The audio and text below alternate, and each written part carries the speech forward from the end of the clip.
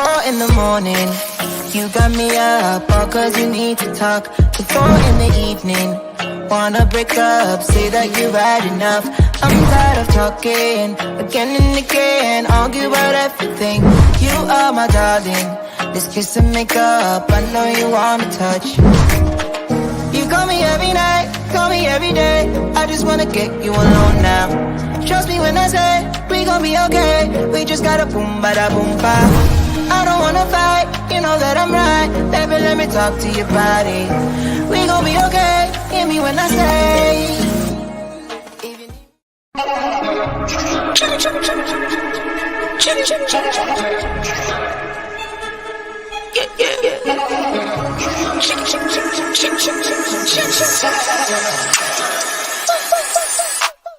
Money line, I'ma run it every time. Give me mine, going up, need no decline. Money line, I'ma run it every time.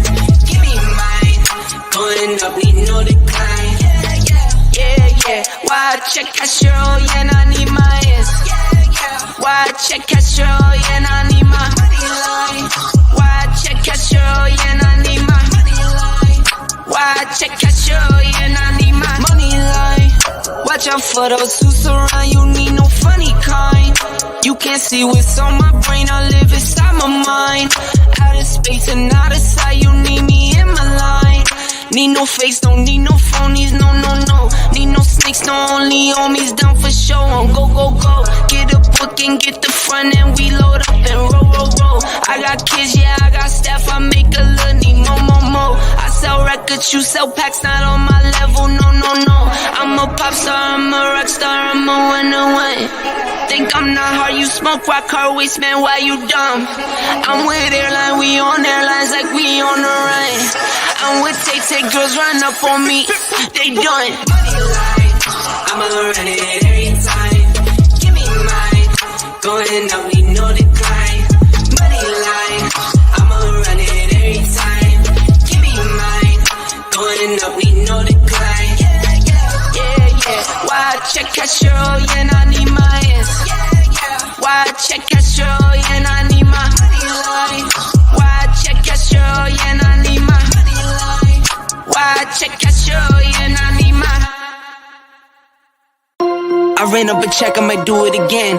Enemies close, have me thinking they're friends. 10 toes down, I'll be free until the end. Crib outside the city, I don't feel safe in my hands.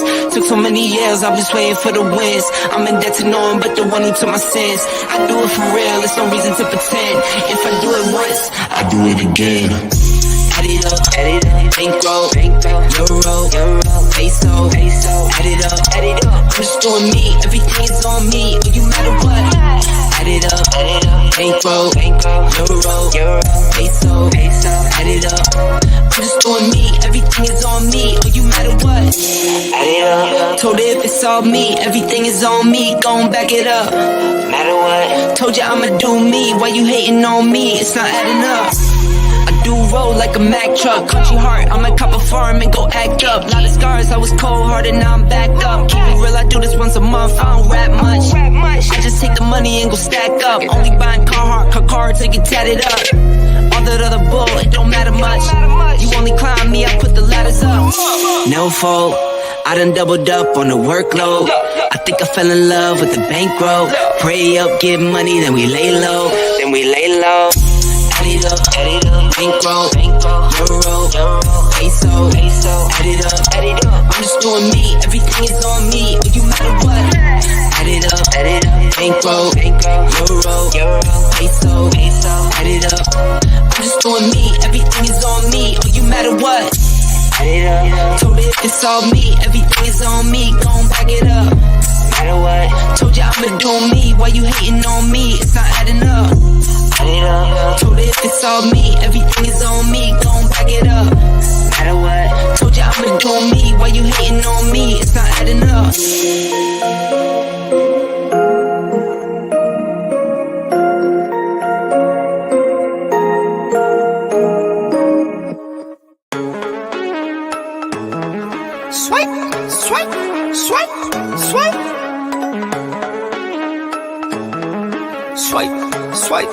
Swipe. Swipe, swipe. Just picked up some bands, come again. They do what I do, I'm like Simon says. I'm the running man, rapping rubber bands. They do what I do, I'm like Simon says. They do what I do, I'm like Simon says. Swerving, making plays, Ferrari red. Never out my zone, touchdown in my hands. Only fam around me, I can't have no friends. Had to cut you off, you left me out for dead. Ever since I was a teen, had prices on my head. Had to cut you off, you left me out for dead. They do what I do, I'm like Simon says. Just picked up some bands, come again. They do what I do, I'm like Simon says. I'm the running man, rapping rubber bands. They do what I do, I'm like Simon says. Just picked up some bands, come again. They do what I do, I'm like Simon says. I'm the running man, rapping rubber bands. They do what I do, I'm like Simon says. Ballpoint on the beat, ballpoint make them dance. We came up from nothing, now we're making plans. Just picked up some bands, Tell her ask it questions when I come and grind. On the run like a runaway. Only way is the money way. New chain, no jewelry. No games, don't fool me. 21, been a boss. Play the game, pay the cost. Heard you roll a TikTok. Need to get another watch. Just picked up some bands, come again. They do what I do, I'm like Simon says. I'm the running man, rapping rubber bands. They do what I do, I'm like Simon says. Just picked up some bands, come again. They do what I do, I'm like Simon says. I'm the running man, rapping rubber bands. They do what I do, I'm like Simon says.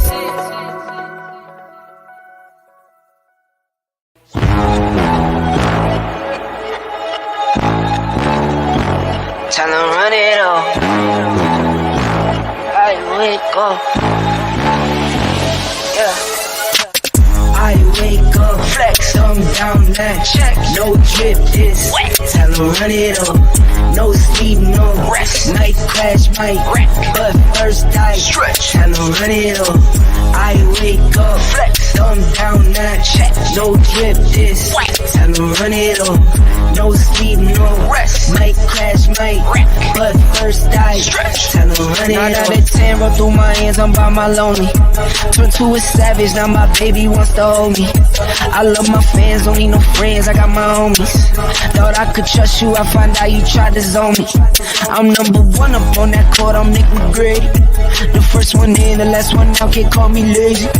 Put in my hours, send the invoice and they pay me. I need 6 rings like MJ and Tom Brady. I wake up, flex, thumb down that check. No drip, this wet. Tell them run it up. No sleep, no rest. Might crash, might wreck. But first I stretch. Tell them run it up. I wake up, flex, thumb down that check. No drip, this wet. Tell them run it up. No sleep, no rest. Might crash, might wreck. But first I stretch. Tell them run it up. Y'all gon' make me take that trip way out to Europe. I call up Nigeria, come through in a hurry. Those London boys don't come to play, you should get worried. One false move, find yourself, they getting buried. Dance with the devil, used to love playing those games. Made some bad decisions that brought my mama pain. I made a promise to her, swore that I would change. I'm on the come up, bet I live up to my name. I wake up, flex, thumb down that check. No drip, this wet. Tell them run it up. No sleep, no rest. Might crash, might wreck. But first I stretch. Tell them run it up. I wake up, flex, thumb down that check. No drip, this wet. Tell them run it up. No sleep, no rest. Might crash, might wreck. But first I stretch. Tell them run it up.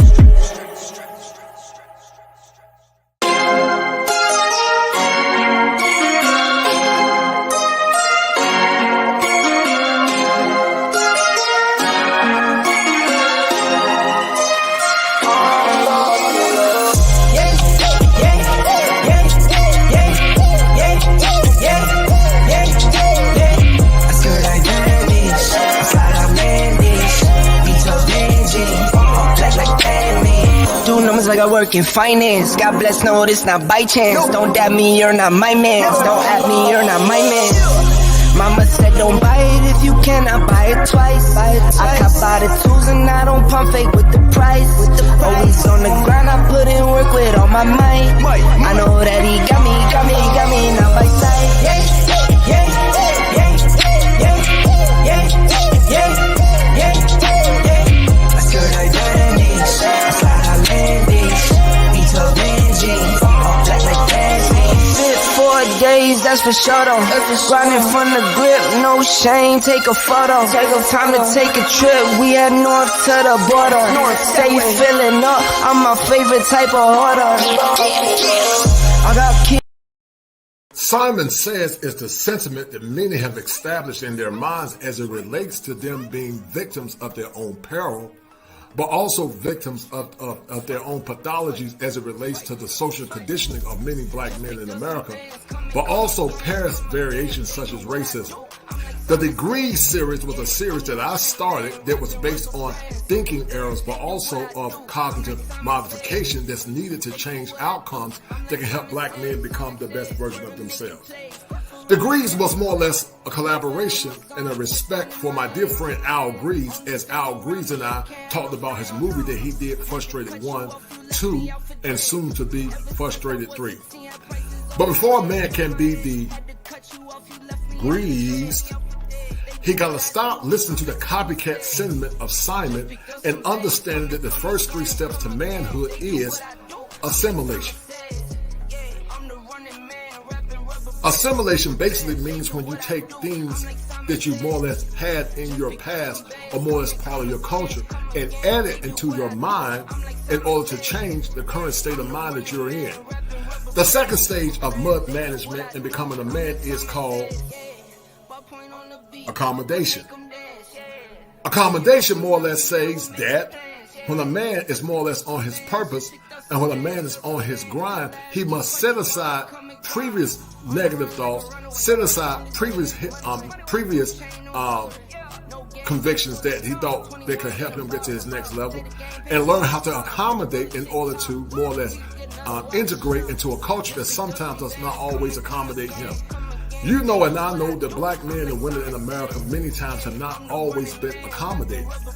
But accommodation is not necessarily the excuse that many should use to stop them from being the best version of themselves. And the last step to mud management and becoming a man is adaptation. Adaptation is when you more or less have assimilated yourself into a culture. Accommodation is when you put aside things or more or less those things that you more or less held that was necessary inside your culture. And adapting is the process of cognitive restructuring that's necessary to help you move forward to becoming a man. Mud management is something that all men must go through in order to become the best version of themselves. But as Anton Daniels talk about, as we challenge him, he's going to talk about the Victim Olympics and how he had to go through these 3 stages of assimilation, accommodation, and adaptation, and not letting the mud of life stop him from becoming the best version of himself. We're going to have a power-packed show on tonight as I talk about the mud that I had to go through. My dear friend Demetrius Williams of Grind Hard, Sleep Less, the talented but also very live Anton Daniels, the Millionaire, and also Blair Nash as he talks about what he had to go through more or less to establish his books and the challenges that he had to go through as a man in order to overcome those things. We're going to use these clinical terms to talk about how men must not let things such as slavery and racism and also systemic racism stop them from being the best version of themselves. And while we know that these factors play a role in our development and play a role also in our functioning and also success, we got to learn to work around those elements through mud management to get the outcomes we want long terms. And I need you guys to remember this as we're going to have a power-packed show tonight. If it ain't 7, it ain't kosher. If it ain't kosher, it ain't right. Are you going to let racism and victimhood stop you from more or less dealing with the mud called life? Only you will know. Be with me. As we're about to start, we got a power-packed show tonight. We got Anton Daniels, the Millionaire. We got Blair Nash, and we got my homie straight from the 252, Grind Hard, Sleep Less. Get your pens and paper ready. Take notes, evaluate. Let's go.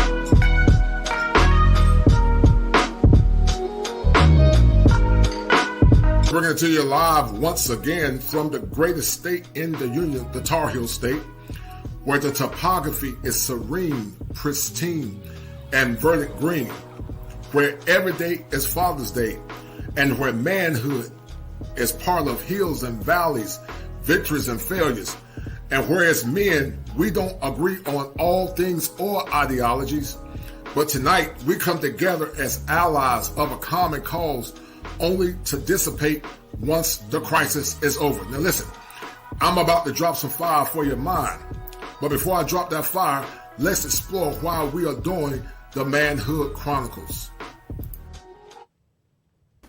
All right, guys, we got the talented crew in the house tonight. We got Anton Daniels in the house, the Millionaire, bringing it to you live from Michigan. You know, we don't like the Michigan fans, but, but we'll let them in. And then we got my man Blair Nash straight from Ohio. And, of course, we got my man Grind Hard, Sleep Less, and that brother straight from the 252, the Tar Heel State, the greatest state in the Union. Listen, we're going to have a conversation on the night, guys. We're going to have a powerful conversation on the night because Anton Daniels is the Millionaire, and Anton believes that victimhood is paralyzing the efficacy of the black community. And also, we're going to talk about the trials that we've been through as men in order to get to where we're at now. Now, I'm going to challenge Anton, because Anton, I rented you my crown, man, so, I'm a Leo, but, you got that Aries swag, so I rented it to you for a couple of dollars, so make sure when the show is over, you give it back. But I had to put the crown on you because you got that big ego, because you're my homie. But tonight, we're going to talk about the power of assimilation and how victimhood has been paramount and damaging to the black community. Anton Daniels, I want you to tell the audience who you are, what you stand for, your brand, and why you feel that victimhood is damaging to the psyche of so many people. So my name is Anton Daniels, for those of you that are unfamiliar with me. I'm kind of hot in these YouTube streets a little bit, just a little bit. But I largely pour into people by first living my life like an open book, because my journey specifically was up and down. It was a roller coaster ride. I got a lot of money early in my life. I was raised in the hood just like so many other people that got the same story, on the west side of Detroit. And then I lost it all, and I got everything repossessed and taken and moving back in my mom's basement and all of this other type of stuff. But then once I divested myself from a certain type of mindset, because I always had the work ethic, but once I divested myself from a certain mindset, I was able to ascend to a level that a lot of people aren't privy to. However, I also make sure that I live my life like an open book, and I've been doing so for over 8 years. I share every aspect of my life, my bank accounts, my brokerage accounts. I take people through my rental properties. I've shown them how I built some of my businesses. And I just give them the game based off of real life example and showing them the blueprint on how they can do things differently. So I've largely divested myself from the mindset that I think that paralyzes a lot of people when they think that this mysterious boogeyman or the they or whatever like that are out to get them, or they're prevented from being successful by some other form or factor outside of their own effort, mindset, and what that translates into their regular everyday life. And so I have been able to amass a certain status, I guess, the thing that a lot of people value the most, which is money. But I don't think that money is the end all be all. I think that money is just a reflection a lot of times of the way in which you live your life and how it is that you were able to do things if you're doing it the right way. As long as you're not getting it illegally, a lot of times money is a reflection of how it is that you live your life and the effort that you put into it, not whether or not somebody got lucky or if they gave it to you. So that's a snapshot, I guess, of basically who I am. I'm a Jesus freak, and but I cuss at the same time. So, it is what it is. No doubt, no doubt. Shout out to my man Blair Nash. Blair Nash is a talented author, and Blair Nash and I have been going through the mud. Blair, I tell you, I saw this journey back last year, and my channel has grown from nothing to over 2,000 subs. Shout out to Anton for allowing me to come on his platform. I have a passion and a mission to inspire the brotherhood. And Blair, remember when I started the Manhood Chronicles, when I had this dusty room, but you look at my room now, I had to go through the mud. And this show literally, guys, took me about 10 hours to put together. And that lets you know how dedicated I am to empowering men. But Blair Nash, tell the audience who you are, brother. Well, and go ahead. Mm-hmm. Well, I was just going to say thank you again for having me on. This is one. I don't know how many times I've been on, but I appreciate every time that you have me on. No doubt, and I'll just kind of echo Mr. Daniel's story in saying that, you know, I went through the same. He's from Michigan. He's from Michigan, man. He's from Michigan. I heard that. Hey, listen, college football playoffs, baby. But you know, the bottom line is, you know, everybody knows the rivalry, but the bottom line is they beat the brakes off of us this year. So, you know they repped this year for real, Big Ten with beating us and everything. So, you know, I can't really say too much. But yeah, very similar story. Was doing very well. Had, you know, beautiful home, had multiple cars and everything, and all the, you know, traveled everything, and lost it all. I was a mortgage broker for a while, and was able to kind of withstand the initial brunt of everything that happened back in 2008, and was able to kind of sustain till maybe about 2011, and then 2011 the whole the whole thing came crumbling down. So very, very familiar, you know, very similar story. Had to kind of just build from the ground up. And with what I do, I am an author, I'm a dating coach, and I'm a matchmaker. And so one of my friends had came to me, he had said, you know, I went through the whole thing, lost everything, lost my cars, everything. So I was over to a friend of mine's house, and I had to stay there for about 3 weeks and just crashed on his couch. And I actually had to get a ride over there. I didn't even have a way to get over there, right? Trash bags, the whole nine, 3 trash bags, the whole nine, right? And so I'm sitting back like, man, I can't believe this. Wow. And so, you know, we're all sitting around, and he said, you know, Blair, what are you phenomenal at? And I was like, you know, I mean, I'm pretty good at a couple things. I said, I've always had a knack of, you know, having women talk to me about problems. They want to just unload their problems to me and talk to me about issues and, you know, all sorts of, you know, this is what happened and these are the experiences I went through, etc. And he said to me, why don't you become sort of like a hitch to Black women? And I said, you mean like, you know, like the movie? He said, yeah, just like the movie.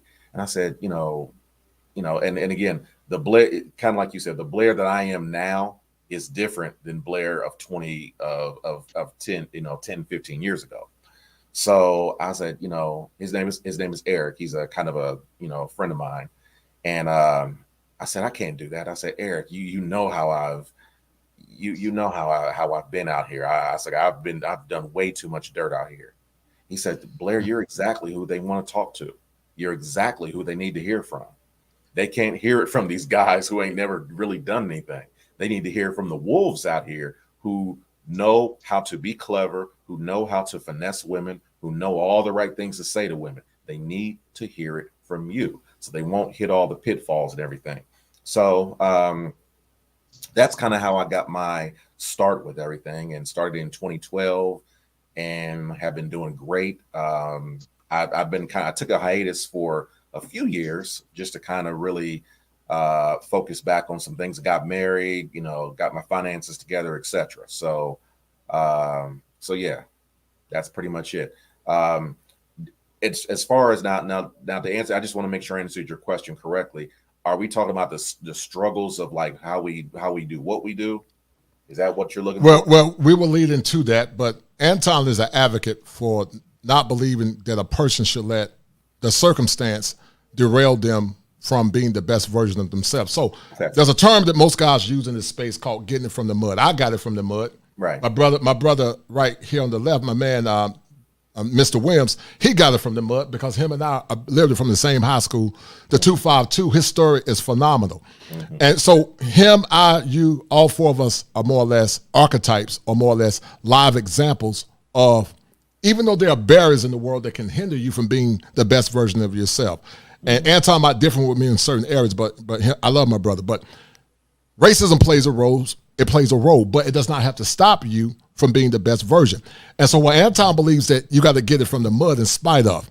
And so we're going to have a powerful conversation talking about the 3 variations: assimilation, accommodation, and adaptation.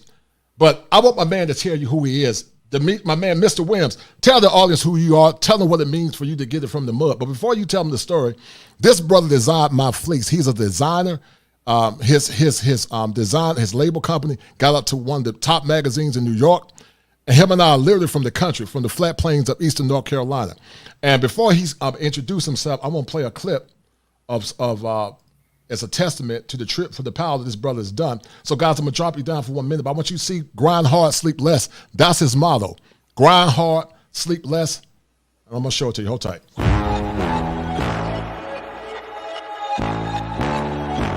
Time to run it all.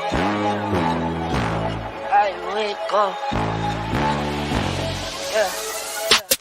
I wake up, flex, I'm down now. Check, no drip, this wet. Tell them run it up.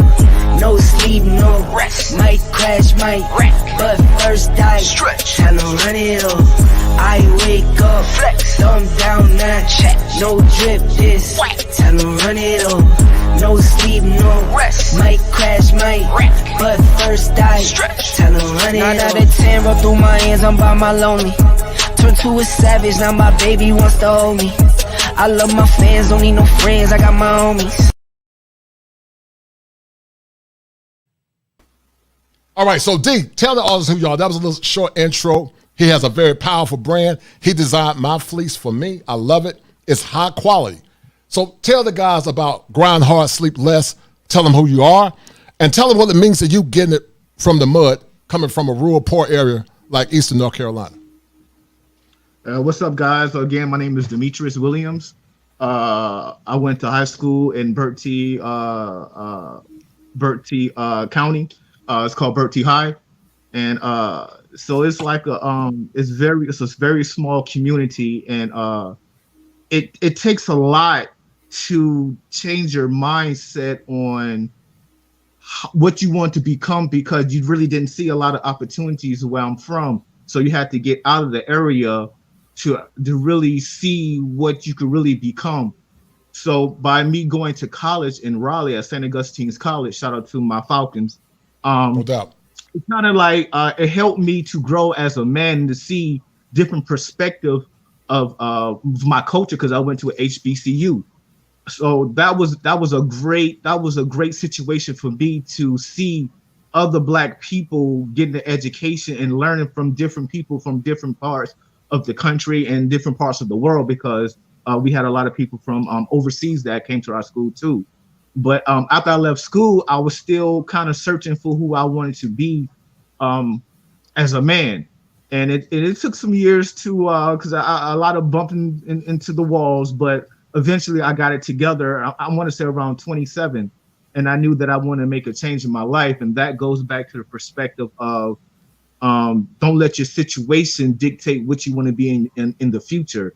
So when I made that, when I came to that, the understanding that I wanted to do more in life than what I was doing, I decided to start the DJing. So I love music, and so by me loving music, I was trying to figure out, all right, since I love music, I love women, what can I do to make money with music and women?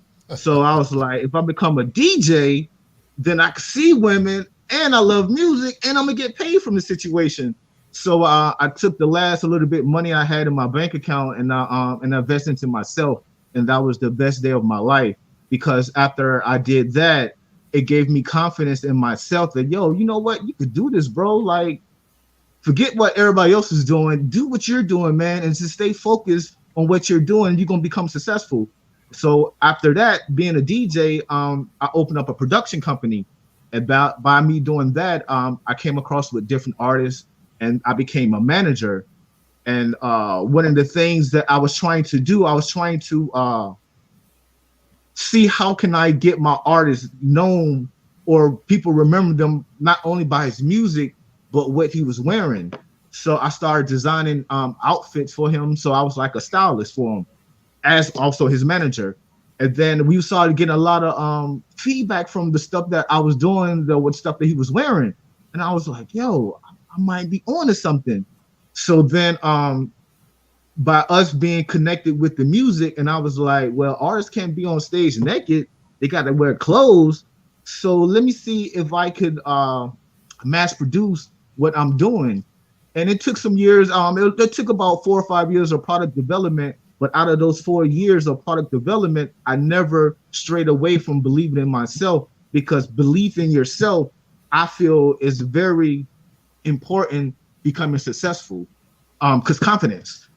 So by doing that, I created the brand, the clothing brand, Grind Hard, Sleep Less, Wear, because initially we was a music group, Grind Hard, Sleep Less, or G.H.S.L Entertainment. So I just incorporated the Grind Hard, Sleep Less and put wear behind it, because I wanted the clothes to show what how my artist is looking good, and also his music is good. So by doing that, by combining those two elements together, music and fashion, because they go hand in hand, I'm a product of hip hop anyway. So Dapper Dan is one of my guys that I look up to when I was younger, when he was doing the Heavy D outfits and the Rakim outfit and the BDP outfits. I used to look up to that, and I was like, yo, I couldn't afford it, Dapper Dan, but it was still dope. So I kind of like remember those things when I was growing up, and then I just kind of like incorporated those kind of looks and those ideas that what he was doing, and I just I put a 2021 or 2022 spin to it, and then it kind of caught fire because I got some attention in New York, and they invited me to New York Fashion Week, and then by going to New York Fashion Week, that kind of propelled it to other avenues, and then other people started inviting me to different things. And then the pandemic hit, and a lot of people was going out of business. And then in my area of fashion, a lot of companies they stopped their production because of the pandemic. And that kind of like gave it an even playing field per se, even though I'm not rich as those guys, but it still kind of made the playing field a little bit more even. And then by that happened because I didn't have to decline on my manufacturing production, because I'm just doing what I can afford to do. So I wasn't buying like hundreds and thousands of units of each size. So I wasn't on that level. So that the pandemic really didn't hurt me per se with manufacturing, but it kind of helped me and kind of put this situation on an even field. And then Vogue, I woke up one morning and then I got an email from British Vogue. It's like, we've been watching you, what you're doing. We love your concepts. We all want you to put you in our magazine. And I was like, it's like getting a phone call from Jay-Z, and you like, man, this ain't Jay-Z. But it was the email. And it was like, so I double checked the email. I looked at the ad. I was like, yo, this is Vogue for real. I was like, okay, now I'm making noise. And that was a very proud moment for me. To get a co-sign from Vogue, even though I knew I was dope anyway, but them co-signing that helped my audience that was looking at me was like, oh snap, Vogue acknowledged what he's doing. So yeah, big ups to D. So when that happened, more sales started coming in, and the company started growing a little bit faster than it would normally was before Vogue contacted. No doubt, no doubt. And that is a testament to grace, a testament to all the brothers, Anton Daniels, Blair Nash, and myself. And I want to briefly tell you guys about my story. D and I from the same high school. I was a senior. He was in the 10th grade. And we're both from rural Eastern North Carolina. You know, my story is a testament to grace, but also resilience. I got my first degree in law enforcement. I went to school to be a cop, but I actually worked in the prison system as a mental health correction officer. Then from there, I worked 2 years. Got my bachelor's from North Carolina Central. As a general social worker, went back and got my license in special ed. And then I got my master's from one of the best schools in the country, the University of North Carolina at Chapel Hill. We beat Michigan, by the way, back in the 90s. You know, just want to throw that in with Anton. You know, we had to hit that. But this story, guys, and to the men and women that are listening, is to a testament that even though that there are systemic barriers in the way that can stop you from being successful, if you work hard, if you're dedicated, because Anton is a living example, Blair's a living example, D. Williams is a living example, and so am I, that you can overcome your challenges and your obstacles. You know, a lot of times we let things stop us from being the best version of ourselves, and I really believe in group economics. What Anton is doing with me tonight is a form of group economics. Anton is big in YouTube, but Anton has always been very generous and kind, and for that I'm forever grateful. But Anton, I want to ask you the question, what does assimilation mean to Anton Daniels? When you hear the word assimilation, what does assimilation mean to you? And we're going to go do a round table, because it appears that our culture, Anton, has more or less been assimilated to think that they are victims instead of being overcomers. What does assimilation mean to you, brother? Can you guys hear me? Yes, sir. Hear you fine. Yes. So I don't subject myself. Let me preface what it is that I'm going to say by saying that I've never, ever believed that there's ever been anything or anyone that can stop me from doing what it is that I do. No doubt. Right? Ever. I always take in all of the content, all of the information, all of the insight that I can possibly take in order to use to make sure that I ascend to the highest levels or get to or bust through whatever it is that people think that I can do. Right? So I've never had a ceiling. And I think that assimilation in a lot of instances is one of the things that can help or hurt people depending on who it is and however it is that you're assimilating. So, right. For example, I've never subjected myself to the idea that I was whatever it was that I was raised in. My hood, the people that was around me, I've never tried to fit in. Assimilation for me, right? Assimilation for me a lot of times is adapting to whatever your circumstances are. But I can't even say that I've adapted to my circumstances. I think that it was more of an endurance type of thing. I think that assimilation is necessary when in Rome, do as Romans do. Right. However, I've always been the person that aspired to be more than whatever my circumstances was. So, for example, I've always felt like I was bigger than my hood. And it's funny because when I see a lot of people, right, and a lot of people they evolve based off of whatever it is that's around them. So a lot of people, for example, like to say hip hop music, right? I'm a child of hip hop. I grew up in the 80s. I grew up in the 90s. I grew up in the 70s or whatever like that, right? A lot of times they use that as the benchmark or the platform by which they, jump up off of. And I always thought that was one of the biggest flaws in what it is that we think and how it is that we move. Because that's why I see a lot of people saying that I need to be a basketball player or I need to be a rapper or I need to be an entertainer. I think that everything that we do is a learned behavior. So one of the things that I try to do personally is I divest myself from being in the echo chamber. I don't hang around people that think one type of way. I don't want to have conversations with people or be around people that all see things the same way or trying to approve of everybody else around them. I never wanted to be that. Whenever I would hear somebody say, and when I hear young people when I'm coaching and they say, you know what, I want to be around somewhere or I felt more comfortable because people look like me, I feel like they stunting their growth. I think that growth does not come from being comfortable. Growth comes from being uncomfortable. So I've largely almost like craved the thing that was completely different from me. I want to talk to the person that think differently from me. I want to talk to the person that look differently from me. I want to see what they're doing on that culture. And it kind of reminds me a lot of time of people that's never left their own hood or people that's never left their own city or people that's never traveled. A lot of time you see those people living in the confines of their own mind. And I feel like that's one of the biggest injustices that they can do to themselves. So for me, bringing it back to assimilation, I think that it can be a good and a bad thing, but it depends on the context by which you use it. Oh, no doubt. It definitely could be a good and a bad. And I'm going to break it down for you in a minute. You're correct. Assimilation is really the beginning stage, and you're right, Anton. It can be good and bad. And I'm going to talk about that. But D. Williams, what does assimilation mean to you? You and I grew up in rural Eastern North Carolina. We grew up in the East. Abject poverty for many, working class. We did it from the mud. We did it with the pigs. We did it with the tobacco. You and I really got it from the mud. Why did D. Williams, besides being and I know some people don't believe that zodiac stuff, but and I don't live by it, but when you look at the panel, you got an Aries. Anton is very bold, very resilient. Of course, I'm the king of kings, the Leo. And then you got Blair, the Taurus over there, and then you got a Scorpio sitting in the cut. Now, listen, I don't live by the zodiac because it's witchcraft, but what it says on the surface is true. Everything it says about me, I'm very determined. But looking at Demetrius Williams, what does it mean for you, man, to grow up in abject poverty, straight from Eastern North Carolina, but then you got one of the top clothing lines probably in the country right now. What does assimilation mean to you? I don't want to say my environment. I want to say just who I am as an individual. I always had determination, passion, and drive. So by those things that was already instilled with me through, I don't know, being a Scorpio or my mom, my dad. I don't know how it got into me, but those things was always in me.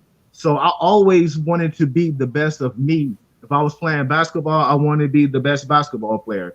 I played the tuba. I want to be the best tuba player. It's just whatever I touch, I wanted to be the best. I don't like losing. So maybe that was my drive because I didn't like losing. So I knew that whatever my situation was when I was growing up, I didn't want that to be my be all, the end all, because I knew I was more than what my environment had or what providing for me.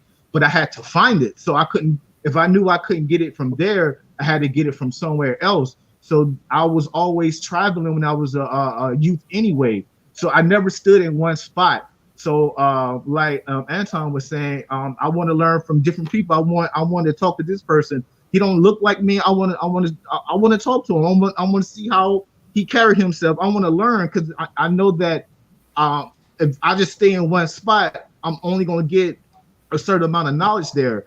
To be well-rounded, you have to be well-rounded. So I had to travel to do that. So for me, man, just me being having that thing in me that want to strive for the best. What does assimilation mean to Blair Nash? What does it mean to you when you think about the term assimilation? To me, I'll echo both of the gentlemen's. Can you hear me okay, fine? Can you hear me okay? Yeah. Okay.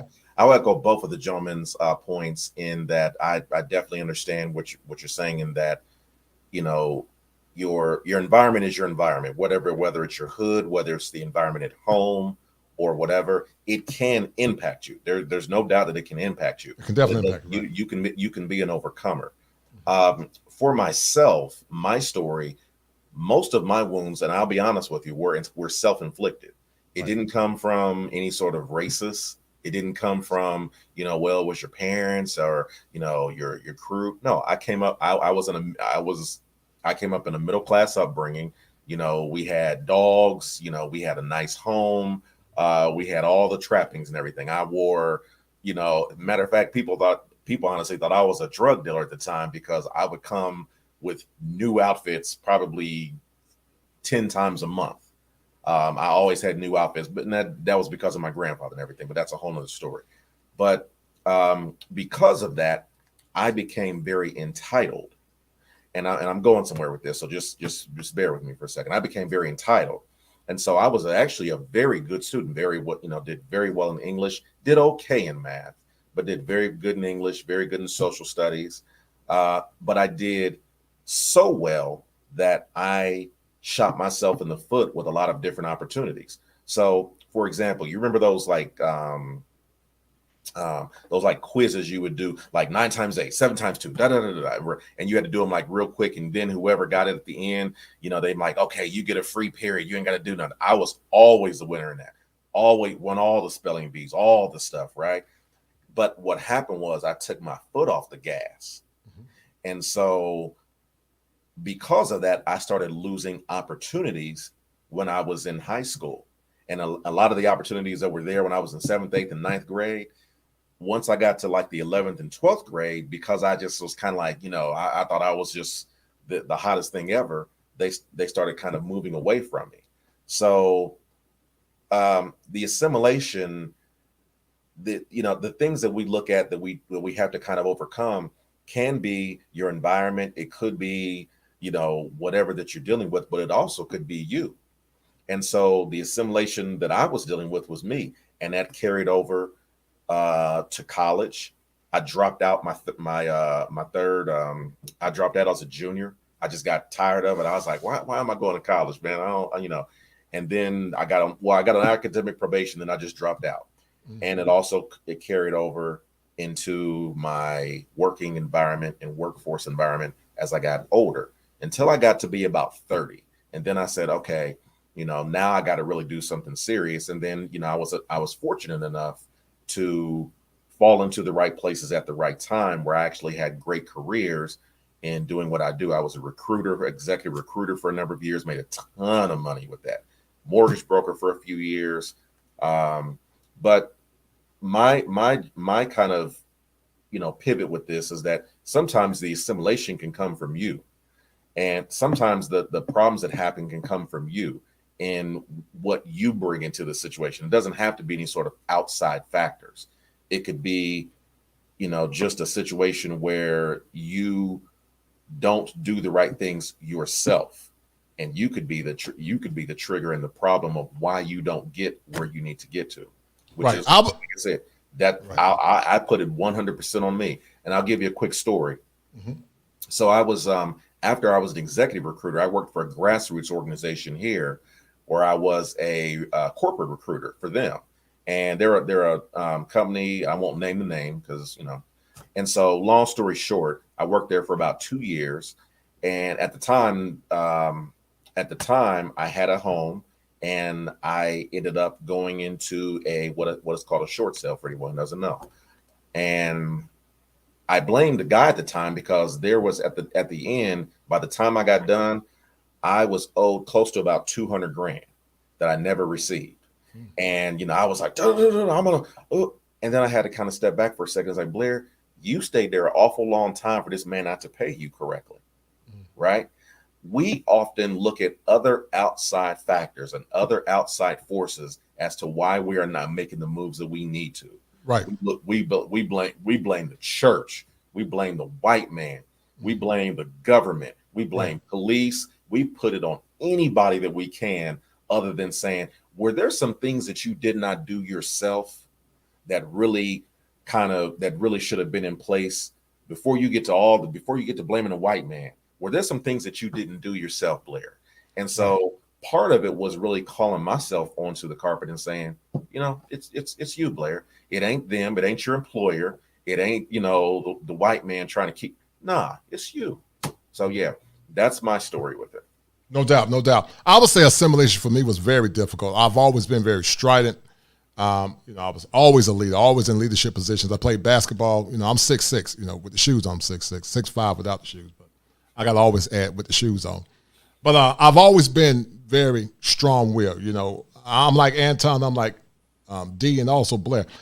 I don't feel like nobody can stop me but me. I believe if I apply myself, no one can see me. That's how I feel. Now watch this. You can have 100 points and I can have 1 point. And so I'm not delusional because you are beating me based on the metric. But in my mind, I feel like I'm going to win. And so I've always had a very resilient spirit. I've lost jobs. I've had people set me up. I've had people tell me, you talk too intelligent.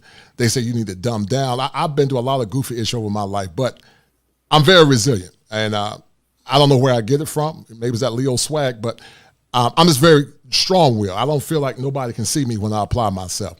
And so assimilation for me has been very hard. When I was in college, I've had people try to set me up. I've lost jobs. It was hard. But I've always said what Anton said, what Blair said, what D says. There are systemic barriers like racism, but it does not have to stop us from being the best version of ourselves. Because we've got to ask ourselves the question, how was it that our ancestors were able to overcome when things were a lot more terse than it is now? They were able to overcome it. So how were they able to overcome it when Jim Crow racism was beating them down at the door? And we know that racism play a role, but like Blair said, we got to self-introspect. Because what we're doing right now, guys, to the ones that are listening, this is an example of group economics.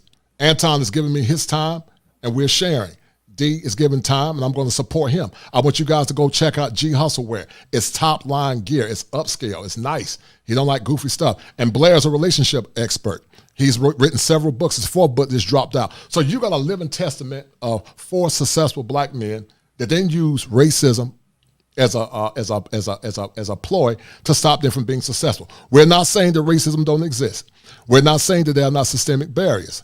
We're not saying that there's an equal opportunity, but there are opportunities. And I remember what my professor said. He said, when the window of opportunity presents itself, knock it down. Now, Anton, I'm going to ask you this question. I'm going to be the devil's advocate. Is America assimilation friendly in your best estimate? I think that it is. I think it is. I think that actually, I think that it's too assimilation friendly, to be honest with you. I think that anybody can come in and say anything that they want. I think people can do what it is that they want. There is no barriers to entry. I think that it's too many people that got too many voices that haven't earned the right to even be able to have a conversation. I think that I think that even though society has been unforgiving, I think that we've civilized it to the point to where everybody feel entitled to be able to have an opinion and they shouldn't. Right. And I think that it's too assimilation friendly if you really want to get down to it. Okay. All right. Blair, do you feel that America is assimilation friendly? I do. I think.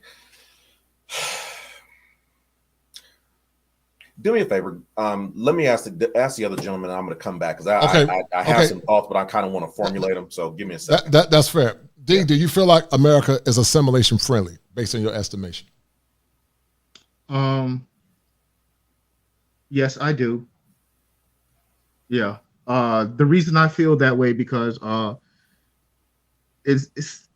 you have a lot of opportunities here, and it's up to you to take those opportunities, regardless of the outcomes or the people that don't want you to succeed. Forget all the haters, the non-sayers. It's up to you. And to go back to what you said about our ancestors, like, man, they was like slaves, then they was free, then they built their own community, and then they was growing so much, the white people came to burn it down because they was too successful.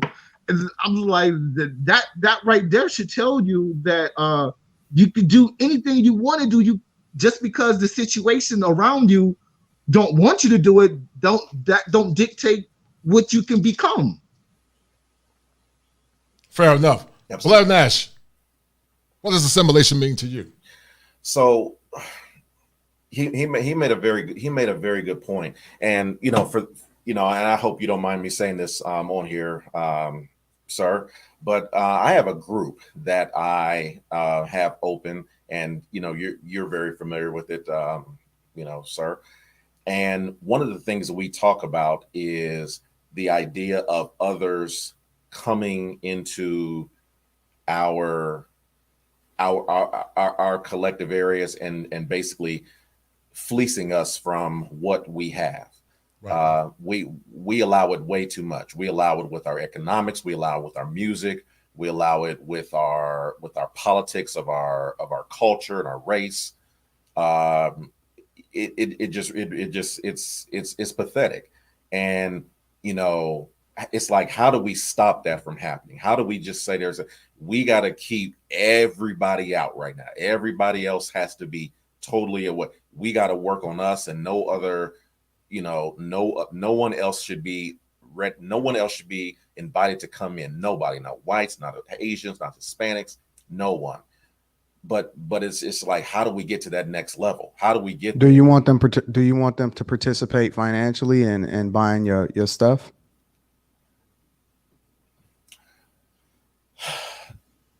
I don't have a problem with them buying our stuff as long as it's with the understanding that everything that they buy, if it's something that they buy insurance with us, right? Everything as far as those monies are going to be basically stay within our communities. It's not going to be a quid pro quo type of situation. It's going to be a situation where, okay, you want to buy, that's fine, but you understand we are trying to get our community together. We are trying to galvanize some people together and do some things. So I don't have a problem with that, with them purchasing anything, but I would have a problem if they say, okay, if we buy from you, then you should buy from us. I don't think we're not ready yet. We got to work with us first. So let me ask you a question. Let me just go down a rabbit hole a little bit. Yeah, absolutely. How do you determine a couple different questions? Mm-hmm. How do you determine who it is that you are? Is it based off of a standard that somebody else set for you? How black do you have to be black? If you have a certain amount of white in your blood, are you white? And then my second question is, at what point do you stop dividing yourself against other people? So, for example, do we do it based off of race? Do we do it based off of these imaginary lines that other people drew in the sand and said that this is this land and this is this land? Do you do it based off of gender? Do you do it based off of sexual orientation? Do you do it based off of women and men? Do you do it off of how tall you are? At what point do we start to divest ourselves from the barriers that other people placed in our minds to say that you should be tribal based off of this and you should be tribal based off of that? Is it based off a city? Is it based off a gang affiliation? At what point do we say that, okay, is it you black, but you're an American descendant of slaves? Are you a black immigrant? At what point do we start to stop dividing ourselves? And when do we hit that wall and say, okay, this is the division. This is how we align ourselves. This is how we start to move. Well, first of all, were you asking everybody or me? I'm sorry. You. I was asking you. Oh, okay. So first of all, my first question to you would be, the dividers or barriers as far as race typically were put if you're referring to. So I'm going a lot of different places. The barriers the way I see it, are put there by them, meaning the dominant culture, right? So when you say why would you say that? Because white people aren't at the top of the hierarchy when it comes to financial stability. They're the most on welfare. As a matter of fact, they're probably like number 60 when it comes to household income in the United States alone. And then when you look at Asian and Indian communities, they're at the top of the hierarchy. But white people I'm sorry. Go ahead. No, I was just wondering who was they. When I say they, I'm talking white people. I wasn't trying to, but the dominant culture, right? Right. So they are the gatekeepers of pretty much everything in our society. When you go to a bank, you're not going to a bank that's Asian. You're going to a bank that is owned by the dominant culture. That's not true. All banks are publicly traded companies. Nobody owns them. Anybody can buy into them. As a matter of fact, I have a lot of Chase Bank stock. Mm-hmm. Right. I'm saying if you go into any town bank in whatever place, right? Let's just say someplace in North Carolina, right? It's pretty much going to be owned. The gatekeepers there are going to be mostly white people, right? When you go into most corporations in this country, it's going to be pretty much the gatekeepers are white people, right? It's not true. It's not true. Really? Well, I think what he's saying, Anton, is that not necessarily ownership. The people that run it, they primarily run it, regardless if they own it or not. They do run it en masse in general. Yeah, I'm not talking about any sort of secret society of people who have it and some sort of different hierarchy. I'm talking about the people who are physical and present in these banks, in these corporations. That's what I'm referring to. The people who can greenlight you jobs, who can greenlight you loans and things. They are mostly the dominant culture. Would you agree? So are you? No, I wouldn't agree. So would you say that? Okay. Would you say that the first standard by which you align yourself with somebody is based off of the color of their skin? Sure. Yeah. Okay. Yeah. Would you also say that the people that came before us fought not to be divided based off of the color of their skin? You mean our forefathers? That's correct. I'm sorry. Say the question one more time. Martin Luther King. He fought to be evaluated based off of the content of our character instead of the color of our skin. Yeah, absolutely. He actually recruited white people in order to make sure that he got the message out, and that was the platform by which he stood on, which was one of the things that divided him and Malcolm X, right? Malcolm X, before his death, came to see things more closely. Martin wanted to be inclusive. Malcolm said, let's do us first, then, right? But absolutely. Then Malcolm X came to the conclusion that he should have been more like Martin Luther King at the end of his death. That's according to the book that was written by his daughter. I got it up there. I can pull it out specifically. But would you say that they were wrong then? That who was wrong, Martin or Malcolm? Both of them. Eventually, they came to see things the same way. No, they were absolutely correct. So then, why do you have a completely different mindset or a disposition towards how it is that we need to base, or how you look at things, or how you align yourself with people? Because it's not based off of the content of the character, according to what you just said. It's based off of what you look like. I believe that I said that. I believe that I said that basically people, I mean, you said that, I just want to make sure I'm saying, because we're asking a whole bunch of different questions. You said that it's a situation where, okay, hold on, I gotta. Don't worry about it. I don't want to derail the show. I know that we got no. I'm just the way in which we want to go. No, it's okay. But listen, I love these conversations because I love challenging people's query. And so Anton is a thinker, and I agree with the majority of what Anton is saying. The majority. I'm sure there's some things he's not going to agree with me tonight. But I know where he's going. Go ahead. I don't mind addressing him and everything. I don't have a problem with that and everything. I just want to make sure we're on the same page. Right. So, I understand. Right. Yeah. So I said to you, I believe in the separation of races. I believe that basically black should work with blacks initially. I believe whites should do with it what they do, Asians, Hispanics, all the way down the road. I believe. But we all mutts though. Nobody is pure. We're all mutts.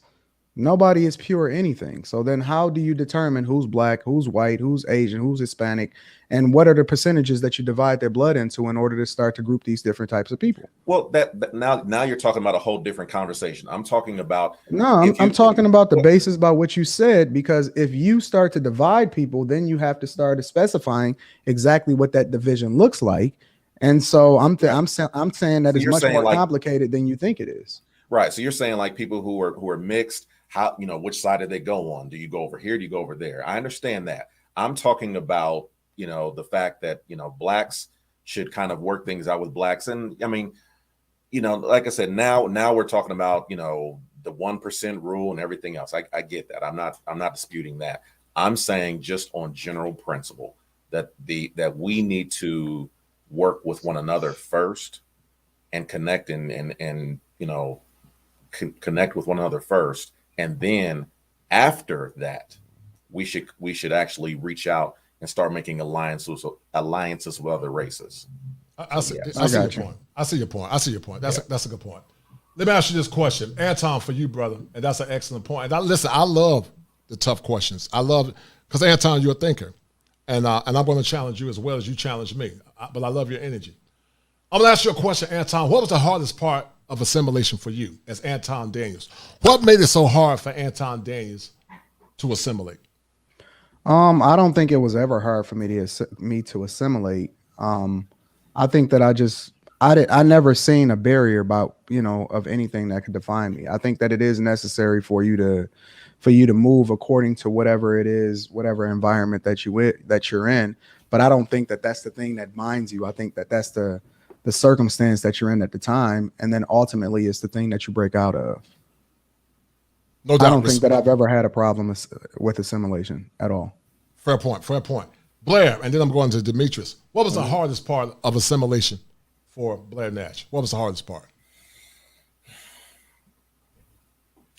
The hardest part of assimilation for me has been, so I've been reading some of the comments on the feed where people are saying, people, have always said that I talk white or I act this way or I'm this way or whatever. And you can all hear me. I've had that as well. Right. I got that I got it back in high school. I got it in college. I get it to this day. I'll tell you a real quick story. When I was a mortgage broker, I would talk to clients all the time on the phone. Right. And then what they would do is they would fly me out. Right.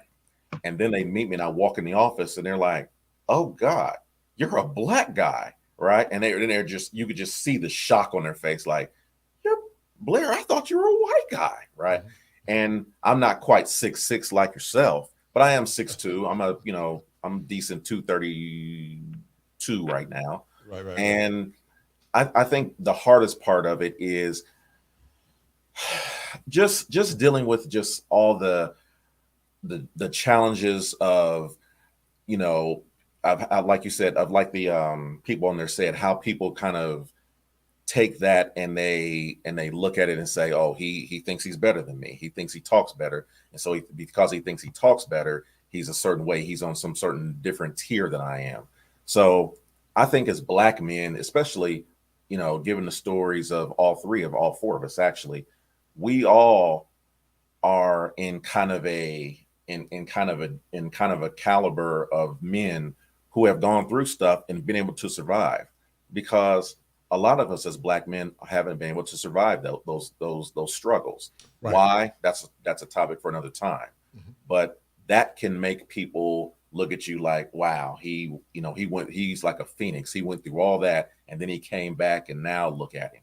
So, I think it's a struggle. I think it's mostly a struggle, unfortunately, from our own people. So, excellent point. Yeah. Excellent point. The question goes to you, D. Williams from Grind Hard, Sleep Less. What was the hardest part of assimilation for you? You're very articulate. You grew up in the country like me, but a lot of people challenge you based on your enunciation. What was the hardest part of assimilation for you, brother? I'm gonna go in business wise, since I'm talking about fashion. For me, it was they didn't believe that I could do quality stuff because I'm Black. So I do something and then I charge, let's say $225. And the first thing they would say is, man, $225 for this? Man, can I get it for $60? Dope, but can I get it at a cheaper price? And I was like, why are you going to try to take away my value because I'm doing it and I'm not I don't want to say dominant culture in America. So the dominant culture in America said this item is $225 and it's dope, you're going to buy it. But if I say it's $225, people are like, nah, because it's who I am, the color I am. So it kind of frustrated me at the beginning stages when I was when I first started as designing. But and then when I got a cosign from Vogue, then it was like, all right, I believe you now. So I'm like, all right, that's cool. But yeah, it frustrated me at the beginning. But again, I'm not gonna let this person tell me what my value is. I know what my value is. If you can't afford my value, that means you can't really stand up to my motto anyway. And my motto is grind hard, sleep less. So you're not grinding hard anyway, so you can afford these clothes, and that's not my fault. But whenever you get your money up, I'll still be here, and I'll still supply you whatever you need, my brother. Oh, no doubt, no doubt. And Anton, there's a salient belief that in the clinical world we call it social conditioning, and many Blacks have been conditioned to think that the white man's ice water is cold. How would you like to add to that? And do you feel like that's shaped the negative pathology that we have in this current culture called America? I mean, I don't think that it's anybody's water. That's my thing. I think that it's whoever water, fight for it, earn it, and go and get it. You know what I'm saying? So I don't know. It's so difficult for me because I never associate anything based off of color. And I think that that's one of the biggest problems that a lot of people have with me, is that it's all based off of character. The people that I pour into on a regular basis it's all based off of who they are. Right. Character-wise. It doesn't matter how much money you have. It don't matter what gender you are. For me, I don't care what you believe in, right? I believe in what I'm going to believe in, and I'm going to talk based off of that narrative, but I've never subjected myself to anything related to color. And I think that's largely a benefit that comes along with being alive in 2021 going into 2022. I've never experienced racism. I don't know what it feels like to be pulled over and pulled out of a car based off of, the color of my skin. As a matter of fact, the majority of the stuff that's been done to me in my lifetime came from people that look like me, if we want to just get down to the brass tacks. So, I don't know what that feels like. I've largely divested myself from the mindset of a person having to pay for the sins of their father. I don't think that the majority of the people here today ever enslaved anybody or ever thought like that. And yeah, you're always going to have people that do anything or say anything. But even somebody that I would run into, let's just say, for example, I've ran into racist people before. They have no power. They have no power. And as a matter of fact, they probably should be more scared of me than I am of them. You know what I'm saying? So I've never let that barrier be anything that I feel like I have to jump over, because I control the narrative. I literally control the narrative of every single situation that I get into. And I think that I don't think that it's a mindset thing that people have to change. I think that is, as far as them looking at what the circumstances or what the system is or anything like that, I think too many people are looking out the window when they point instead of looking in the mirror doing that same thing. I think that the barriers that we have is based off of the own lines that we draw in our head as far as what it is that we're going to think and how we're going to do it. That's a fair point. There are two types of assimilation: positive and negative assimilation. Positive assimilation is using the barriers and the conditions of the current culture or the current environment and making the best of those outcomes. Starting with you, Blair Nash, how did Blair Nash use positive assimilation to become a staunch author of 4 books? And I want you to tell the audience about your 4 books and what were the hurdles and the journeys of you more or less getting those 4 books. So my first book was obviously my hardest. It came out in 2015. It's the title of it is Illuminating the Battlefield.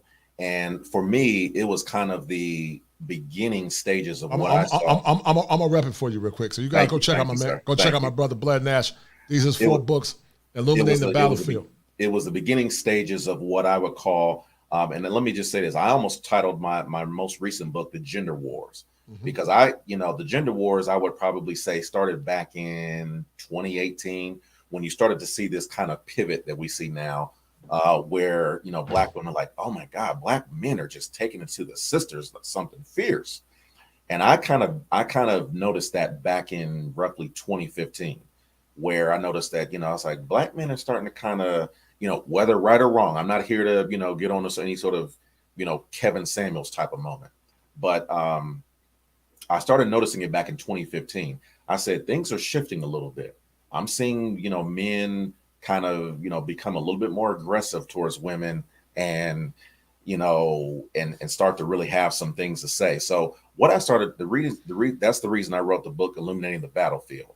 I wanted everything to be kind of transparent, and I wanted there to be an understanding of what it is that black men are looking for, black women are looking for, and I also called out some of the things that we do as black men that are wrong, and of course as black women as well.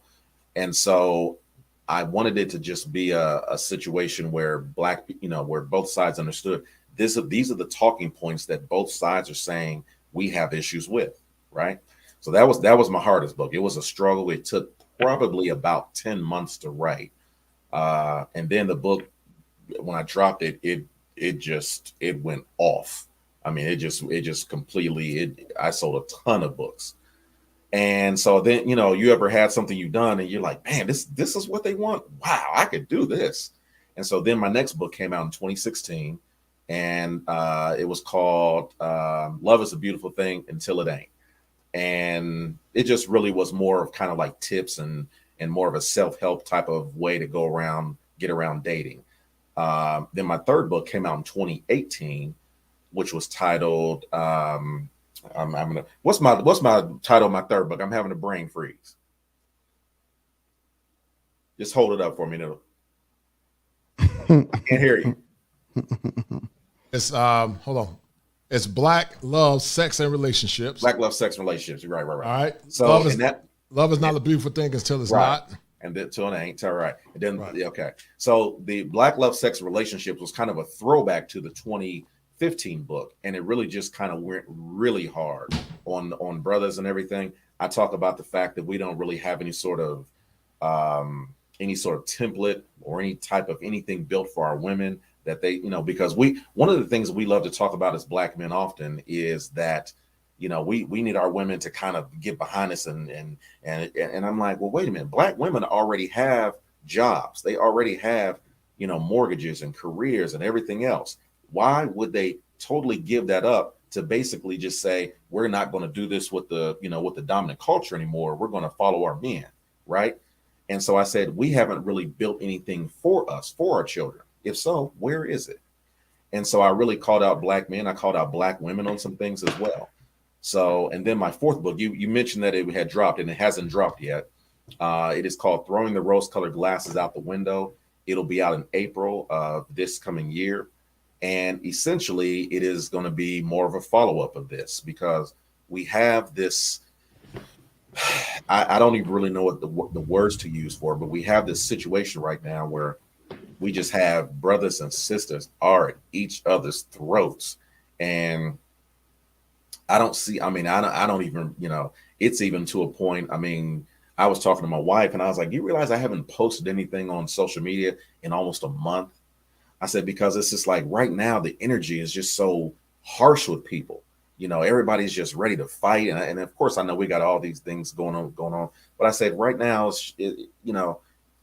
I haven't even posted on social media. But the fourth book is going to be called Throwing the Rose-Colored Glasses Out the Window, and it's really just more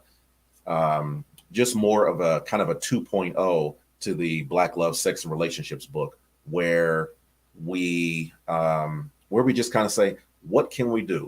We know all the stuff. We know, we know Moses, we know all the statistics. We put them in my group almost every day, right? We know all the statistics about sisters and what they doing. And I said, okay, we get it now. But are we going to, which way are we going to go? Are we just going to say, you know what, we're going to go into separation, or are we going to say, hey, we gotta give a gang truce and just say we gotta do better, y'all, and pull this back together. So that's what the book is talking about. Just kind of giving some very clear, transparent steps into how to get to that next level. What do we need to do? So, well, I'm going to say this, to the people that say, what have men built? I think we have not adequately built our Black men to the level that we built our women. And I think we got to do it. You got to bring both sexes to unison. We live in a very gynocentric culture. Anton talks about it a lot on the Lapeef Network. Shout out to Lapeef Network. Shout out to JR. Shout out to Chicago Rilla. Those brothers are doing an awesome job. Go check those brothers out with the Lapeef Network. But I don't think that we've been very congruent in building Black boys and Black men up to the same level of our women. I think in the past we did, but I think in these current trends we don't. And it appears, guys, that anytime we say anything, even though we can come in the spirit of brotherhood, we can try to be as rational as we can, it's always some backlash. But to add to that, I'm going to talk to my man, D. Williams. Shout out to D. Williams and that beard. You made this fleece for me called Grind Hard, Sleep Less. This fleece is off the chain. And, it's very upscale. It's expensive. I paid about $200 for it. So, he don't deal with dusty stuff, but you guys can see, go check that brother out. It's Coach Permission. He made my fleece for me. It's embroidered. Him and I were arguing like cats and dogs when I was out of the country. Lift the hood up. Okay, hold tight. Let me pull it out. Let you guys see it. This is high quality. It's heavy. So you guys see it. If it ain't 7. If it ain't 7, it ain't kosher. That's Hebrew. If it ain't kosher, it ain't right. All right. And so that's my homie. He did 7. It's embroidered. So it's nice. It's dope. So, D. Williams, I want you to talk about the hardest part for assimilation for you. We talk about positive assimilation. How did you become D. Williams with Grind Hard, Sleep Less? And how did you use those barriers to become the fashion designer that recently was in vogue? How did you become that man? Hip hop. It's just me observing that my culture is dominating the music scene and the fashion scene. But it seems like that we tend to go to other cultures to build up their fashion by buying their clothes. And when we buy these people clothes, when we put it on, we feel a certain status about it. When we put it on, it makes us feel good. But I felt like my culture needed something that we have for our own. So if you're looking for a luxury brand, you don't have to go over here for that luxury brand. If you're looking for quality, you're looking for dopeness, I feel that my company can provide all these things for you, and I'm for the culture. Because some of those people that we take our money to, they really don't even want our money. They'll take it because they're not going to say no to the money, but they really don't want us to even wear their stuff. So I was like, why can't we create something that reflect the culture and it benefit the culture? So it was a tough decision because a lot of people say I couldn't do it, but I don't listen to those people because those people, it's not going to help me learn. They're not going to make me become a better person. They just want to say I can't do it and push me down. So I never focused on those type of people. So I would just focus on how can me, like Anton said, looking the man in the mirror, how can I make a change? What can I do? And then going back to the previous conversation about the $225, I said to myself that I know that I have value. And whatever I create is going to have value because I have value. So if I stick to my guns, eventually they're going to see the value in what I'm doing and respect me as a designer and want to help me push along this narrative that we don't have to go to anybody else to get something, because we have it right here, and it's a proven fact, because we're dominating so many, we dominate so many fields from my culture. Like, we don't have to go outside the culture to do it. And what I'm saying is, I'm not saying that I don't learn from the other cultures. I'm not saying that I don't appreciate other cultures. I'm just saying I want my culture to appreciate themselves more and believe in what we are capable of doing if we allow ourselves to do it. Excellent point. Anton, I'm going to ask you a question. I'm going to be the devil's advocate. You rocking the $1 million Versace robe, and I'm playing with you. You know, I love to mess with you. And some would say that Mr. Versace probably don't give a damn about your money, and you're a black man buying his products. You had Tommy Hilfiger, Anton, that more or less told black people, you know, we don't want you buying our products. And I could be, correct me if I'm wrong. But I think what Demetrius is saying is that, you know, we need to create a brand for people that look like us. Carl Kanai did it, FUBU, for us, by us. What's your take on labels, branding, and the negative assimilation as it relates to clothing, and how some detractors feel about you buying their products? What's your take on that? If it's dope, it's dope. I buy clothes to wear. I don't buy clothes to to say a message. If it feel good on my body and it got the dopest threads and I know it wasn't made, if I do some research and I find out some information that it was made by child labor, then that's a completely different conversation. Then I'll probably divest myself from that specific brand. Right. But I mean, we buy iPhones, we buy Samsung, we buy every single thing under the sun. If we was to take that position, then I want us to be consistent across the board. I'm not willing to be consistent across the board and divesting myself from every single thing that we make, because then are we talking about the threads that's made with these designer clothes? Are we researching that? Right. Are we also researching the parts that goes into our iPhones? Are you trying to figure out exactly who makes your car and whether or not that's made by a majority black unionized shop or something like that? Like, you know what I'm saying? We pick and choose right. the things that we want to have a conversation about in order to try to justify a point. And it kind of reminds me of the Bible, right? It means a lot of different things to a lot of different people depending on the point that they're trying to make. Right. So I guess the point that I'm making is that I don't care. It serves a purpose. If it's not necessarily hurting anybody, then I'm gonna rock the best of the best. And if they want to take that position, I want them to also research the people that make Lamborghinis, Rolls Royces. I want them to try to figure out exactly who's manufacturing Spalding and the basketballs that they playing with in their yard. I want them to also try to research the rims and the glasses that make the backboard that they shoot those rims on. I want people to start not watching basketball, football. Don't go to no more games. Don't continue to play. Don't do anything. Just completely divest yourself from every single thing that goes on in society. Otherwise, they don't have a leg to stand on, and they should just come over to the good space and be like me. No doubt, no doubt.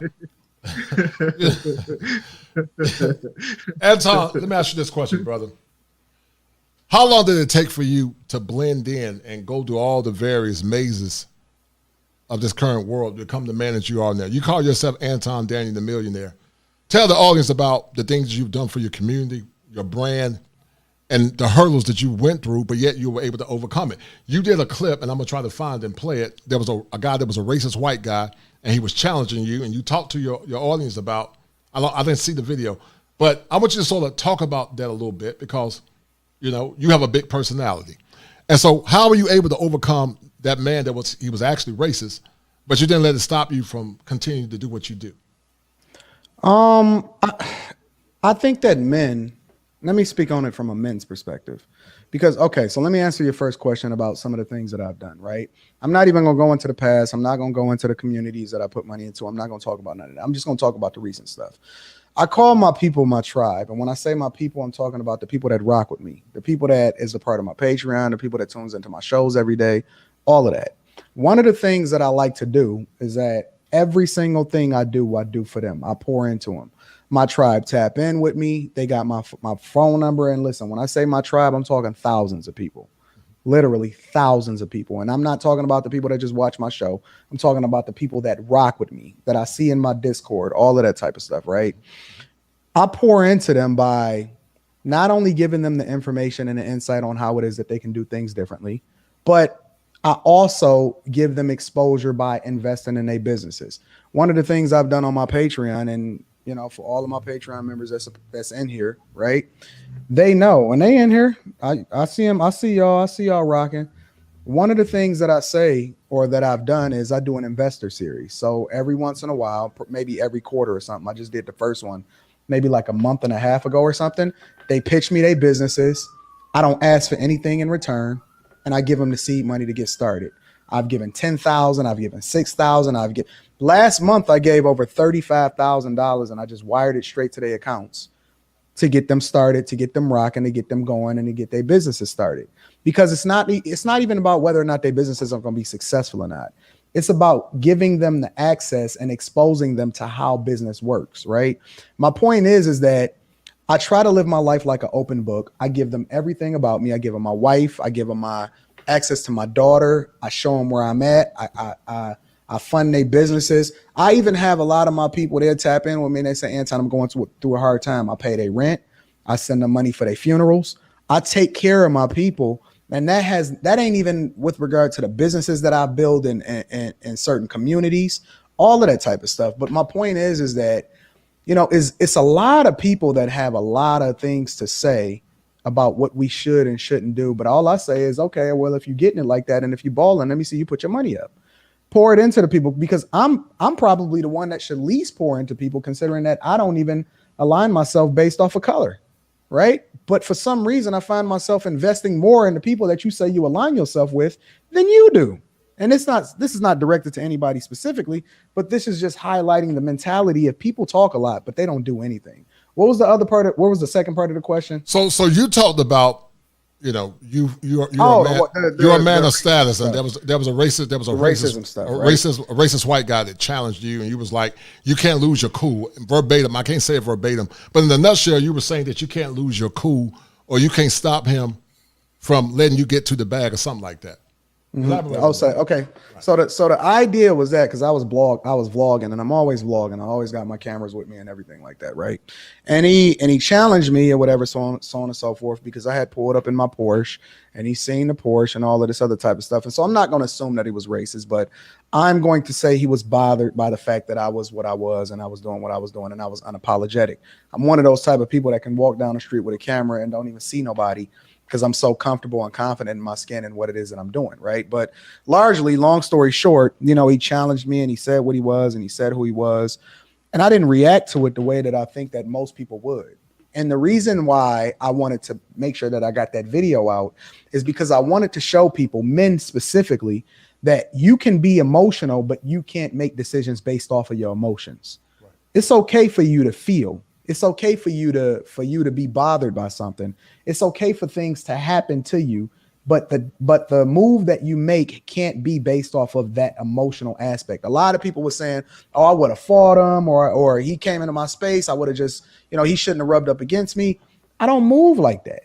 I'm a chess player. I play 15 moves ahead. Everything that was happening in that moment, I'm thinking to myself, okay, so I wonder how I can do it a little bit differently. The most important thing that I was thinking of, let me show people an example of how you need to move differently, not based off of your emotions, but based off of what you want the results to be. We're always reactive and we're never proactive. We always let the narrative control us and we react to it. And then we try to make sense of it afterwards, instead of controlling the narrative and being proactive in how it is that we're going to react to what's going on in our surroundings. My father told me, he said, life is 10% of what happens to you and 90% of how you react to it. Right. And so I wanted to emphasize that you are bigger than your circumstance. It don't matter it don't matter what form of what we define racism we feel like come into our lives. Nobody has power over what happens to you. Nobody except for you. You completely control the narrative in this modern society that largely nobody can determine what happens to you until you react to them.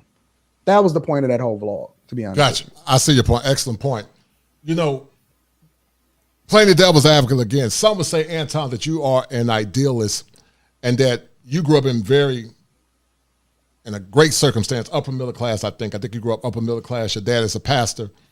And some would say that you were insulated from a lot of the things that many others are going through. Even though you said you grew up in the hood, some will argue that, based in clinical therapy, we call it protective factors. You have more protective factors on your side. How would you argue that? I would say that I grew up right on 8 Mile and Livernois, between 7 and 8 Mile, 2 houses down from a crack house. Mm-hmm. I had a strong father. And the thing about it is that my family had got money early, but they fumbled the bag. Mm-hmm. So by the time that I had became 8, 9, 10 years old, all of that money was gone and we were still living in the hood. Right. You know what I'm saying? That was my grandmother had got money. And so she started distributing it to the family. And instead of us moving out and making some adjustments, everybody went and got chains and cars and they went on vacations and cruises and all of this other type of stuff. I never got a trust fund. I never got any of that. So my dad was still grinding. He was still working in the plant.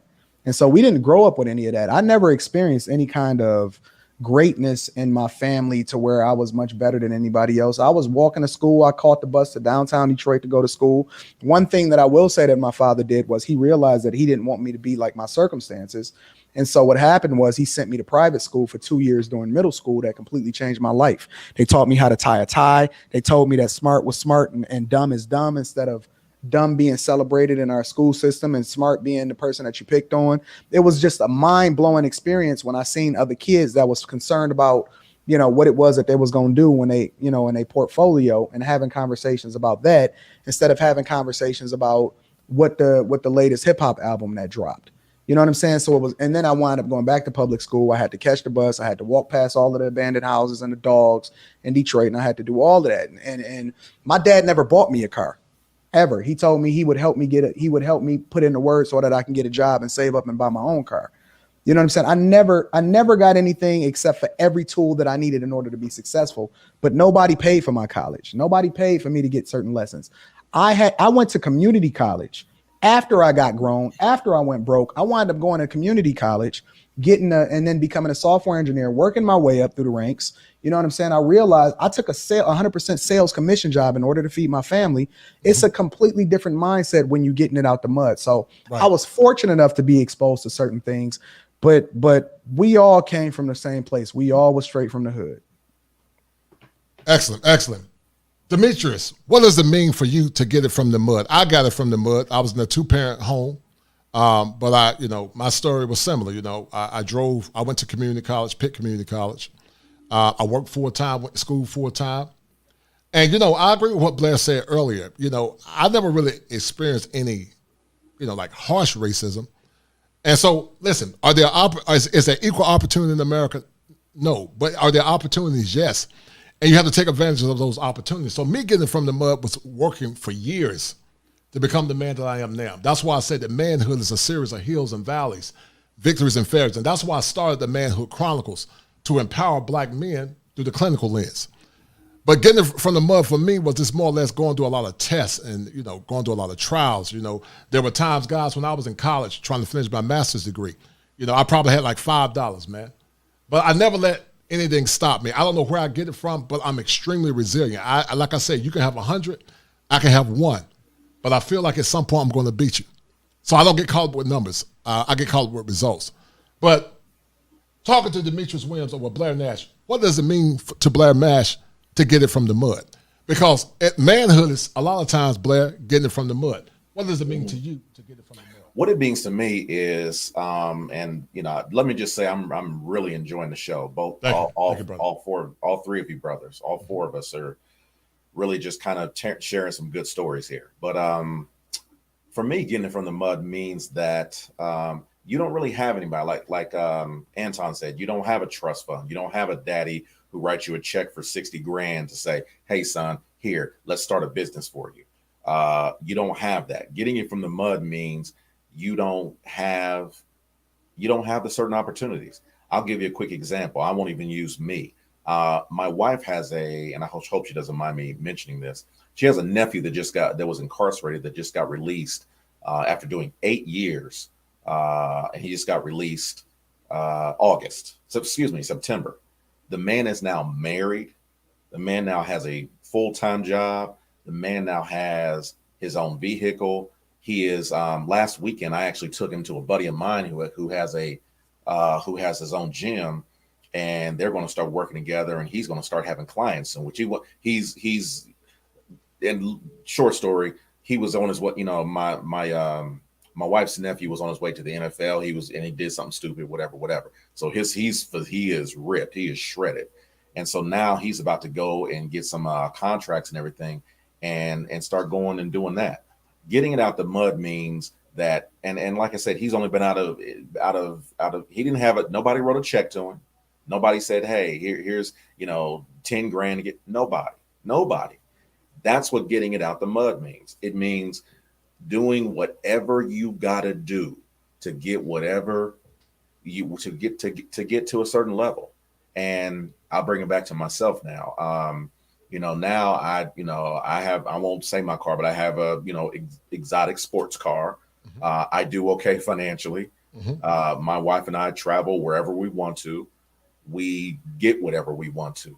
But just as early as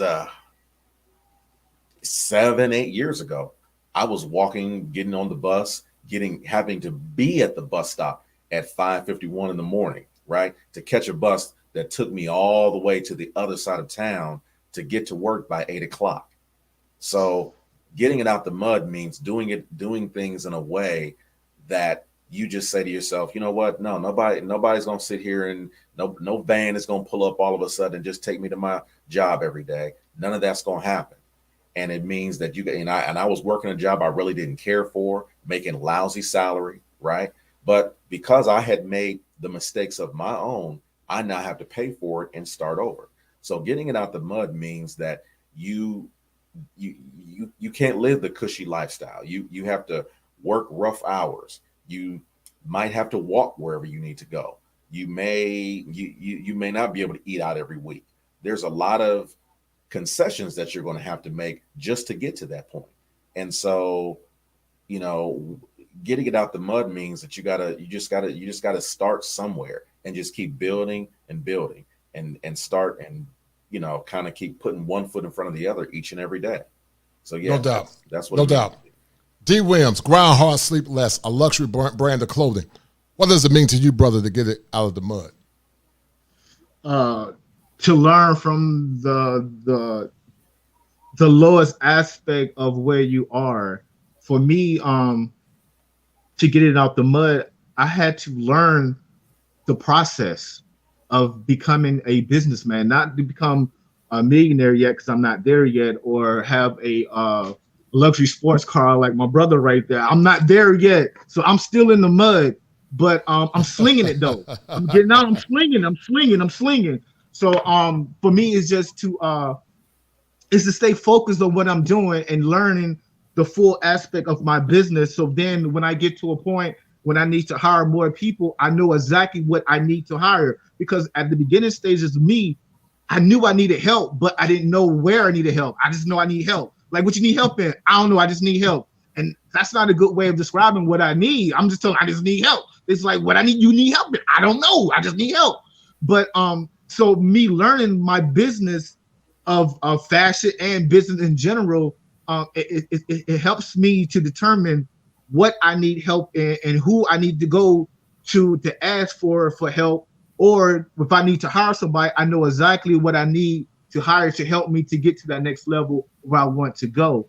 But getting out the mud is very important because it's a teaching tool for me. That's how I see it as. It's like me going to college and I'm getting you need a certain amount of hours to graduate in college. So for me, it's like, all right, I need 10,000 hours for me to go to the next level. These are my numbers in my head. So I put in the work to get these 10,000 hours, and I'm learning in these 10,000 hours what I need to do to be a successful businessman and hopefully be a successful luxury brand.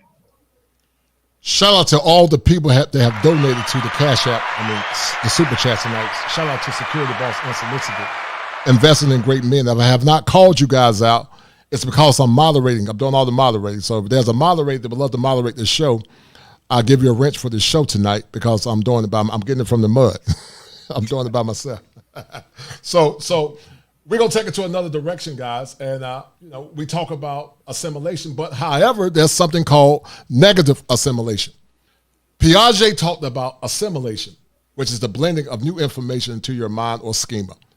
The next stage is accommodation, laying aside those things that you've learned from the past to blend it into something new. And the last step that Piaget talked about is something called adaptation. That's the last stage to what he called cognitive awareness, meaning being aware of your surroundings and your circumstances. It appears, guys, that some people don't have the awareness to become exemplars like their ancestors were of the past due to faulty thinking, or what I call a schema affliction. A schema is a pattern of thinking, and that affliction is due to fear or pain.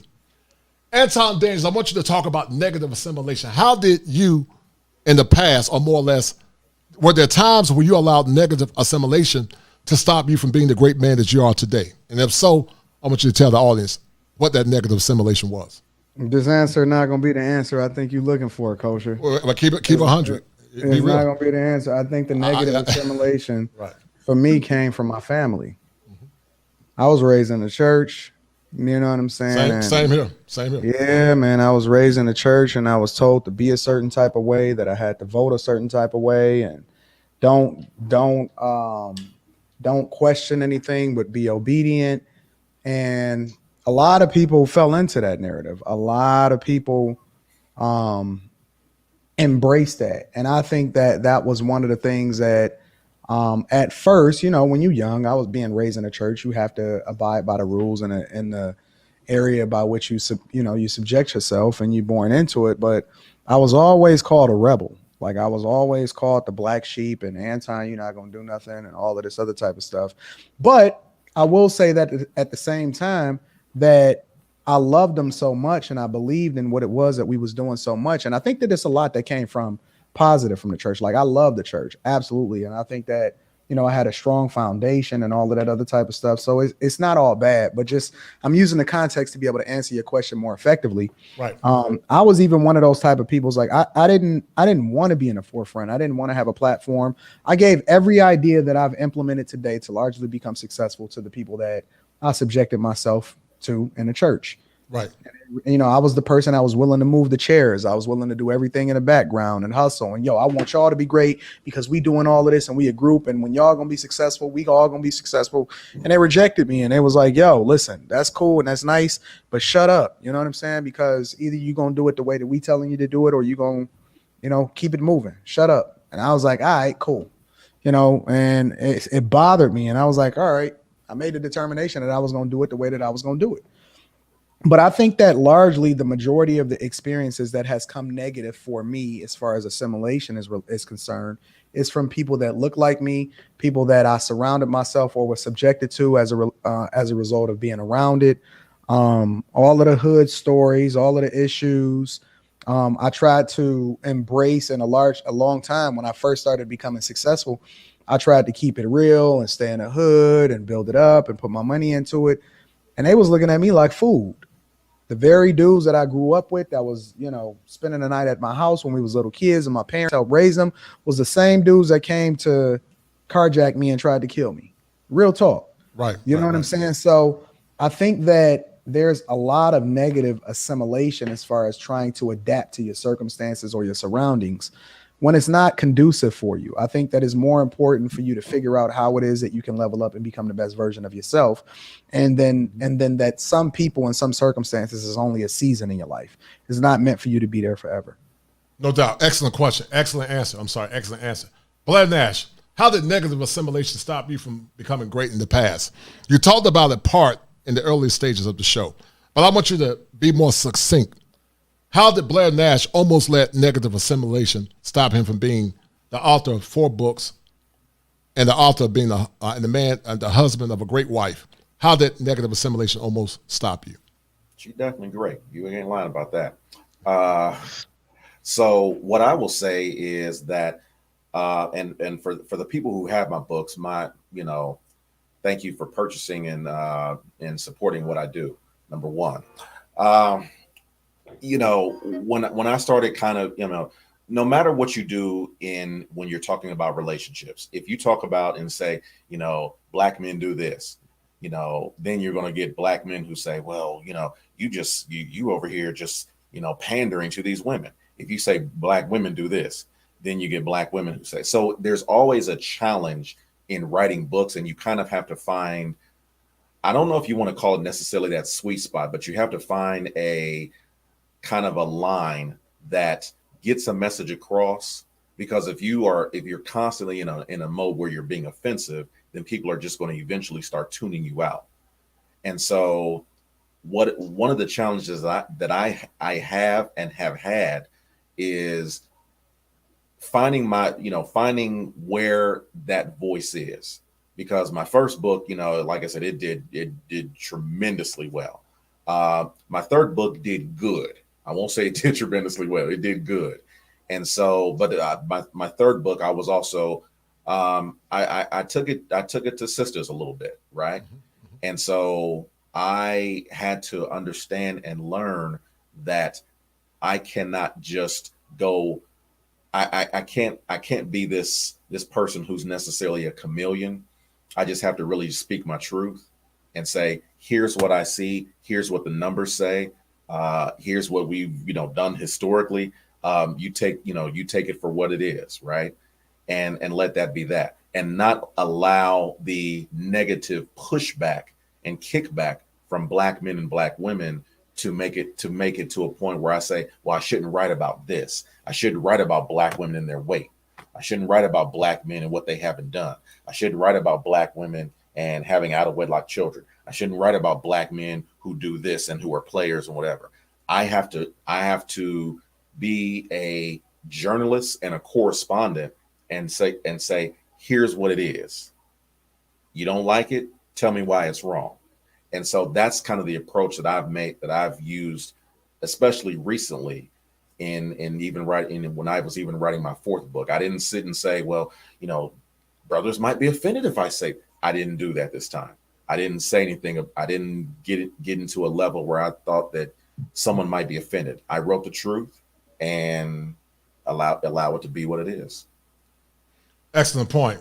D. Williams, how did you almost let negative assimilation stop you from being the chief executive or the CEO of Grind Hard, Sleep Less? And I want to thank everyone that's listening. Thank you, Anton, for bringing your people over. You know, it's almost like you're the bishop from the big city coming to the little country church, man. So I appreciate you for doing that, brother. Thank you for allowing the people to come to it. And the thing I love about Anton, folks can say what they want to say about him. You know, shout out to Lapeef. Lapeef Network is slamming. Anton is one of the members of Lapeef. He has his own channel, Anton Daniels. But I can always say this about Anton, whether your channel is little or small, he'll support it. And I respect that brother highly for that, because too many people can't say that. You got some guys in this space that say, well, you're not big enough, so I'm not coming on. And I told God, when I get to that next level, I don't care if you got 5 subscribers. You need me to come on, I'm going to support you. Because that's what Kosher know he can tap in with me anytime, and I'm there. Oh, no doubt, I'm showing up. I'm pulling up no matter what. And brother, you've been doing it, man. So much love. I just wanted to get that out. But D. Williams, I want you to tell the audience a time when you almost let negative assimilation stop you from being the man that you are today and the CEO of Grind Hard, Sleep Less. For me, it was a journey, and at the beginning stage of the journey, I got a lot of I kept getting no's, and getting a lot of no's. No. It frustrates you. You who want to hear no's, and then you hear every day, multiple times a day, and it frustrated me. But again, it goes back to my determination, and I didn't allow it to dictate where I wanted to go. So the no's that I got in the back of my mind, I was like, all I need is that one yes. All I need is that one yes. All I need is that. I know I'm hearing all these no's, but all I need is that one yes. Am I going to fight through all these no's to get to that one yes? And the answer is yes, I did. I fought through those no's to get to that yes that I needed. And that yes was me believing in myself that I could do it. So that's the yes I was looking for, was really me, the me inside telling me, yo, you could do this. Forget everybody else. You can do this, bro. Just believe in yourself. Have your passion, turn your determination, passion into a purpose. And then once you turn it into a purpose, nobody can stop you. Excellent point. I know, Blair, you got to go in a couple of minutes. But Anton, I'm going to ask you this question. And you talked about it a lot on your show. Well, I'm going to ask you this question. Has liberal indoctrination led us to victim culture and the victim Olympics? And if so, tell the audience why. You said liberal indoctrination? Yes, has liberal indoctrination led us to victim culture and the victim Olympics? Because you tend to be more of a traditionalist, like myself, very conservative in some areas. But what's your take on that? I believe that it absolutely has. Listen, you can see it. Well, okay, so let me say this. Liberal indoctrination mostly happens, or it starts for a lot of people, or they don't realize that it starts to happen for them when they first get to college. When they first get to college, some people's first experience with the indoctrination, a lot of people, it starts with their own family, right? It starts within your own household, especially within the Black community, because listen, you Black, you expected to vote Democrat. That's just the way that it is. We don't want to hear what you want to think. We don't want to have a conversation about whether or not you see things a little bit differently. We don't want to explore it. We're not looking at the candidate itself, whatever, so on and so forth, right? And here's the key. I'm conservative, but I look at each individual according to their policies. And I'm just going to set the baseline, right? Let me cook for a little bit. One of the people that I supported, I donated money to his campaign, I interviewed him on my channel, was Andrew Yang for president. Right. Now, I was absolutely against socialism. I'm against universal basic income and all of that. But I never expect for a president to actually be able to deliver on anything that they say fully or wholly, or for Congress or all of our legislative branches to be able to embrace certain things that they saying. It's got to go through a process, right? But at the same time, I looked at all of the rest of his policies and how it is that he was able to understand and articulate and be able to understand exactly where society was going as far as automation, artificial intelligence, the metaverse, all of these different things that's happening, inflation at an all-time 40-year high right now at almost 7%, meaning that your money is less valuable today than it was yesteryear. I always understand, or I look for the character or exactly what the policies are, but I'm conservative as far as my values and the ways in which I live my life. The point that I'm making is that when you start to move into these indoctrination camps that I call college, they don't even let people that have a completely different perspective speak on the campus, such as somebody like a Jordan Peterson, right? If we're looking to embrace all people, equalization, like equal rights for women, even though that's a false narrative because they're protesting against updating the family court laws and be able to no longer subject men to the same things that they were when women didn't have the same rights that they do today, neither here nor there. But I do believe that the liberal agenda is largely to indoctrinate people, not necessarily to move based off of what's in their best interest, but it is literally a subculture of giving you what you need so you don't look outside of what's in front of you so you can understand exactly what the nature of what it is that you're doing. By default, majority of households, especially Black people, are conservative. They believe in traditional values. Right. They believe in things that more conservative people more closely align with. And it doesn't mean that everything that conservative people are saying is absolutely correct. But I'm just saying that the whole indoctrination camp is largely there to keep you subjected to whatever it is the narrative is, instead of giving you the information to make a more informed decision. I absolutely believe that there is an agenda. And it's largely like, for example, you can sit here and look at the way that people vote. They promise you the same thing every single year. We're going to forgive student loans. We're going to give more money to Black people. We're going to tax the rich and we're going to give it to the poor. The reality is that they understand, and they are largely in cahoots with their comrades that's on the conservative side, understanding that you as the middle class and poor people are always going to be paying more taxes than I ever will. You the one that's going to suffer. I'm not. I don't even care who president. I'm going to be rich no matter what. Right. My money is going to go up no matter what. You the one that's going to pay for it, and it's largely because of these indoctrination camps that keep you blinded by the idea that Black Lives Matter, when the reality is that it's a culture war based off of money and class. Right. It has nothing to do with what you look like. It's about how much money you make and how much you understand when it comes to your ability to be able to look at things from a business perspective. It is absolutely one of the worst things that's ever happened to people that identify or align themselves with Black people only. Excellent point. Excellent point, Anton. Shout out to my man, Top Gun, for the $10 cash out. Thank you, brother. Blair, you're about to leave, but before you leave, if assimilation is an ongoing process, how has Blair Nash evolved to become the man that he is now? Wow. Just by, man, it would take a while. So I'll just share a couple of personal points. A lot of it having to just, I'm a school of hard knocks person. I'm sorry, that was a good question. I'm a school of hard knocks person. So, and I mentioned to you earlier, most of the wounds that I've had have been self-inflicted. And the things that I've had happen to me in my life are not things that people actually necessarily did to me. When I stepped back and was honest with myself, they were things that I did to myself. And so whether it be women that I dealt with in the past and things that happen, and, when I say this, I'm not being, life threatened by women. I have to say to myself, yeah, it wasn't the fact that you dated a crazy woman. Maybe if you wouldn't have done X, Y, Z, if you wouldn't have done this, you wouldn't be here, right? If this wouldn't have happened to this, how did I lose this money? Well, you did X, Y, Z. You went and did this. You didn't set any sort of money aside, and you did this. And so I've had to just kind of really learn by going through the school of hard knocks and seeing that, no, it had nothing to do with my employers. It ain't got jack to do with my family or my mom and dad. It don't have anything to do with, something that I was raised a Jehovah's Witness. So I think it was Anton that basically was mentioning about religion and kind of the indoctrination of how they have you believe things, right? And the kind of the pull that they have on you. If anybody knows anything about Jehovah's Witnesses, they know that they are staunch believers of kind of a separation of the religions. We have our own religion. Everybody else is over there. We don't deal with them. We don't talk with them. We don't associate with them, etc. So a lot of unlearning had to happen because of that.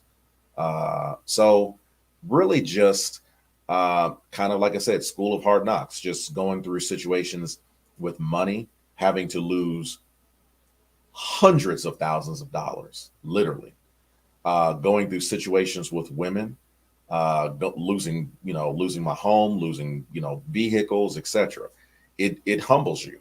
And so I will say this, when I went through everything back in 2011, 2012, when I started just losing stuff, when I ended up being on my boy's couch, I say to myself, that was God's way of it was definitely God's way of humbling me, because he's like, you're out here, you're making a ton of money, you're doing women foul, right? And you've not only been doing women foul, but you've been doing women foul for the better part of about 2 decades. You ain't stopping. You getting worse. So let me just kind of bring you down and let you see what life could really be like, right? Because he wouldn't have gotten my attention any other way. So I believe wholeheartedly that was done necessarily to bring me to a better space. And I'm so thankful to God for it, because I don't know where I would have been. And let me just say this, my real father, he was killed back in 2007, and he was killed. He was that guy, that we all talk about from back in the day, from what I understand, 15 different children, all of us, 15 different children. None of us really know one another, right? He was killed running across a highway in Modesto, California, from a woman that he owed money to, right? Eventually that stuff catches up with you. So for anybody out there that is doing anything, you have to get to a point where you stop blaming others. I can't blame my dad. I can't blame my mom. I can't blame, religion, Donald Trump, or anybody. It's you. Right. Get it right. No doubt, no doubt. Blair, thank you for joining the panel, man. Real quick before you leave, what did you get from this show? This has been an awesome show, but what did you get from it? And also from Mr. Versace, Anton Daniels, what did you get from the show? What I'll get from it, and I'll speak to both of the gentlemen, because people, in my area, my region, they look up to me and they're like, Blair, wow, you just, whatever. And so I look up to brothers like yourselves, who are kind of, from what I see, doing it at a little higher level than what I'm doing it. Right. And I say to myself, you know what, I really gotta get out this cruise control mode that I'm in. of thinking like, yeah, money's good, money's straight, yeah, where everything's cool. And so I just want to say to both of you brothers, thank you for sharing your stories, because, you know, again, like I said, you get a lot of times you get caught up in the applause, because I get a lot of applause. I'm not going to lie. You get caught up in the applause of people thinking that you're just phenomenal and you speak this way and you everything that you do, and look at what you've done, right? And then you have someone that comes, you know, like these two gentlemen, and you're like, okay, I need to be on the ball a little bit more. So yeah, I appreciate it. I really do. Well, listen, it's a testament to grace. You remember when I started the Manhood Chronicles? It started off with a little rinky dink, and I just been evolving, man. I've been evolving, and my biggest evolution was challenging my fears. And because I got that Leo swag, my mindset is that I got one life to live, and I'm going to live it to its fullness, and I'm not going to let adversity stop me from being great. So thank you, brother, for coming on, and I love you, Blair. I look forward to your new book coming out. And like I said, man, blessing to you and your wife, and we're going to finish this conversation. Thank you, brother. Absolutely. And Anton, you cool with me even though you're Wolverine. We all right. we all right. You a good sport, bro. I didn't know if you was going to be able to take it or not. You know, honestly, it's not that I feel one way or another. It's just that I like to challenge the narrative, because I think that largely, and I guess this kind of speaks to your question, Culture, when you say, what did you get out of this whole thing?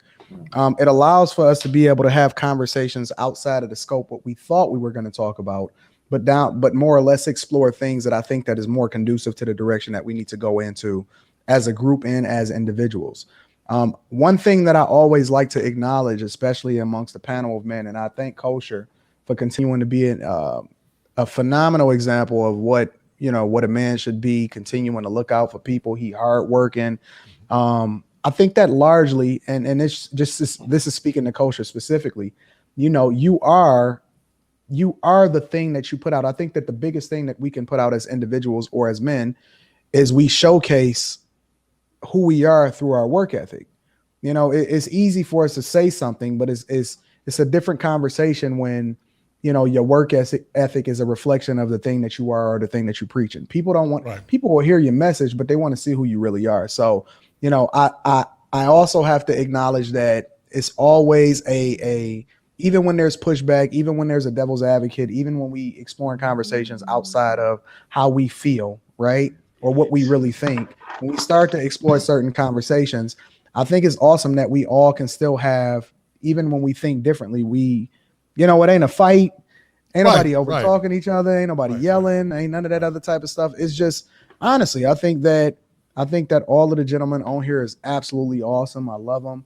And the thing that I got from this conversation tonight is that growth comes in many different forms. We got, a guy that's an author, accomplished, absolutely awesome. He should be celebrated. He's super dope.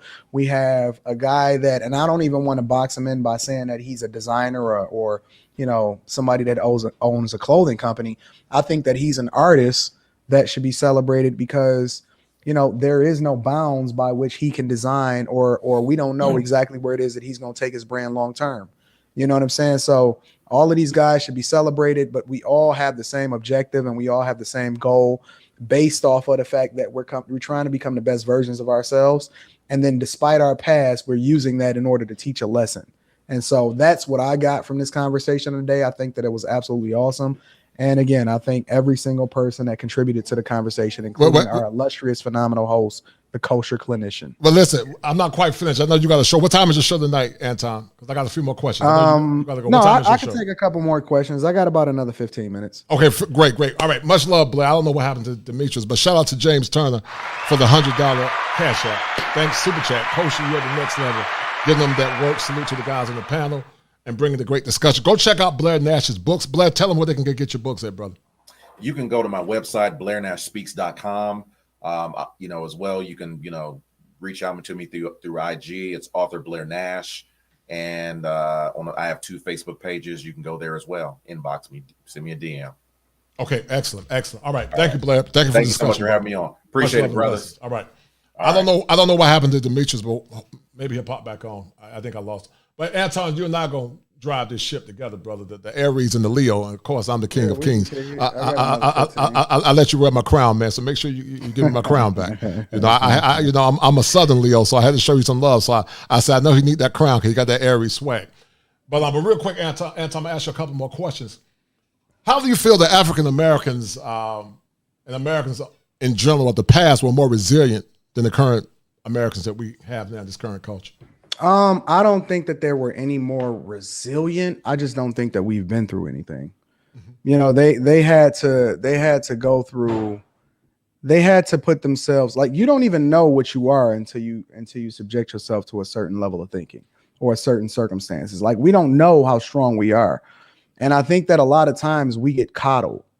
You know what I'm saying? Like, there's a lot of feminization of men and all of this other type of stuff, and there isn't even a barrier to entry anymore. Anybody can say and do what they want to do.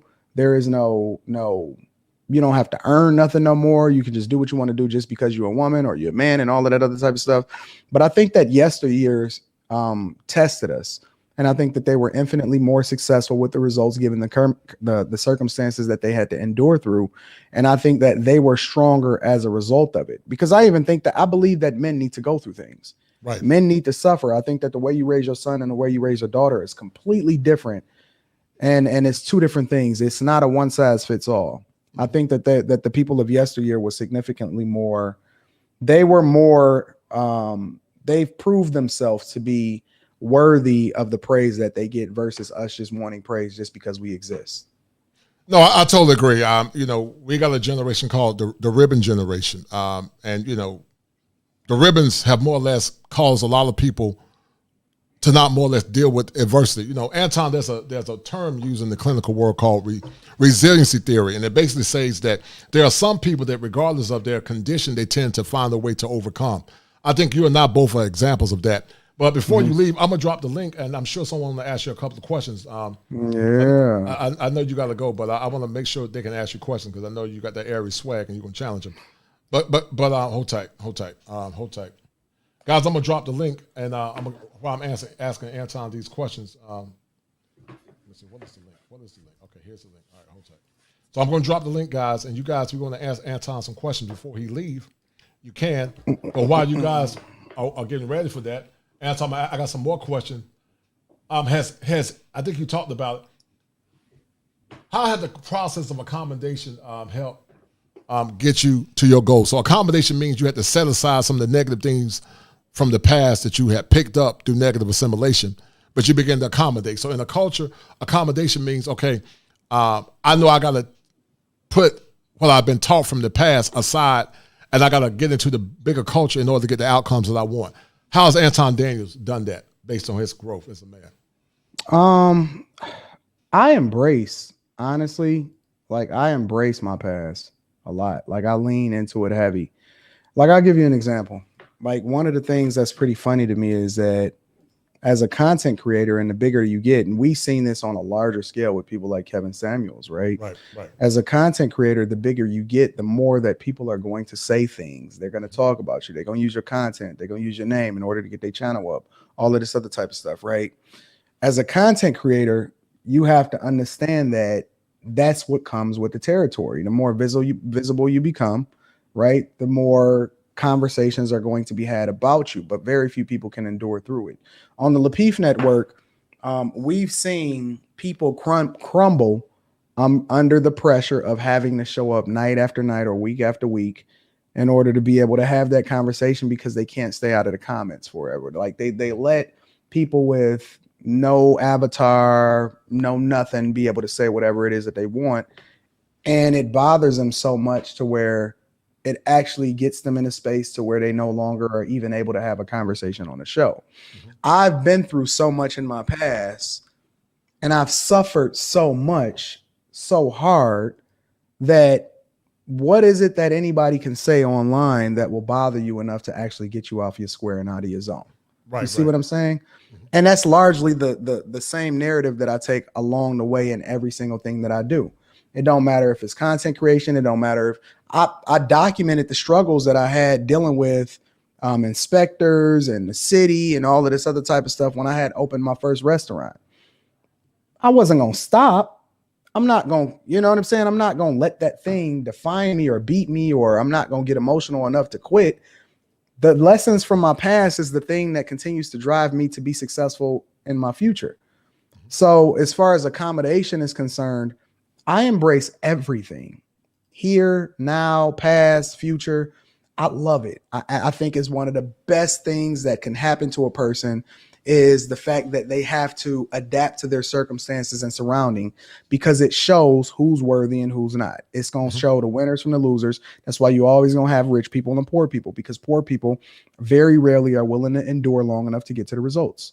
Excellent. Excellent. Is there anyone before Anton goes to want to pop on and ask him a question? I've dropped the link, but if not, I'm going to continue the conversation until he leaves, because he's doing a great job answering the questions. I'm dropping the link. If anyone wants to pop on and ask Anton a question or challenge his query, feel free, because I'm sure. Pop on. Turn your light and make sure you got good lighting. Make sure you got good lighting. Make sure you turn your camera on. We want to no avatars. No avatars. We want to have a conversation. Yeah. Right. So if anyone want to challenge Anton to a conversation, please do it. Anton, if you want to, you can take this show. I'll send it to you in your email. If you want to chop it up and make content, you know, you're more than welcome to do it, man, because it's going to be. I appreciate it, Coach. It's some gems in it, man. But anyone want to ask Anton a question? If not, I'm going to continue to answer some questions that I more or less positive in my mind. Some feel that's not going to happen, Clint. Coach, you know that's not going to happen. Come on. He's not going to bite you. He ain't going to bite you. Show up. He said he's a benevolent dictator. Well, I'm going to ask you this question, Anton. You know, you have a mixed bag. There are some people, okay, somebody popped on. All right, so make sure you, okay, good. What's up, brother? How you doing, sir? Phenomenal. Hey, that's my homie, Arthur McLean. How you doing, brother? What's going on? Doing good, Coach. I'm sorry, what's your name? Arthur McElwain. Arthur. Okay. Right. I just wanted to ask him one question, Mr. Daniel. I wanted to know, do you think the very cause and the root cause of us as Black people, as minorities, the root cause that holds us back, do you think that others are being held up or being put in positions to kind of lead us in a different direction, if you know what I'm saying? No, you got to elaborate a little bit more. Well, okay, we have, to me, and this is my personal opinion, we have a lot of people that's in places that, to me, give false narratives that we fall right into. And like what? Like, give me an example. I'll give you an example. You'll have somebody on in the news media, as a Black person maybe, but they'll be telling something totally different than what's actually going on, and it just seems to me that it follows a pattern, you know, and it will move us in a direction to where we're not thinking. And I'm gonna give you an example of that. Just say what we got going on out here. I'm just keeping it away to where we can understand the things that we got going on and the things that people push us to do that we might not want to do. And I feel like we do that for all lack of information, getting the information from the wrong source. Let me put it that way. Do you think we glean most of our information from the wrong sources? Yeah, but I don't think it's the source that you think it is.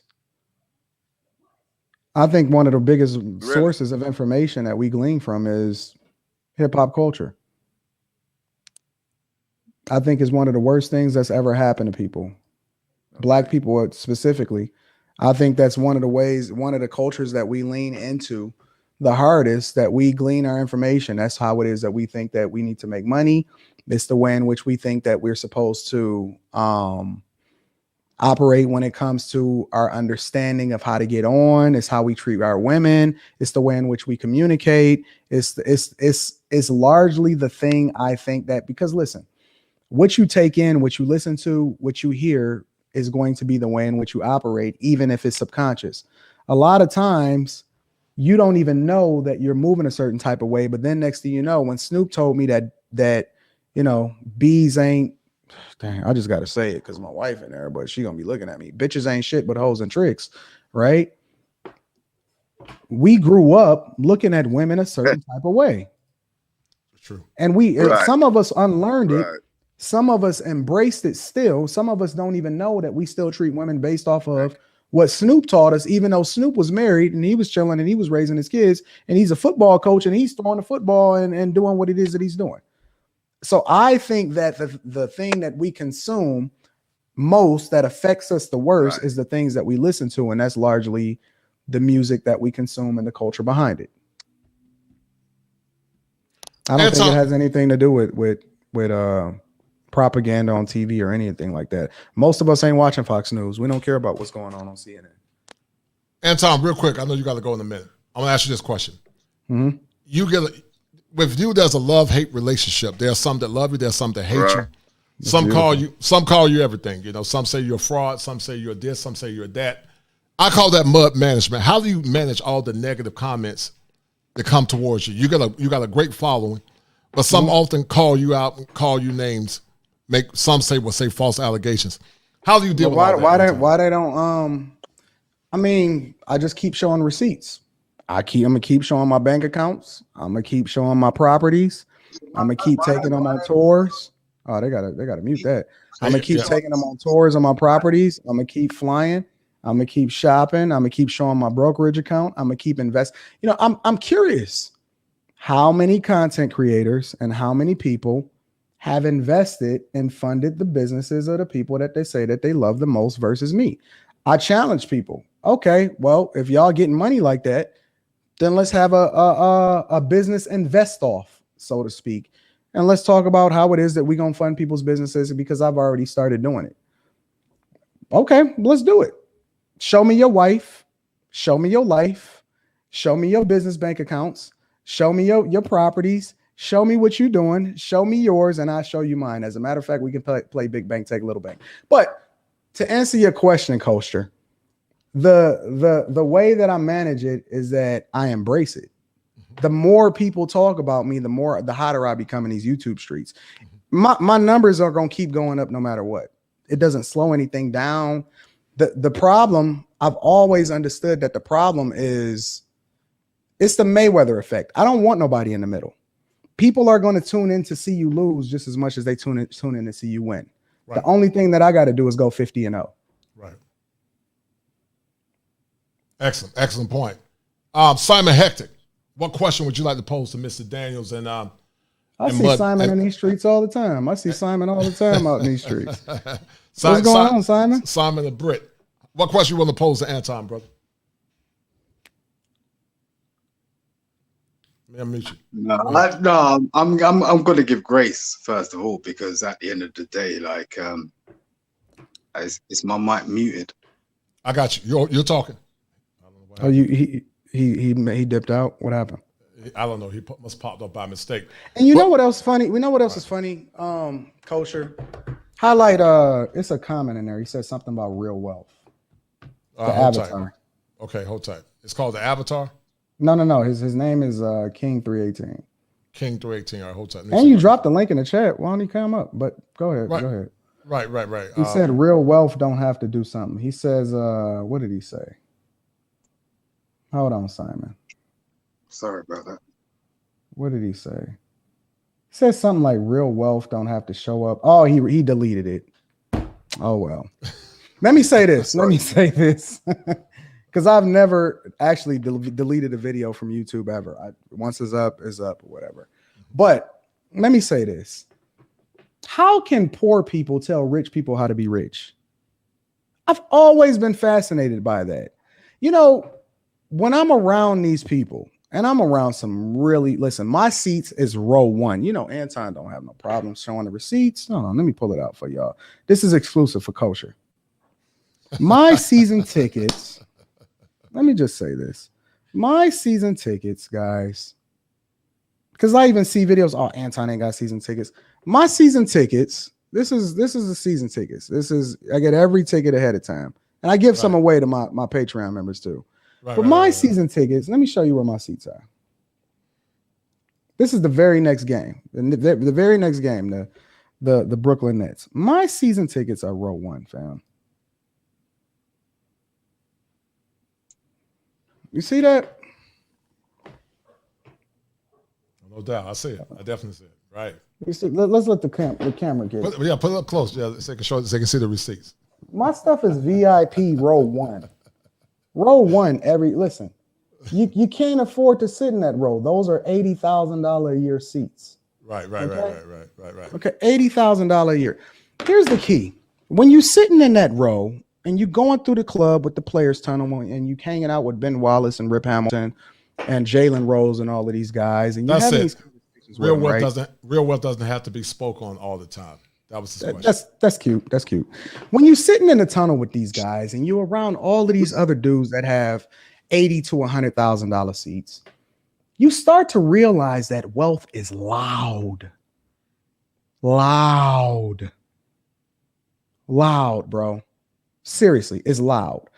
The problem is that these dusties just aren't in the room to hear it. They not loud around you because they know that you can't handle it. Right. Real talk. Who do you regard as a dusty? Hold on, Simon. Wealth is loud. These guys they don't care nothing. They got the biggest watches. They drive the same cars. They got all of this type of stuff. It is incredibly loud when it comes to wealth. The problem is because there's so many different types of rich people. There's rich people that's just chilling. There's rich people that are loud with their wealth. Get it. But this is the perception that other people think that they know, but they don't know nothing because they've never been in a room with a group of people that was worth more than $20,000.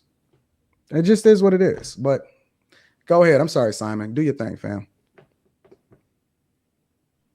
I'm sorry. I just need to shut my mouth because I need to hear something. But I was just listening. Really, I was just interested in the conversation and the actual topic. And for real, I got interested in Anton a long time ago. Before the Lepif network actually got on board and started streaming and stuff, like Lepif network is $1 million brand, just to let people know. They have no idea. It is ownership, ladies and gentlemen. Ownership. Shout out to my partner JR. No doubt. No, I have no. There's no antagonism. No, that's not for you, fam. Listen, really, there's look, don't get off on the wrong foot with me. There's no need. No. That wasn't for you. We know what's going on here. We know what's going on here. I was listening from long time, so that's cool. And I tuned in because Anton does speak on stuff, and the time I was going through in that period brought a lot of things to me. So that's where I sort of sent the messages. So you got some value out of it. Yeah, of course. Oh, okay. Of course. And you continue to bring value. Look, you continue to bring value. I have no issue with you. The thing is my thing is why black people antagonize other black people off the cuff, because the funny thing is when you take something, you bring something, and the fact of the matter is straight off the bat, you sort of threw something at me for no apparent reason. I have nothing against you. I threw something at you? Yeah. When? It's just off the cuff. It's just quiet. You talking about today? Just right now, about 6 minutes ago. No, he wasn't talking about you. I wasn't talking about you. He wasn't talking about you, Simon. Maybe I got that wrong. Yeah, I was talking about somebody in the chat. I do that often. I do that often. I get it wrong. Nah, I wasn't talking about you at all. Not even a little bit. Yeah, no. I think that's the thing. What I'm trying to put in a bottle is what black people do sometimes, in our community, because when you sort of watch a lot of this white content, not being funny or nothing, but they don't do that. And we have our leaders sometimes, and you don't want to sort of take them on and go, okay, that person's doing good. We've got to learn from that person, or you know, we got to take from that person because they just got a bit of a colorful character or something like that, you know, because the people that are leaders do have colorful characters. So at the end of the day, how, you know, it's like, how do we bridge that? Because we've never been able to do that. We've never been able to sort of go, okay, we have these people that talk and speak and go out there and put their character out there and sacrifice themselves ultimately, because, you know, I have people knocking at my fucking door and I don't even, I'm not even on your fucking level. You know, so it's like, what is that? Do you get what I'm saying? Why do we need to sort of pull up security and pay 4 or 5, you know, what for what? And it's like, people don't acknowledge that part. They like the characters, they like the you know, the whole sort of thing that we're putting out there. But it's a gift and a curse. I mean, it's a gift and a curse. It just comes with the territory. I don't think that we'll ever be able to manage it. I don't think that anybody is ever going to be able to do anything about it. I just think that that's just the way the world works. Some people like to see the world burn, and, you know, the people that actually want to put the water out on it, a lot of times they're afraid to get in the way because they think that they're going to touch the fire. I mean, you know, that's just the nature of life. So it just comes with it. Like, when you sign up for certain things, or you sign up to be able to pour into people or visibility, you understand that comes with it. It just is what it is. But we need to, but we do need to manage it though. I mean, because we are ultimately gonna have to step up. I can't control other people, and that's why I just pour into the people that rock with me. You know, I'm gonna do what I do. What advice would you give to them though? Because if you're sort of to the content creators or to the people that's watching, the people that you're creating as leaders. So like, if like you're saying these people need to be leaders, so it's like at the end of the day, we're all gonna have to be leaders. We don't have no leaders. Who's our leaders? Who's our leaders? I don't know. I'm asking you. So I'm saying, like, if we're all gonna, or if people are going to be leaders, what are we going to have to do to secure ourselves? Because I think that's the sort of tripping point. Secure yourself. You can't. You do the best that you can, and then you deal with whatever the consequences that come with it. You can't. It's impossible. Anton, last question before you go. This has been an awesome chat. It's been a very powerful chat. But I want to shout out to my dear friend Mika G. Mika G said, "Coach, your commission for the $40 super chat. Coach, I'm in favor of your channel to grow beyond this space. Thank you for being you, and much success." And Mika G, I love you. You're one of the few sisters that understand where I'm coming from. And I want to say this to the sisters that are listening, to the women that are listening to this group. When you guys hear me talk about men traveling abroad, it does not mean that I hate black women. I love black women. My wife is black. Been married for 26 years. But my point is, black men have become fixated, or more or less they have assimilated into a culture that does not always respect them as men. So my job as a therapist, as a licensed clinical therapist, but also as a content creator, is to tell black men to use what's called relationship capitalism. If you're not getting the outcomes that you want here in this country, travel abroad. But the truth with this, ladies, black men in America many times give our sisters the right of first refusal. But if they're not getting the outcomes that they want, then I say travel abroad. And so that's no slight to the sisters that are listening. I love the sisters that support the channel, because there's some good sisters that listen to this platform. But what Anton is trying to do, what the Peep Network is doing, what I'm trying to do, is about male empowerment. And I think a lot of times when you hear guys like Anton speak, and myself, you guys are not used to it, because you guys are not used to masculine men speaking truth to power. And so I can do one or two things. I can water the message down to accommodate, which in essence is a form of negative assimilation, or I can continue to tell the truth and let the wheat and the tares grow together. So I wanted to say that because I think a lot of times people think when I do these shows that I'm trying to pick on, and I'm not. But men got needs too, and needs drive behaviors, and men are saying they're not getting what they want. You know, some brothers are traveling abroad, so that's no slight to the sisters that are listening. But you know, if you feel like you're not getting from what you want from the men in this country, I say do the same thing.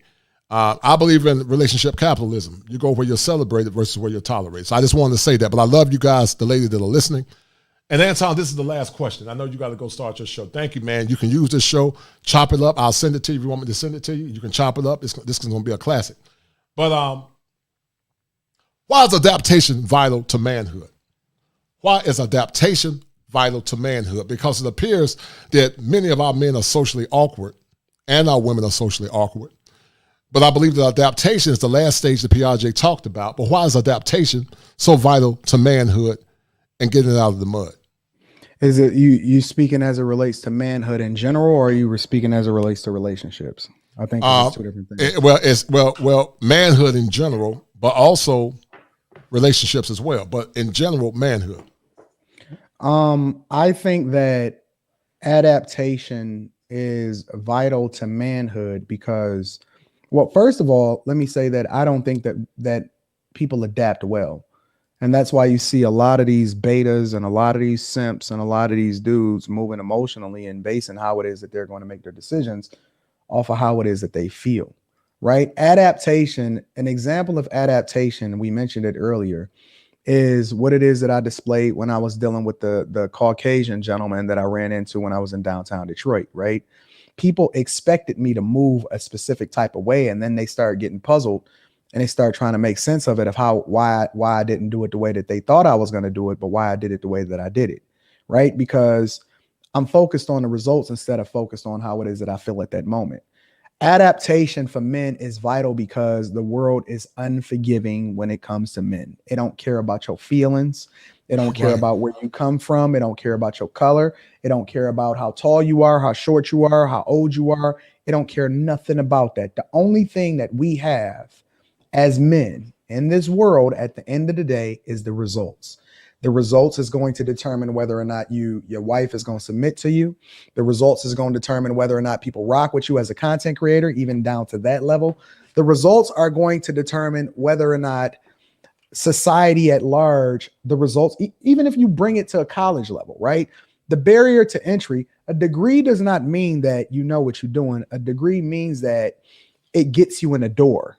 Right. For some places, it just gets you in the door, but it's not the end all be all when it comes to whether or not people are going to say that you won or you lost or you successful or you're not. The only thing that matters is the end results for men. So it's important for us to adapt to our circumstances in order to get the best outcome, because the only thing that matters is the results. The only thing that matters for men is the results. Women have the luxury of being able to largely lean into their femininity or pick and choose whether or not they want to compete with men or whether or not they want to be under a man's covering. They have the resources, they have the support, the backing of communities at large. If you want to look at and see how many shelters that there are for domestic abuse victims and women versus men, I think that it's only one in the country for men versus literally hundreds in the country for women. The world is unforgiving when it comes to men, and the only thing that matters is the results. And so either we can sit here and we can cry and we can complain, or we can adapt to our circumstances in order to be able to control and create the narrative long term. Because once I got to certain levels in corporate America, then I determined who it was that I hired. Let me tell you this story really quickly, Kosher. I was on a highway one time and I'm on my way to work, and this was years ago. This was probably about 3 or 4 years ago. I was on my way to work, and I was working at a bank, and I was a vice president of user experience, and I'm on my way to work and I'm driving, and a guy cut me off. Just so happened to be a white guy, right? Just so happened to be a white guy, but he cut me off and he threw me the middle finger and all of that. And I'm cool. I'm chilling. I got my hot chocolate because I don't drink coffee. I'm vibing. I'm chilling. I walk into work. I had a meeting, and then we had an interview. I wound up going into that interview, and the guy that cut me off and gave me the finger just so happened to be the guy that I was interviewing. I controlled his fate at that very moment. His whole entire, the way he was going to feed his family as it relates to the job that he was interviewing at that specific moment, it was all in my control, 100% in my control. So my point is once you get to a certain part in life, you can start controlling the narrative, but you can't do that.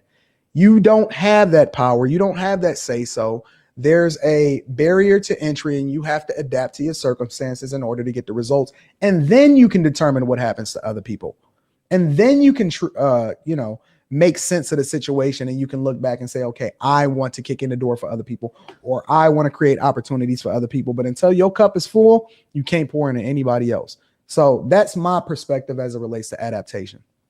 No doubt. Excellent show, man. Real quick, what did you get from the show? You did an awesome job. You know, you had your mud wolves trying to bite you, but you held frame. But what did you get from this show?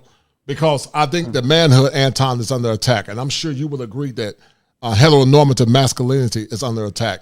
But when you contextualize heteronormative masculinity being under attack, what did you get from the show tonight, brother? Just that we continue to confirm that there's no such thing as toxic masculinity. There's nothing toxic about being masculine, because without us, you don't survive, you don't eat. We're the ones that control the narrative. We built this world and we'll continue to control it.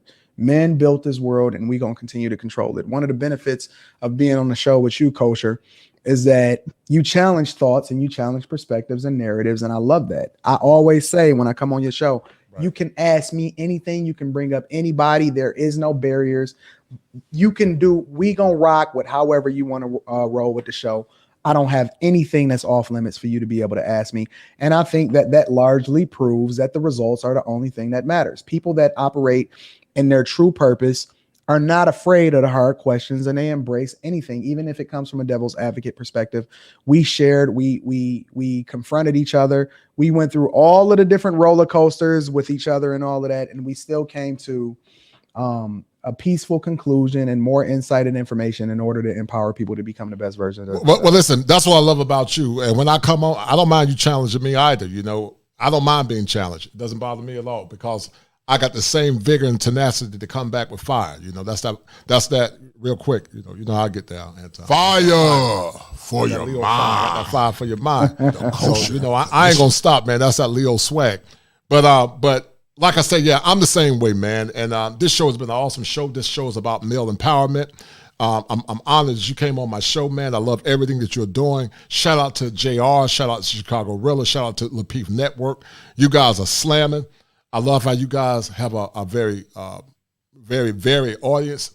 And I love how you, in a more or less systematic way, challenge some of the nuances, and so also some of the biases of some of the women that we're dealing with in our culture. And I think that once women understand that masculine men are not going to back down, then they'll understand that we don't hate them, that we really love you. Because I could use this channel to lie. Anton could lie, but it's not about lying. True love casts away all fear. And also the gospel speaks the truth in love. So when I do this, I'm doing it in love. It's not to hurt you. I would be less than a man to tell you what you want to hear to get your money. I can't do that, because that goes against my nature as a man. Strong masculine men don't do that as well. But Anton, I know you know, and I know that if you more or less dumb the message down and more or less start curtailing to pandering, you probably been bigger than Derek Jackson, but you chose not to. You take the road of most resistance instead of taking the road of least resistance. I know my people, Culture. I know all of my people. I know who they are. I know what their needs are. I know who their families are. I know what they're going through. I know how much money they got in their bank account. I know my people. And my people love me and they support me. And they absolutely got my back. And my people are the most fierce tribe on the internet. And I challenge anybody to come up with a more fierce tribe than my people. They adore me. They love me. It is what it is. Well, excellent, man. Listen, man, much love and blessings. If I can, I'll pop on your show tonight. But thank you, brother. I really appreciate you doing this. We will do this again. I love these conversations. I love challenging your query. And once again, brother, much love and blessings. Much love and blessings, brother. Anything you need from me, Kosher, you just let me know. You know how to get in contact with me. You my guy. I love you. Make sure y'all support Kosher's channel and subscribe to Kosher's channel. This is our guy. We love Kosher. We rock with Kosher. No doubt, man. Much love and blessings, brother. Tell your wife I say hello, brother. Thank you. Salute, brother. All right. So listen, we're going to drop the link, guys. I want you guys to come in and pop on and let's challenge the comments to the show tonight. I'm Simon. What have you gotten from this show, brother? How have this show been invigorating to you?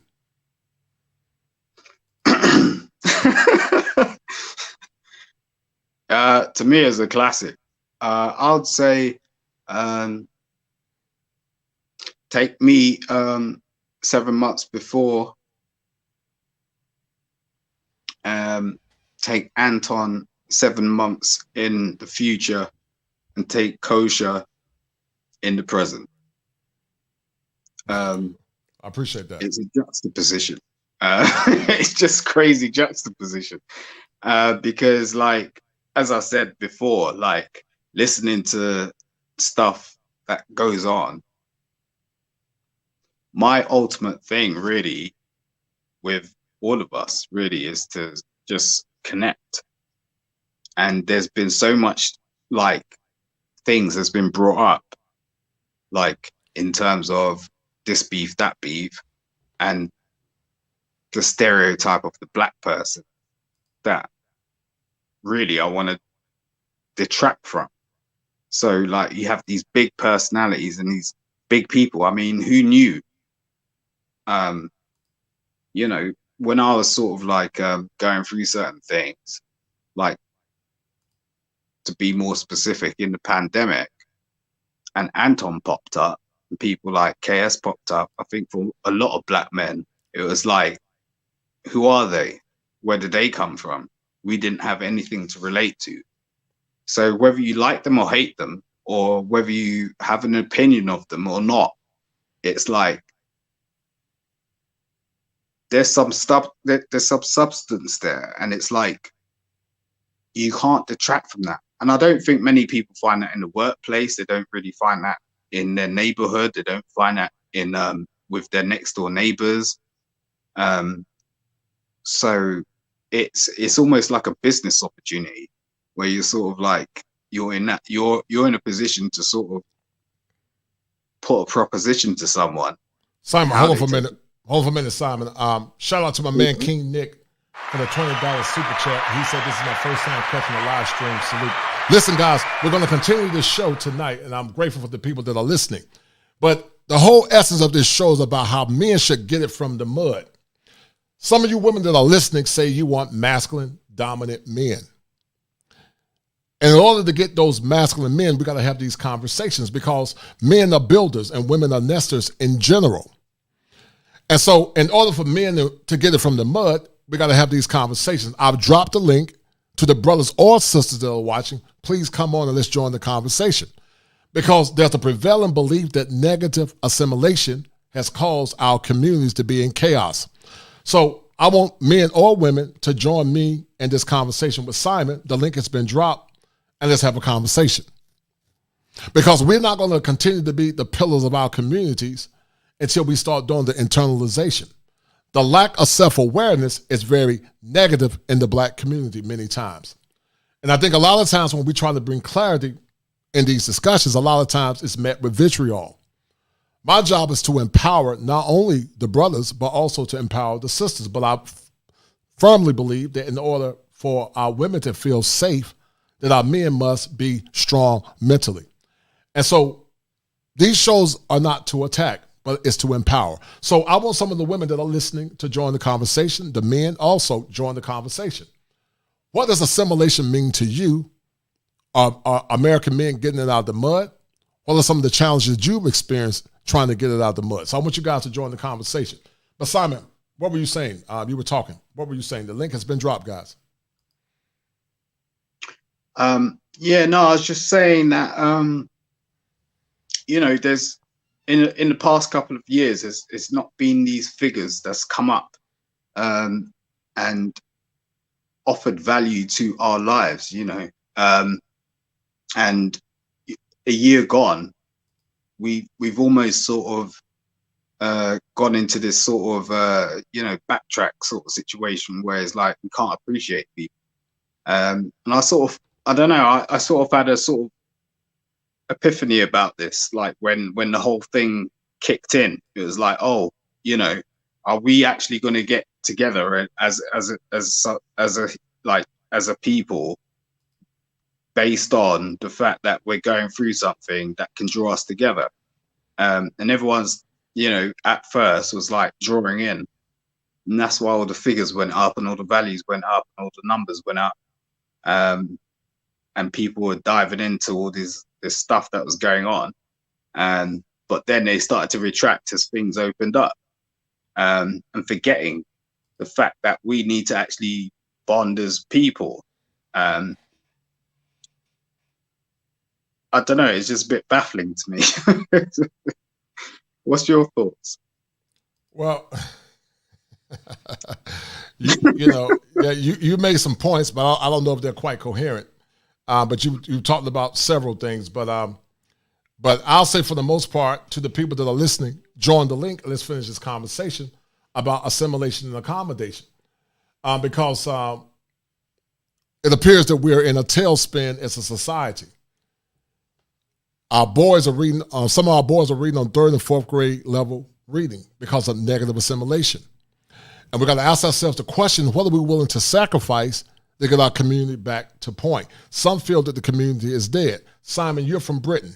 When you compare American culture to British culture, do you see any succinct differences or similarities as it relates to negative assimilation? What's your take on that? Yeah, I mean,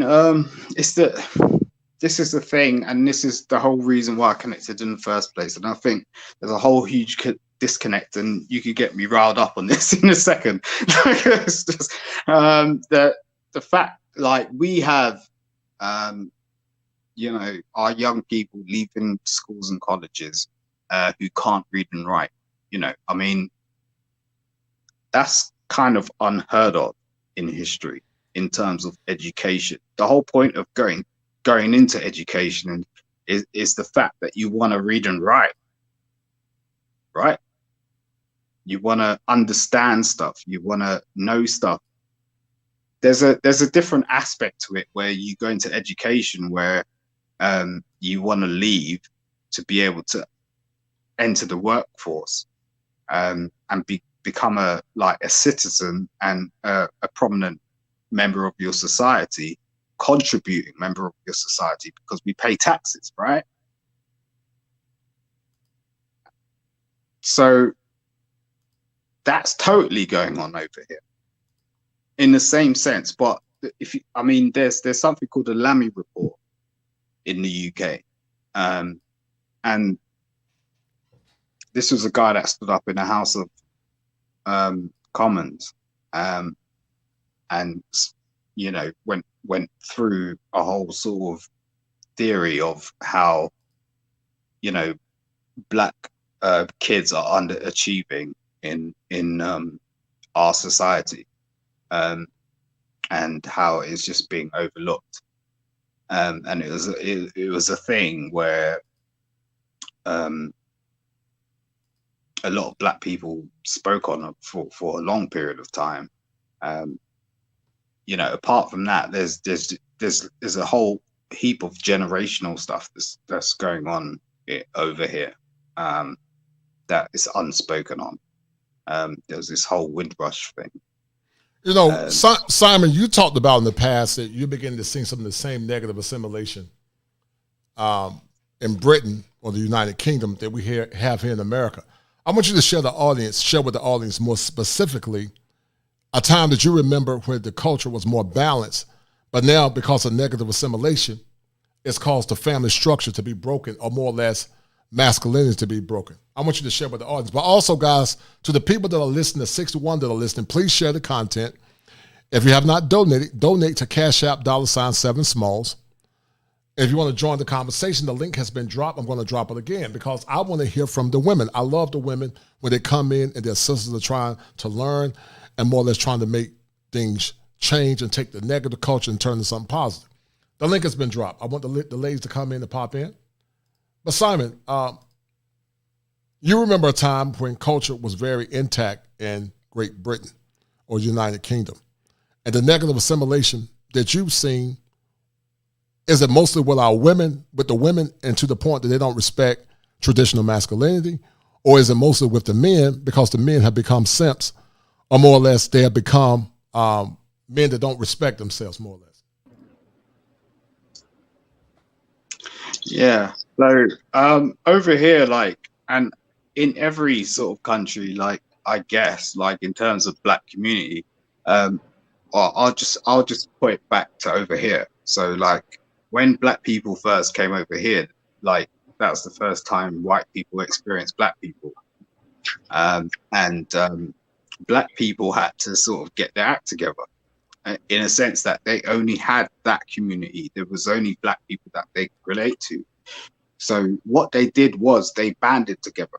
There was things that went on like, for example, the Notting Hill riots, where a lot of people got put into a certain demographic, and they were made to live there in a more positive white community, so they wouldn't actually get served.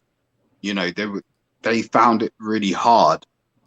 Not found it hard, but they were just not being served. Do you get what I'm saying? So if you wanted to go to the butchers, the bakers, the clothes makers, the this and that, which is now like supermarkets and this, that, the other, like they didn't have access to that. So they had to come about their own ways in terms of how are we going to feed our own families? How are we actually going to feed our own children? How are we actually going to band together and become something? People try to set up shops, people try to and at that point it was like, how do you get around all this sort of stuff? It's like you got lawyers, doctors, this, that, the other in this country, and we're qualified, but we're not qualified in this country. And it comes back to that sort of thought process about the immigrant, but we're still being treated like that. It doesn't matter how qualified you are. It doesn't matter if you've got that status. It doesn't matter if you have that qualification. You're still treated, as soon as you rock up to that interview, it's like, oh, and this is why the whole law about taking your name off a CV in terms of your last name has come about, because you're just ruled out. You're screened out straight away in terms of someone looking at your CV and going, okay, it's not about your qualification, it's about what's your name. And they can turn around and fit you out in terms of what their perspective is in terms of the longevity of their company. And if you fit into that company being the person you are, and they'll totally do the whole research on you in terms of if you're going to actually be able to sort of even represent their board, and it's crazy. And I don't know if I want to go on about this too much. Well, I'll tell you what, but hold tight. I want to hear Kanye. Is your name Kanye? No, it's K. K. So what do you get from this conversation, brother? All right. Well, first, I want to say good evening to the panel. Thank you. Culture Clinician. It's kind of like my first time catching your channel. Thank you, brother. Please subscribe. Please subscribe. And the brother here, I'm not sure what your name is again. I think it's Simon, right? Mm-hmm. Yeah, how you doing, Simon? I was picking up on some of the stuff that I heard you trying to express, and I'm not sure if what you were expressing was difficult for you to express, but I was picking up on some of the things that you were saying. So I'm gonna work backwards. Okay. But it's gonna be two things I'm gonna address. And not, in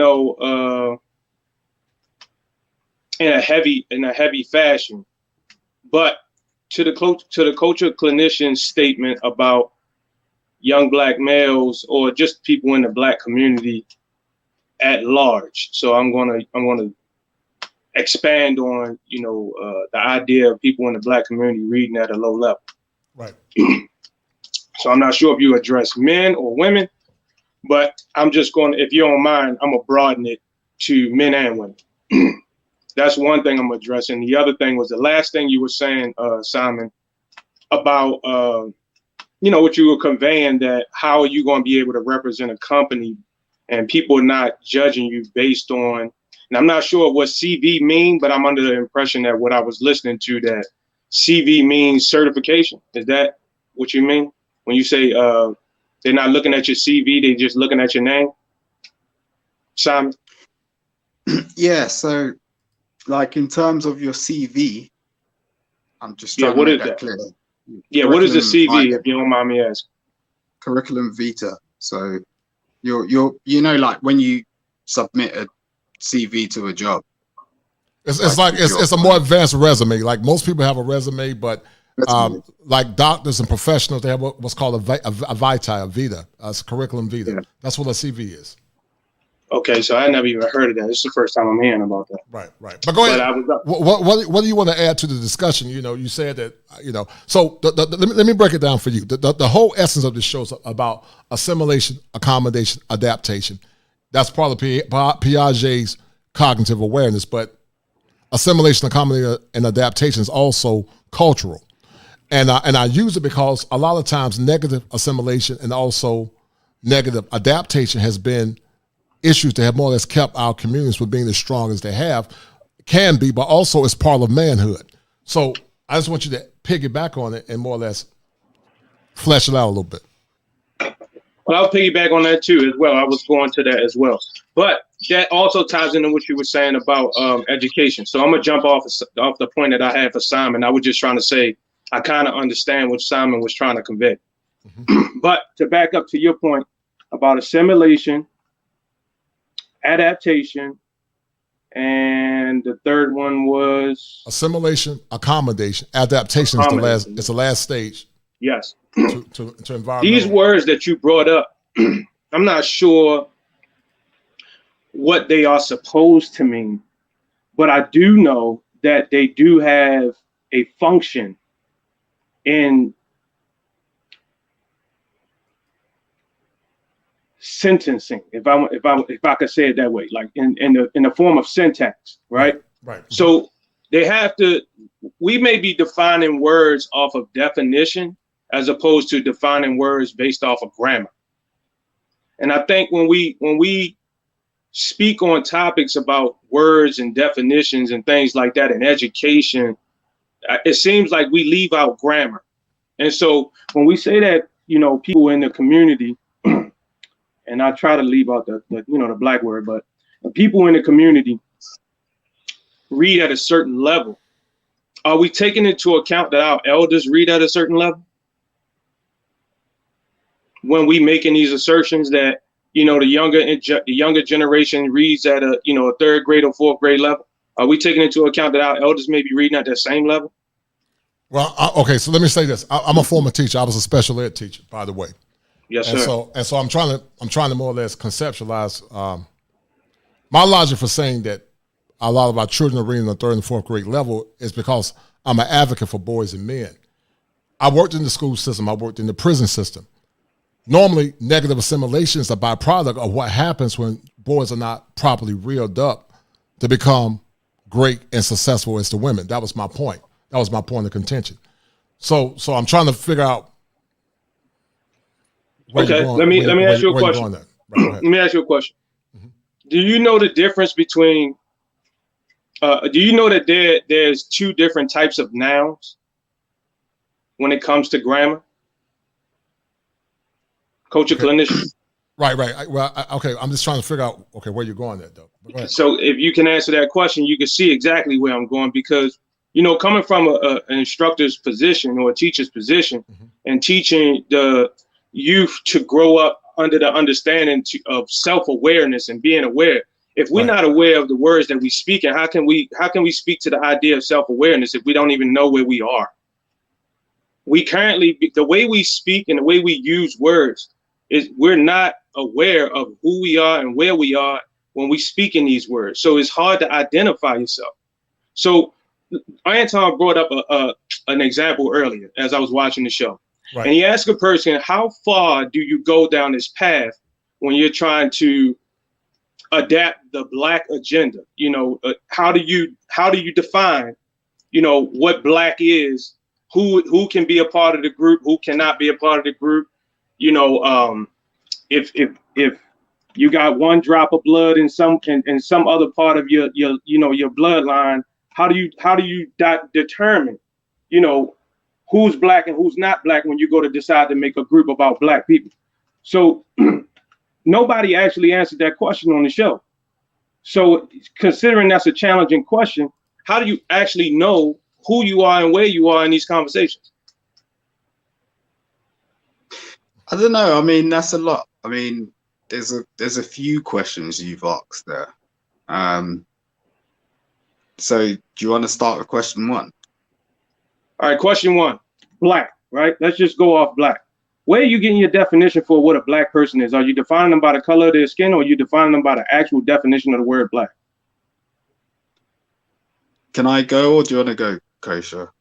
Well, listen, let me say this, and I don't really know where this conversation is going at, but I will say this, respectfully, the word black really is vague. I don't think we should be listed as black. We should have been seen as Americans of African ancestry. That's how I would say it. So when people say black, no other country, I just got back from Brazil, no one else say black. They say Brazilians, or they'll say Afro-Brazilian or Afro-Latin. So Simon himself is a man. Right, it's a negative conjecture. It's a negative word that was more or less used out of ignorance, one, but also as a way of classism to more or less stratify people of color or African ancestry. So I think I know where you're going at, Kay. That's your name, Kay?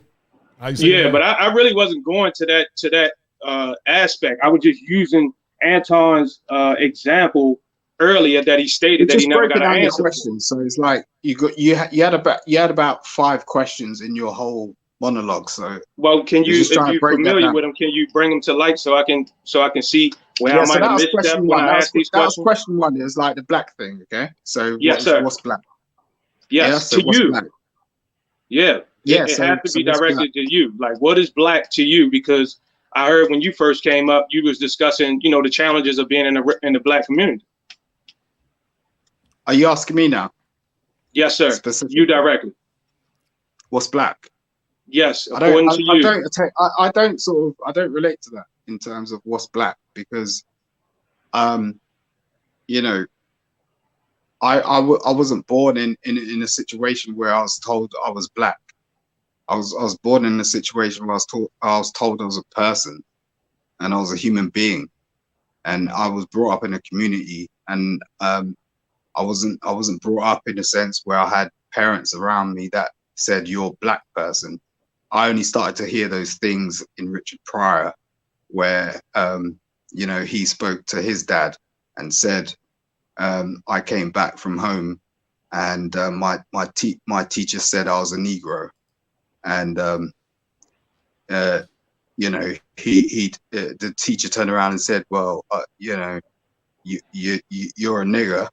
And he went back to his father and said, oh, I went back home, and my teacher told me I was a Negro. And his father turned around and said, well, I thought you was Polish. So there's a whole different conversation around that.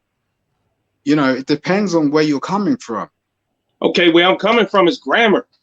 Nobody. Grammar. He brought up 3 words. He brought up 3 words, and there was assimilation, accommodation, and adaptation. But where do those words stand in grammar when trying to make a point? Because some of our points can get lost in the fact that we don't know how to read as Americans in general. I'm not speaking to just this one-sided community where we're talking about the black community. Across the whole board, when you're talking about reading levels, the reading levels of Americans is low as a total. Well, listen, I don't know about all that, bro. I don't think I'm talking about. I'm just talking about more specifically as it relates to black men, black boys. So I don't know where you're going at with this, but all right. But hold tight, bro. Hold tight. You're on my show, so you need to come pipe it down. Pipe down, bro. Pipe down. I'm the line on this show, all right? So I need you to pipe down. This is my show, and I need you to pipe down because your energy is off, all right? I need you to pipe down. So I don't know where you're from, if you're part of a movement, but I need you to pipe down. But I had to exit the show on that one because this is not the first show I've been on where I question our reading abilities. I'm trying to answer your question, but you're not, brother. When we talk about our children, we got to talk about ourselves. Brother, you're not making sense. I'm trying to see where you're making sense. Simon, did you get where this dude was coming from? Where is he coming from? He sounds very convoluted. I'm trying to see where he's coming from. I was trying to be patient, but but I'm like, you need to pipe down. I'm like, where is he coming from? He said, and I said it about 5 times. So I don't know, if he need hooked on phonics or what, but anyway, but yeah, I don't tolerate that goofiness. Hold tight, Simon. I'm very patient, but when you come on my platform, you better come correct, or you're gonna get this work. you're going to get this inner lion. Because like I said, I'm trying to see where the brother was coming from. I was trying to be generous. I was trying to be kind. But you kept going off. And, you kept going off. You kept saying the same thing. I'm like, dude, where are you going at? You're not making sense. What you're saying is highly convoluted. And then you're coming in. I get it though. It's like some people are really fixated with stuff. Do you get what I'm saying? And it's cool, And I guess that's what, it's not a bad thing they're tuned in. Cool, whatever. But, maybe a couple of weeks, you take it in. You've also got to have an education. Do you get what I'm saying? It's not sort of just that straightforward. Sometimes people see, it's like TV. Like some people just see things and they think, okay, you just gained this. Like I ain't on your platform thinking, oh, I know everything about everything. I do not. I'm listening. Hold tight, Simon. So, whether this brother is listening or not, the whole context of the show is about, he said, I used the word assimilation, accommodation, adaptation, and I'm like, I don't. So if he didn't hear the whole show, he's not going to get the pretext, the context, and also the post-text. Context is everything, but you got to hear the pretext in order to understand the context. And once you understand the context, you can understand the post-text. But he started talking about nouns and pronouns, and I thought I was in bizarro world because I'm like, what in the hell are you talking about? And I'm not trying to be rude, but I was trying to be as patient as I can. But I know, but your time is money. Do you get what I'm saying? And do you get what I'm saying? Like I'm totally aware of that. Like I'm clocking it in my head. Do you get what I'm saying? It's like when Anton gets on here, you damn well know it's like clocking it. Like it's just, but like what can you do? Some people are and you do need that perspective. Because it's cool. Right. The word time is what it is, and it's your channel. You checked it. Right. The word black is vague. It's a very vague connotation that should have never been associated with people in America. They don't see you as Simon Hector as being black. They see you as a Brit. You're a Brit that happens to have African ancestry. America is the only dysfunctional country that have used the terminology black or colored. But we were supposed to be seen as Americans first, Americans of what I created a term called the African diaspora. We are Americans of the African diaspora. When I was in Brazil, they were Brazilians, but they don't say I'm black because that's goofy. What is black? You can't define black because it's very vague. What they should say is affirm the national origin first. And then once you affirm the national origin, you more or less use deductive reason to say, what branches of Africa are you from? And then you go from there. They say I have African roots, but I didn't know where this brother was going there. It was very convoluted. Guys, forgive me for getting crunk, but when you come on my platform, you're going to come correct.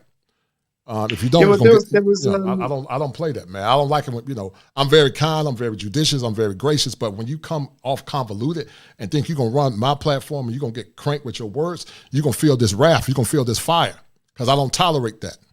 But go ahead, brother. I'm very cautious of that, because I respect you, but it's like that's the thing about respect, and it's the same with women. But if you take Dick Gregory, for example, is like one of the first black people that ran for a presidency in America, and people don't really sort of resonate with that. It's like Obama, so it's like okay, but it's like if he was the one that spooned the thought that white is a mind state. It's, and then you go into the fact of, is black a mind state? And that's a whole different question. Do you get what I mean? So it's like, I think the interesting thing in this day and age, and we're now coming into 2022, and I guess the whole idea is that we're actually in a position to actually have some sort of retrospective view on what's gone on in our lives for the last 50 years is brilliant. But to be fair, if you looked at me 2 years ago, I'd probably be speaking like that dude that just came on. Mm-hmm. Simon, I'm gonna ask you a couple of questions, man, because you must you must have some British rum. You must have some British rum tonight, Simon. You seem very toasty. You seem very toasty. But I'm from the St. Lucian rum. But you heard the conversation, Simon, about negative assimilation. You heard about things that you've learned to stop you from being the best version of Simon. What are some of those things, Simon, that you experienced that stopped you from being the best version of yourself as a man? Loaded question. And what did you have to do to uncover so you can recover as a man? And once again, to some of the ladies and the men, the link has been dropped. Please come up. Let's have a conversation, because this is not a monologue. This is a dialogue. When you come up, please cam up. Be respectful. I'll be respectful. If you get out of line, you'll get this wrath. You'll get this fire. So when you come on with respect. I'm going to respect you because I'm very gentle, but I don't tolerate disrespect. Go ahead, Simon. I don't know. I mean, I'm hard to relate to be honest. That's why my name's Simon Hector, because there's two sides to things. You must be a Gemini. I'm an Aries, like Aries, Anton, okay. and I'm most of the others, unfortunately. But yeah, no, I've had a very different life, and a very unique life. So I don't know if my story is going to be relatable to most people. Right.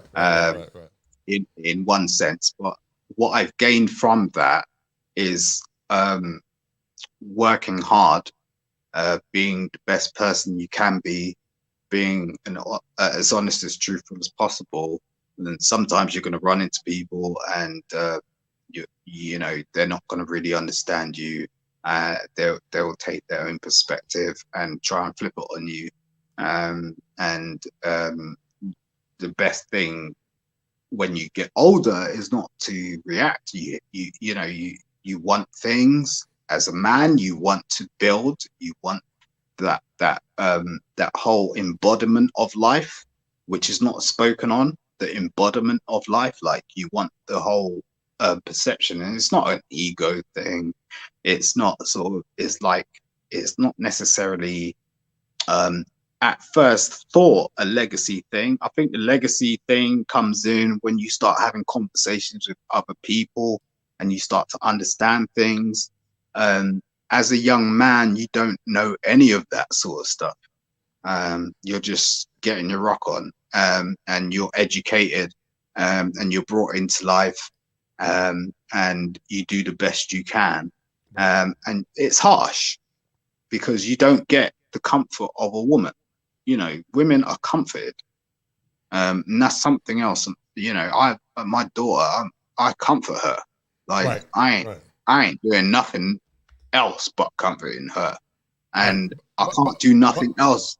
Do you know what I'm saying? But hold tight, Simon. I want some of the ladies to pop in and join this conversation. You know, ladies, I'm not going to bite. I'm very gentle, but I'd like to hear from Alexandra. I'd like to hear from Mika. You know, because men got to get it through from the mud if they're going to be successful. If they're going to build communities, they got to get it through the mud. But you got to also be able to more or less get rid of negative assimilation. So to some of the women, come up. Let's have a conversation.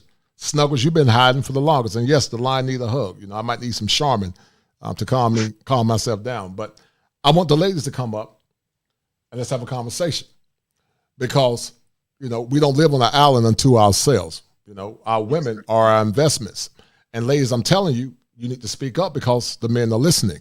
So let's have a conversation, because I believe that women are sometimes the greatest benefactors that can help a man assimilate accordingly if they are feminine.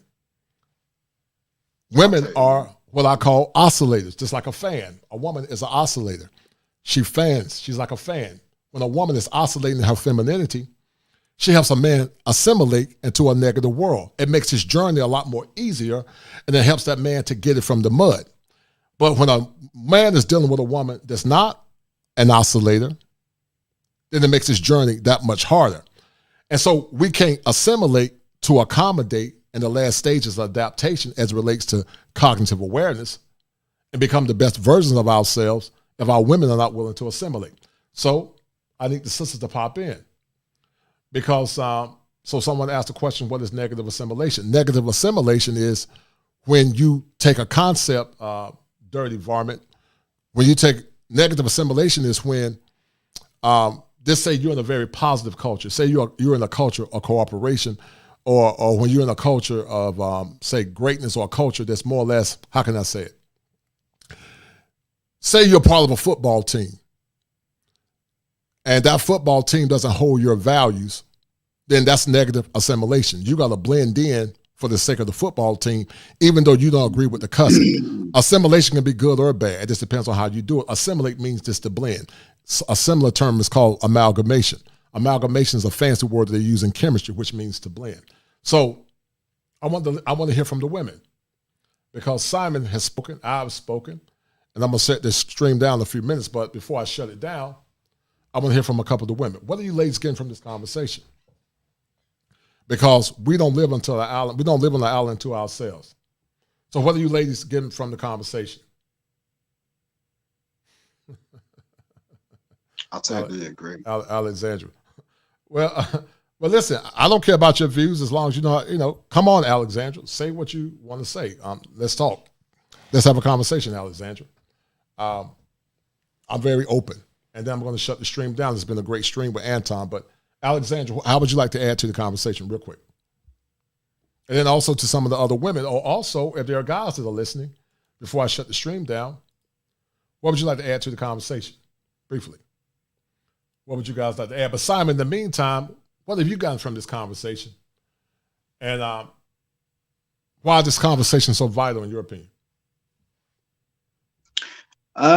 To your point, I think that's right. I think more women need to actually chime in, and I'm actually going to hop off to make space for that, to be honest. But you brought up a great position. I appreciate you, Guy, and I think Anton's perspective was cool, and I bid you a good night. From my perspective, I don't know if it's in the daytime where you are, but okay, it's nighttime out here. But right. I'm bang. Yeah, I'll rock with you. Peace. Peace, Simon, and please share the content to the populace in Britain. All right, I'll do that. and make sure they send me some British pounds. Tell them to send me some British pounds, man. All right, Simon, be good, brother. All right, so to the women that are listening, to the men that are listening, this has been a long stream, a very good stream, by the way. Thank you to everybody that have contributed to the show. If you have not donated, donate to Cash Out $7 Smalls. This show took me literally about 8 hours to put together with all the editing and the content. I'm actually doing the moderating by myself tonight. But I would love to have someone else come in, a lady perhaps, but also maybe another male with a very cogent and very cerebral perspective. I would love for you guys to come on and let's have a conversation, because I'm open to a dialogue. As long as you are respectful, I'm open to a dialogue. So what have you guys gotten from this show? How was the show relevant? How did it benefit you? And how would you take from this show about the necessities as a man to assimilate, accommodate, and to adapt as it relates to manhood and getting it through the mud? So one of the ladies, one of the guys, let's join the conversation. Because our society, guys, is crumbling.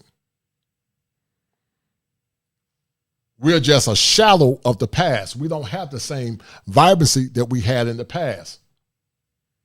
I came out of high school back in 1990. And I remember a time when the world was a lot more balanced. And we didn't more or less live in victimhood. We lived in victory. The men's yay was yay and the women's nay was nay. People were a lot more aware of their shortcomings and their issues. But now it appears that we live in a bizarre world when the world is turning upside down. Now, listen, there are some people that believe that we will never go back to the times of the past when we were a vibrant community. Some people don't believe we'll ever go back to that. Some believe it's due to liberal indoctrination. Some believe it's due to negative socialization. But some don't believe we will ever go back to a time of the past.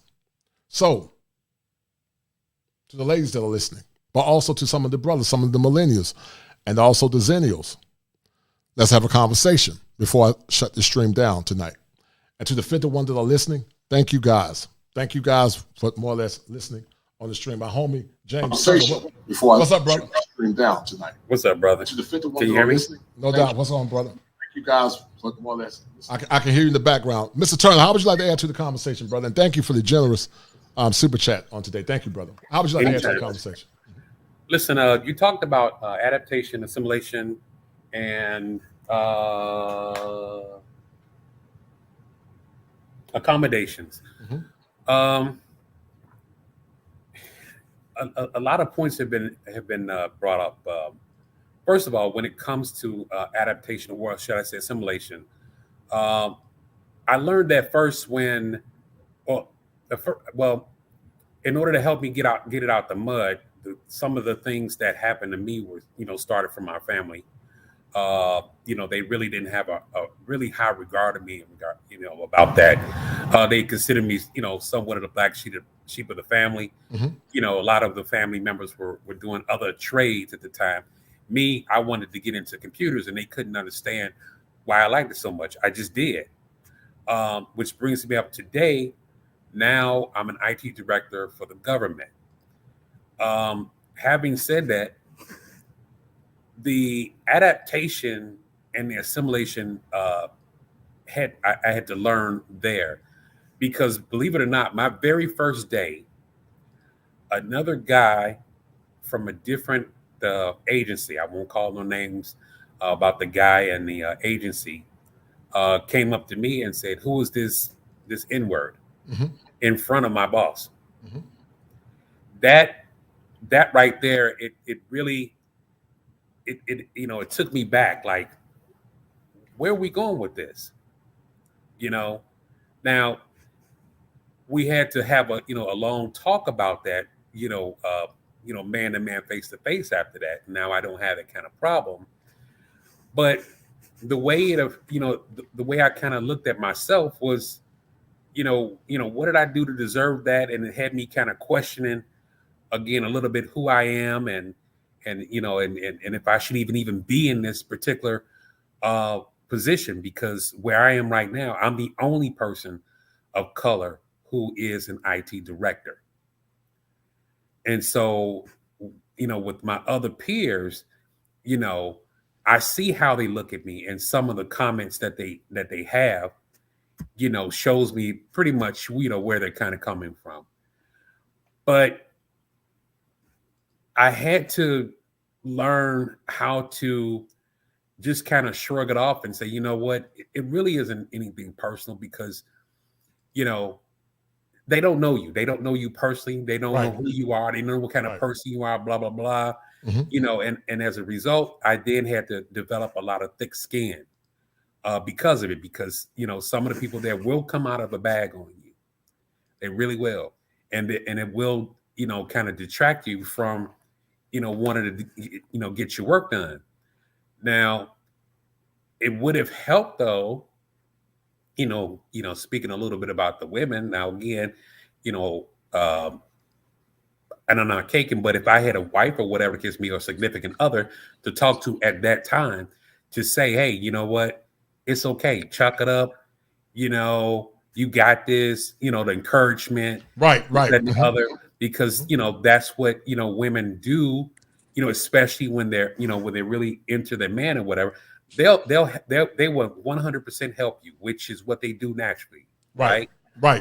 And so, with that, so that adaptation. So I just had to develop a really thick skin, but as a consequence, I guess maybe not.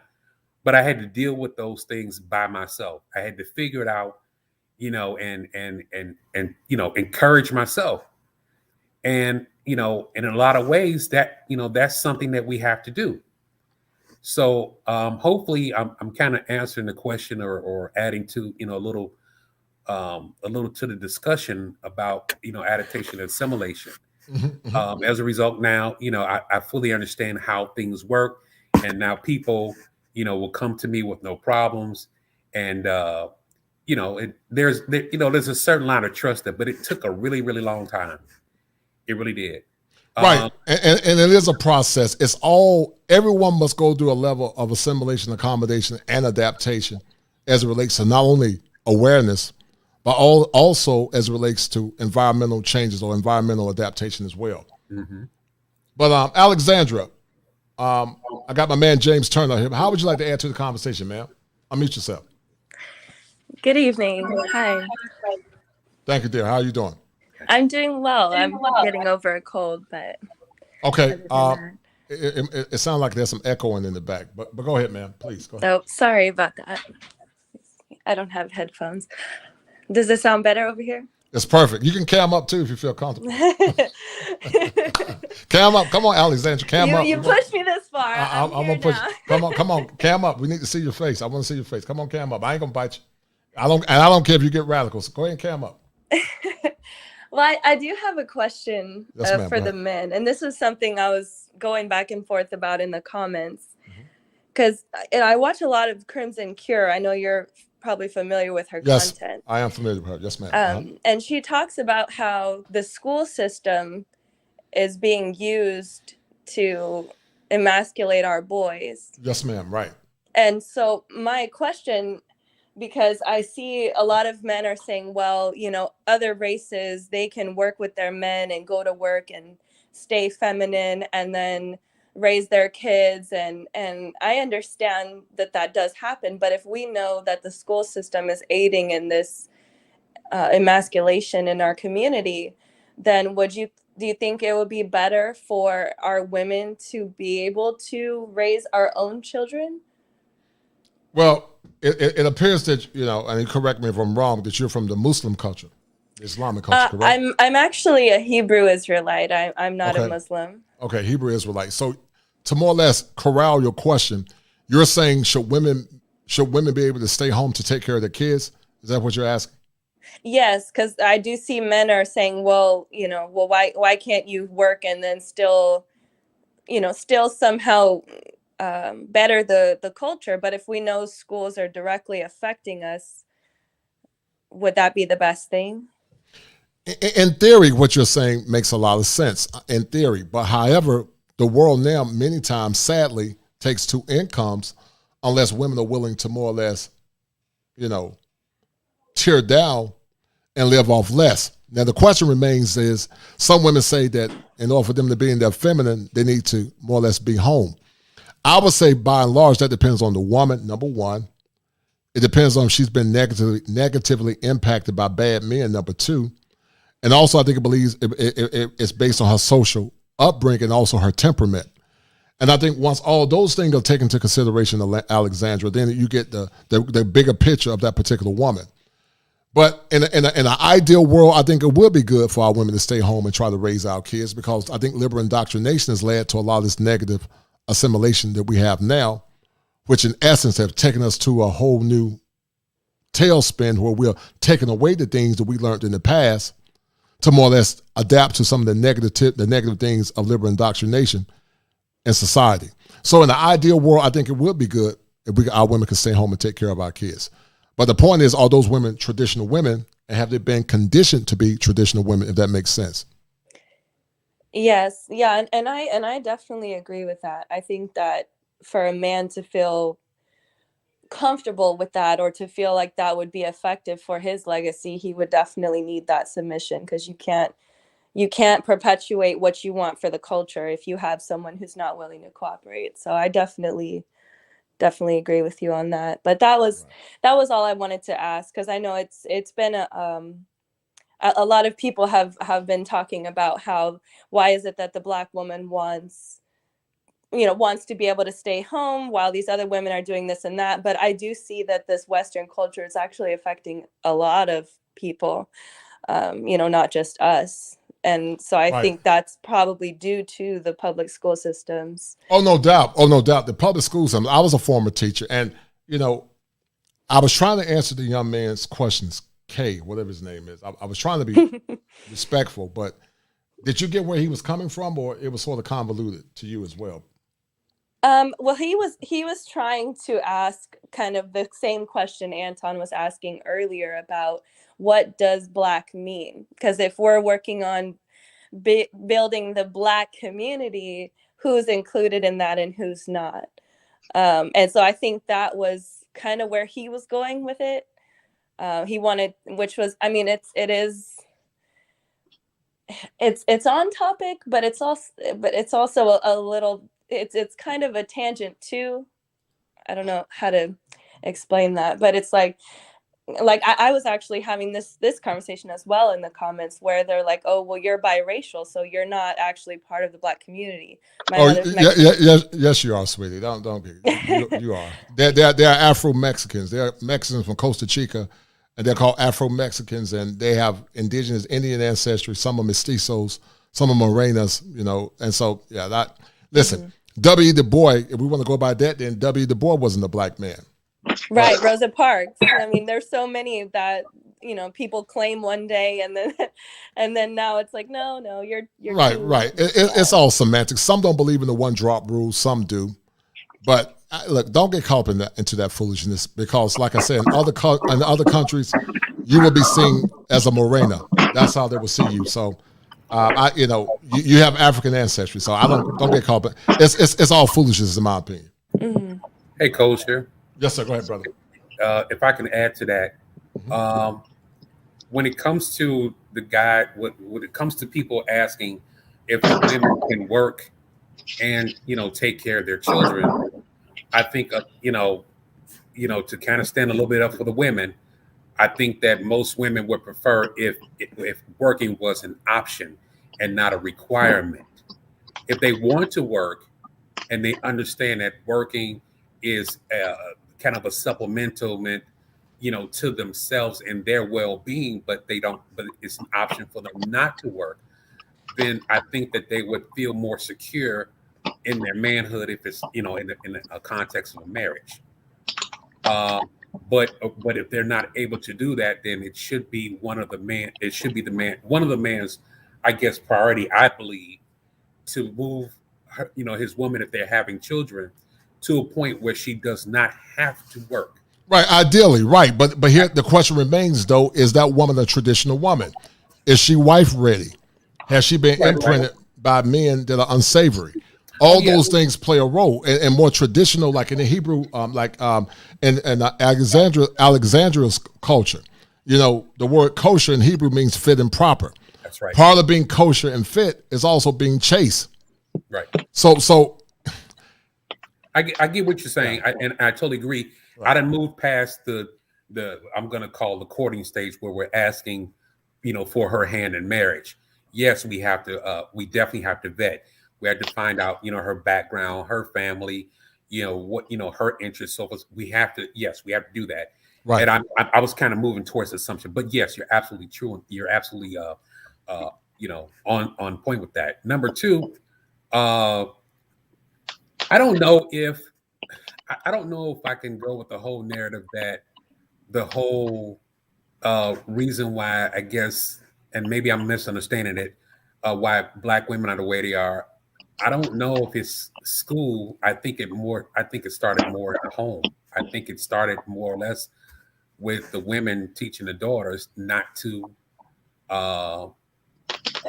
move so quickly to marriage, but to say, you know, to go out and, you know, get your career started and, you know, have a little fun and travel and stuff like that, and then talk about getting married.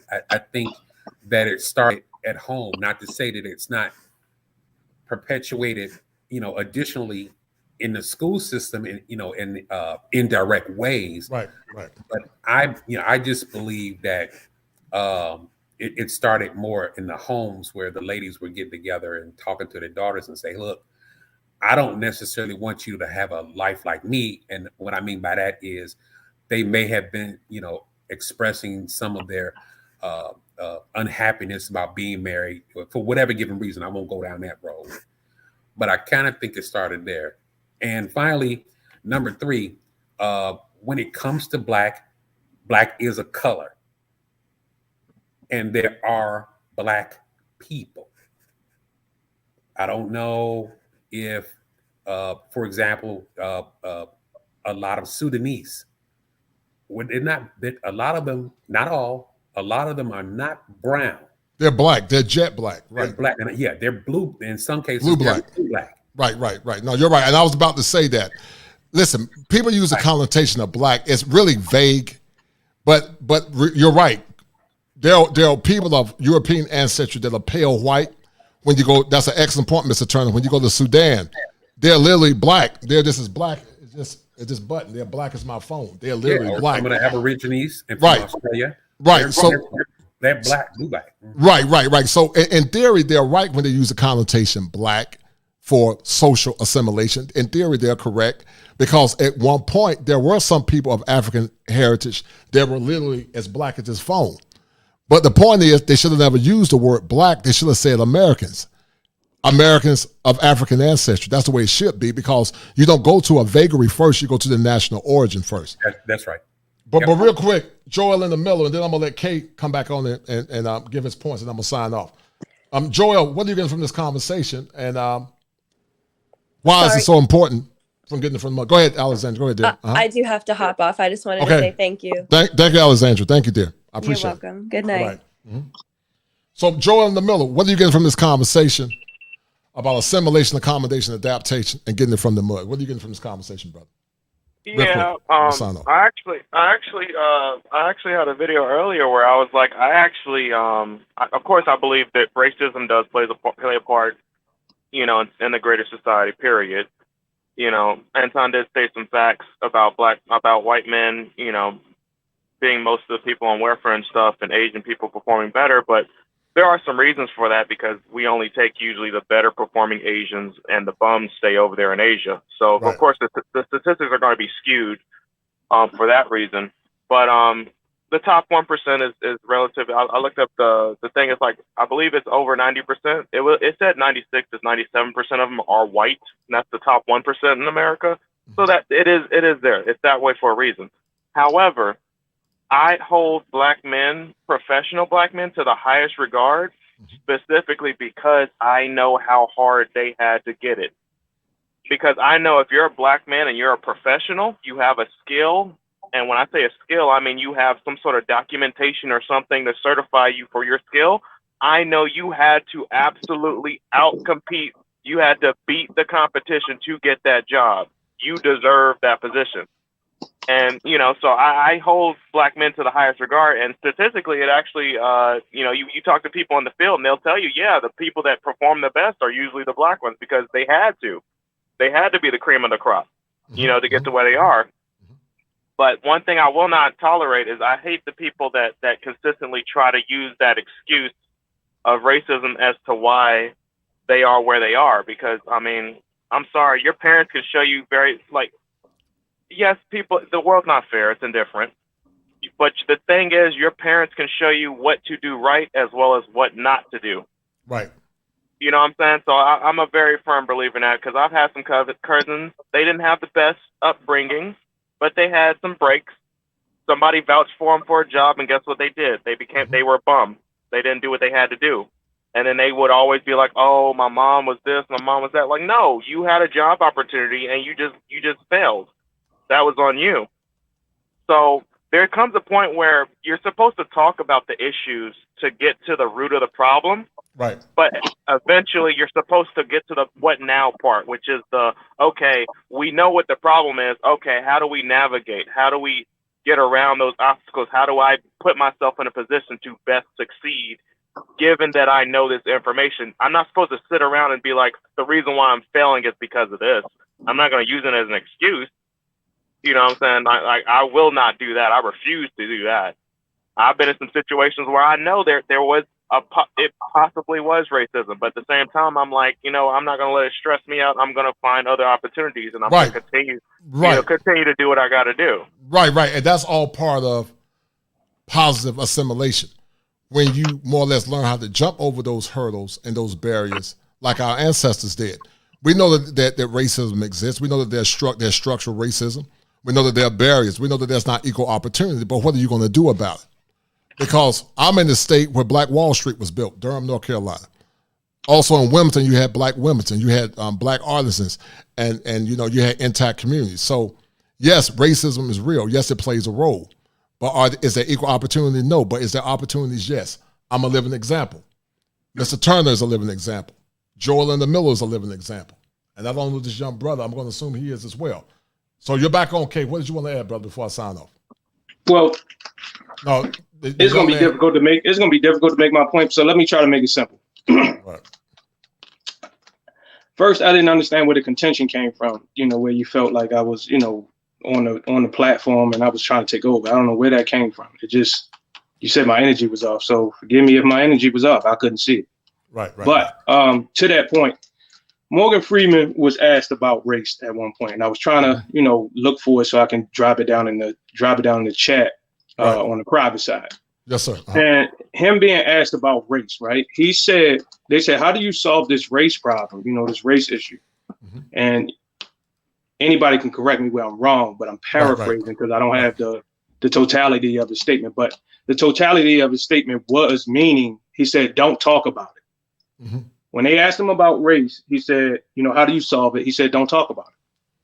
So when we were asked, when I was asking earlier about the question, it seems as though this is not the first time this happened to me. So that's why I backed out. That's why I hit the, I gave the fist and I said, all right, I'm out, because when I talk to my elders, they get frustrated with me.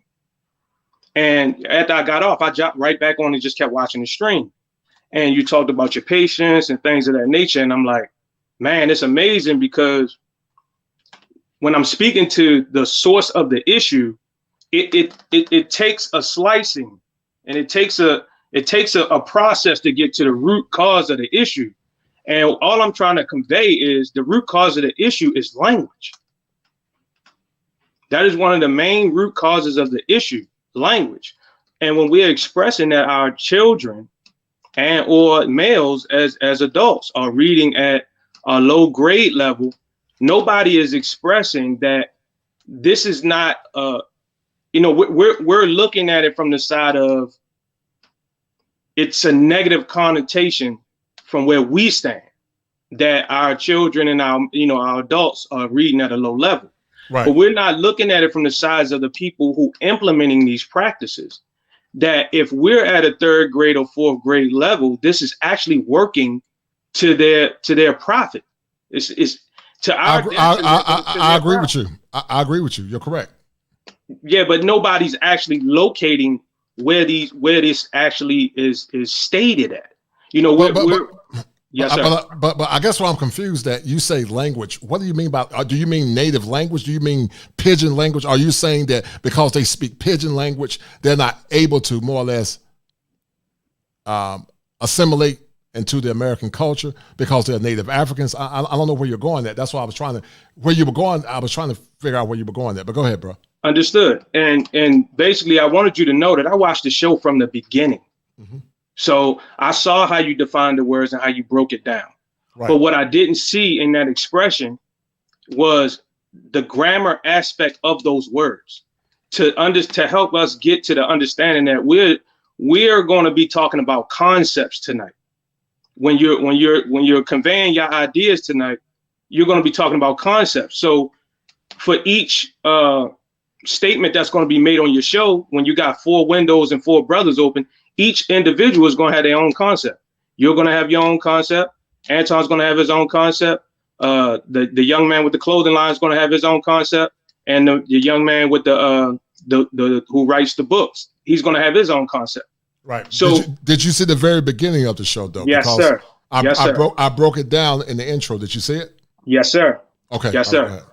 Yes, sir. And so that's why I was asking, even though you broke down the definition, the grammar aspect wasn't being broken down, and that showcases where we fail at as a group of individuals who are arming ourselves with the term Black and not actually properly defining words. Our words have many different definitions. One word can have 9 definitions. So I agree with that. Sir. You're right. You're right. Right. Right. Yes, sir. Go ahead. No. So I thought I said it, but maybe I didn't convey it correctly. But so my point of conjecture was this: as it relates to the clinical world, there's a more or less basic nomenclature, or there's a basic statement as it relates to assimilation, accommodation, adaptation, as it relates to the psychological. But however, there is also assimilation, accommodation, adaptation as it relates to society or social assimilation. So I was more or less trying to harness it from that perspective. The thing is, you can't, you have limited time. So the key is hopefully they get the broader aspect of what I'm saying. And I thought I more or less finessed it to make it make sense from a social and a psychological perspective as I was trying to convey it in the show. But your point is taken. My point is taken. And that's why, you know, I come on these shows because, you know, when we compartmentalize, like clinical, psychological, biological, financial, ecologically, or, you know, economically, all of these are different compartments. Right. I understand what you're saying. Right. When we go into these different compartments, we go into the dynamic aspect of these words. These words become very dynamic. And and we as individuals can get lost in these dynamics if we don't know what we are, who we are, and what is being expressed to us when it's being expressed to us. Yes, well, see, you're new to this channel. You say you just popped in. I think you just popped in from the stream. I started from the beginning of the show, and I came all the way up. Right. But my point is, you don't follow me. This is the first time you heard about me, right? No, this is the first time I watched your stream. But I saw you on the Lapeef Network, on the King Talk. Okay. So I saw you on several different. Gotcha. Even with the guy that's from Baltimore and things like that. I forgot his name. So forgive me. So I've seen you in many different aspects expressing. So you know I'm a licensed therapist, right? I do, and so a lot of times my concepts come from a clinical perspective.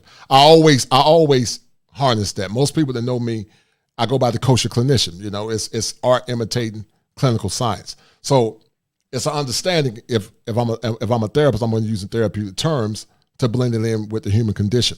So that's why I say that's what I do. Just like you got guys like the lead attorney, he used legal concepts sometime to blend into celebrity news or celebrity whatever.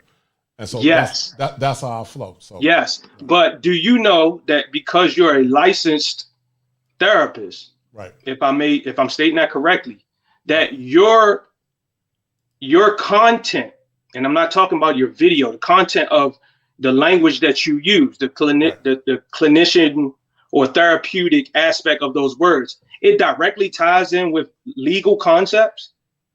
No. I'm just trying to give you two contrasting views. If Mr. Turner had a show that was based on math, he would use some math concepts to tie into whatever you need to tie in. It's basically you taking the foundation of what you are or who you are and bringing it to the broader audience. No different than the lead attorney. His points are more or less from a lawyer's perspective.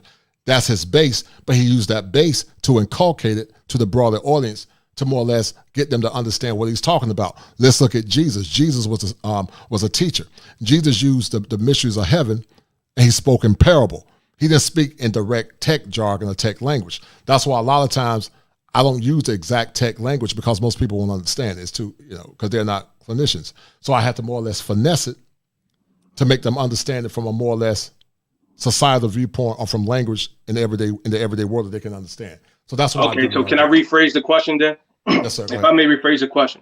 And then we're going to sign off because I'm about to sign off about 2 minutes. Make it 2 minutes. I have to go, brother. Go ahead. Does your license not bind you to contractual terms? Does my license bind me to contractual terms? What do you mean? All right. When we sign to get a license, so let me say this. Sorry. If I'm doing something outside the confines of my license, something that's unethical, yes. But what I'm doing, this is art imitating clinical science. It's almost like what we call edutainment. It's not bona fide, but it is bona fide if it makes sense. So I'm using terms to more or less convey a point as it relates to the human condition of most men and women. So I'm not doing nothing outside the scope of practice. There are many people that like accountants, lawyers, or whatever, and we use some of our educational background to convey a message to the broader audience, if that makes sense. And that's exactly why I'm saying what I'm saying and I'm glad you broke it down on many different disciplines and practices. They all lead back to contractual terms and conditions. If you're using the art and the science of a mathematician, that leads back to the legal terms and conditions of that licensing or that degree, right? So when you go back to a therapist, therapists are licensed, right? So if they're licensed, then that's leading back to the terms and conditions of that license that we apply for. Me, myself, I'm an electrician, right? When I got my master's license, that tied me into terms and conditions of the contract. Contract is all legal jargon. But I'll say this, and I think I know where you're going there. But I'll say this: I'm not tied to a contract because I'm not. This is art imitating life. Just like what my man said. I'm not holding the therapeutic session. Let me say this, and I have to go. And I appreciate your insight and you trying to be cerebral. I appreciate that, and I apologize if you thought I was screaming at you. But let me say this. Let me say this, young brother, and then I'm gonna let middleman say something. Then I'm gonna keep it moving. If I was giving you a comprehensive therapeutic evaluation, that I will be beholden to the contracts and the mandates of that state, that jurisdiction, and also the code of ethics. But because we have free speech, we can talk. So this is not a contractual agreement. I'm not beholden to anything that's going to harm anyone because you're not my patient. The people on my show are not my patient. We're just having a conversation. We are Americans. I can talk about the parameters of clinical science, but you're not my patient. I'm just talking in conjecture, and I'm talking around the bigger picture of clinical science. So I'm using clinical terms to more or less bring clarity to the masses. And that's more or less in a nutshell.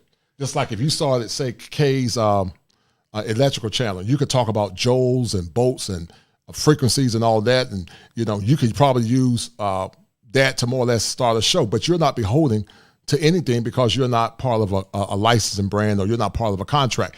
You haven't signed a contract with anyone. You're just more or less conveying electrical terms, and you're more or less finessing it to more or less get the point out to your broader audience if the people that are listening to you are more or less interested in electricity. And a lot of times you can't sell it solely on electricity. Sometimes you got to finesse it. So that's it in a nutshell, brother. All right? Did that make sense? Does that make sense? I mean, you express your point. I don't want to, dig into it because, in my opinion, in order for us to get to the solution that we're talking about, you have to flesh it out. And if nobody is willing to flesh it out, we're going to constantly have these circular situations where we're not getting the solutions at mass, but we may be getting them at a minor concept. So if we get them at minor concepts and we're comfortable with that, that's fine. But at mass, it has to be fleshed out in order for us to get to that point. Well, I thought I fleshed it out, but but it is what it is. But no hard feelings, brother. Much love and blessings, man. Thank you for joining in. Too. Salute. Salute, brother. No doubt. Be well. All right. Real quick, guys, before we sign off, thank you, Kay. Turner, Joel in the middle, what'd you get from this show real quick? And we're about to sign off. And then Turner, tell me. I thought it was a good show, 4-hour live stream. Didn't mean to take it this long, but thank you to the 37 that are listening. I love you guys. Let's keep this channel growing. My channel is for the empowerment of men, particularly black men, but all men. And also, I feel that once our men are empowered, we can empower our women. Once our women are empowered, we can empower our community. Once our communities are empowered, we can empower the nation. But real quick, James, in less than 2 seconds, 2 minutes, less than a minute, what'd you get from the show? And then Joel in the middle. And thank you, Joel, for always popping in, brother. Much love, brother. Go ahead. Yeah, really quick. As far as getting out the mud, most Black/brown people have had to get it out the mud. Not too many people were born with silver spoons in their mouths. They had to start from very, very, I'm gonna call it meager beginnings, but through perseverance, through family, through faith, through good food, through friends and stuff like that, they were able to assimilate into what they felt as though they were more in regard to what they determined was to be successful. And in order to do that, you have to adapt. You have to change your mind. You have to understand, your environment, and you have to be comfortable with yourself. Right, no doubt, no doubt. Joel in the middle, what did you get from the show, brother? How was it beneficial as it relates to assimilation, accommodation, and adaptation? How does it relate? And what did you get from the show? Well, I get that there's a lot of black men out here who understand, that yes, there are hurdles, but we work through it. There's always going to be winners and losers. And unfortunately, our losers are weeded out sooner in life. And there's multiple ways to get to that end goal, that destination. And as black men, like I said earlier, we have that pride knowing that we got it ourselves. Nobody gave it to us. We worked for it. You know what I'm saying? So there is that pride factor in there as well. And I hope more black men would actually pat themselves on the back. You know, it's not it's not egotistical to do that. Like, pride yourself on that. Like, you got it out the mud. You did it. Out of the mud, no doubt. But at the same time, don't try to let the hurdles get in your way. Don't let them weigh you down too much. We get it. You might not have as much support, but guess what? There's other black men like the kosher clinician. There's other black men out here like Anton, all the brothers on the panels who are here giving the game to help you out. You know, so that's why I'm like, if y'all sitting here watching the show, there's no more excuses. Right. There's no reason why you can give an excuse. You just got to get out there and do it. Right.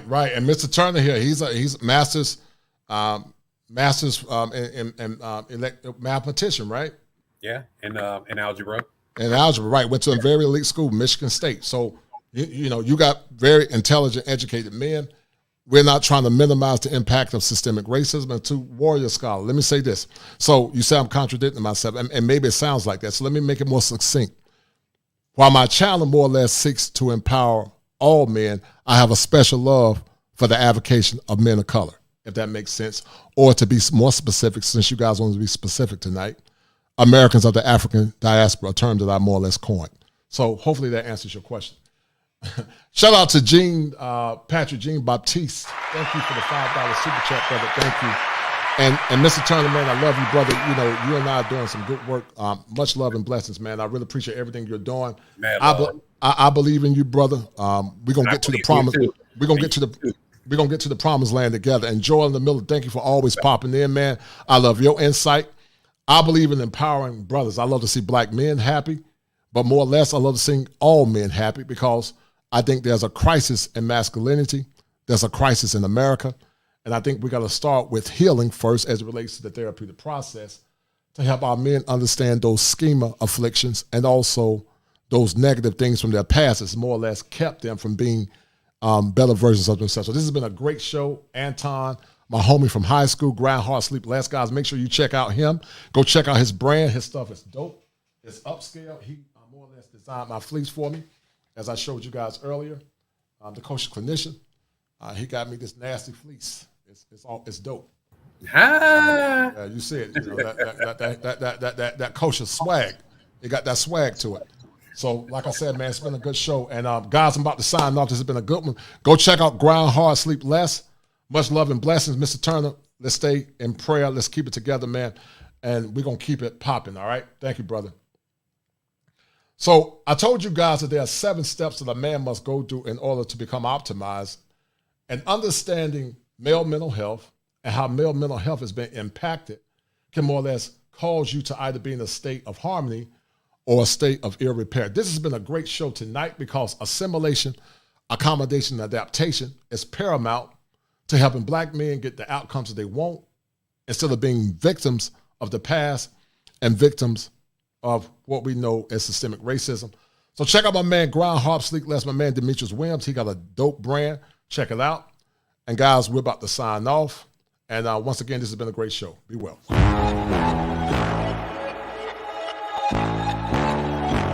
Tell them run it off. I wake up. Yeah. I wake up, flex, thumb down now. Check, no drip, this wet. Tell them run it off. No sleep, no rest. Might crash, might wreck, but first I stretch. Tell them run it off. I wake up, flex, thumb down now. Check, no drip, this wet. Tell them run it off. No sleep, no rest. Might crash, might wreck, but first I stretch. Tell them run it off. 9 out of 10 roll through my hands, I'm by my lonely. Turned to a savage, now my baby wants to hold me. I love my fans, don't need no friends, I got my homies.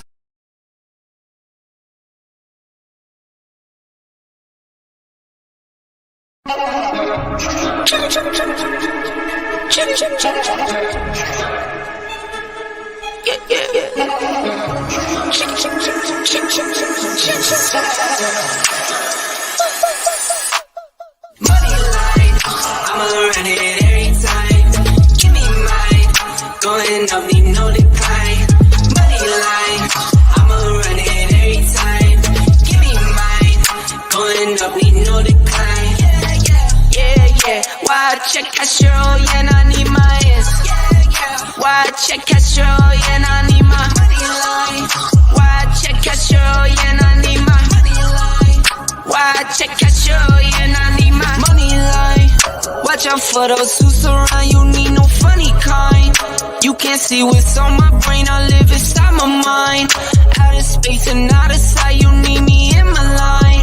Need no face, don't need no phonies, no, no, no. Need no snakes, no only homies, down for show. On go, go, go. Get a book and get the front and we load up and roll, roll, roll. I got kids, yeah, I got staff, I make a little, need more, more, more. I sell records, you sell packs, not on my level, no, no, no. I'm a pop star, I'm a rock star, I'm a winner. Think I'm not hard, you smoke rock, car waste, man, why you dumb? I'm with airline, we on airlines like we on the run. I'm with take girls run up on me, they done. Money line, I'ma run it every time. Give me mine, going up, need no decline. Money line, I'ma run it every time. Give me mine, going up, need no decline. Yeah, yeah, yeah, yeah. Why I check cash, yeah, and I need my ass. Why I check cash, yeah, and I need my money line. Why I check cash, yeah, and I need my money line. Why I check cash, yeah, and I need my. I ran up a check, I might do it again. Enemies close, have me thinking they're friends. 10 toes down, I'll be free until the end. Crib outside the city, I don't feel safe in my hands. Took so many years, I'm just waiting for the wins. I'm in debt to no one but the one who took my sins. I do it for real, there's no reason to pretend. If I do it once, I do it again.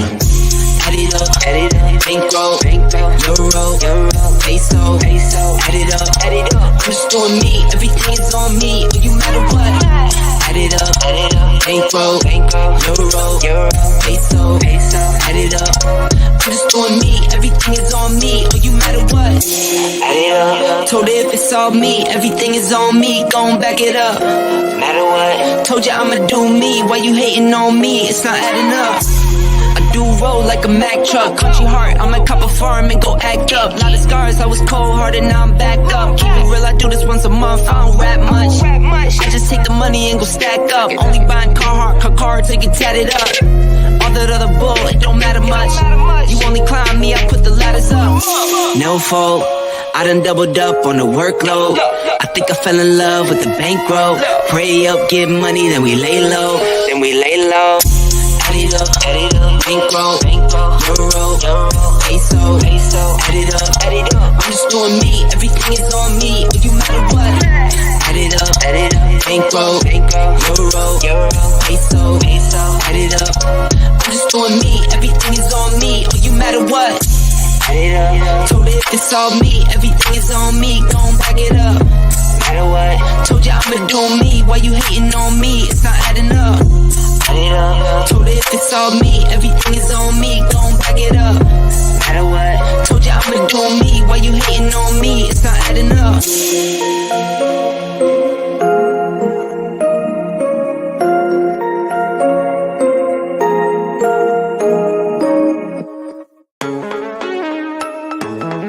Swipe, swipe, swipe, swipe. Swipe, swipe. Swipe, swipe, swipe. Just picked up some bands, come again. They do what I do, I'm like Simon says. I'm the running man, rapping rubber bands. They do what I do, I'm like Simon says. They do what I do, I'm like Simon says. Swerving, making plays, Ferrari red. Never out my zone, touchdown in my hands. Only fam around me, I can't have no friends. Had to cut you off, you left me out for dead. Ever since I was a teen, had prices on my head. Had to cut you off, you left me out for dead. They do what I do, I'm like Simon says. Just picked up some bands, come again. They do what I do, I'm like Simon says. I'm the running man, rapping rubber bands. They do what I do, I'm like Simon says. Just picked up some bands, come again. They do what I do, I'm like Simon says. I'm the running man, rapping rubber bands. They do what I do, I'm like Simon says. Ballpoint on the beat, ballpoint make them dance. We came up from nothing, now we're making plans. Just picked up some bands, Tell her ask it questions while I come and grind. On the run like a runaway. Only way is the money way. New chain, no jewelry. No gays, don't fool me. 21, been a boss. Take the game, pay the cost. Heard you rolling TikTok. Need to get another watch. Just picked up some bands, come again. They do what I do, I'm like Simon says. I'm the running man, rapping rubber bands. They do what I do, I'm like Simon says. Just picked up some bands, come again. They do what I do, I'm like Simon says. I'm the running man, rapping rubber bands. They do what I do, I'm like Simon says.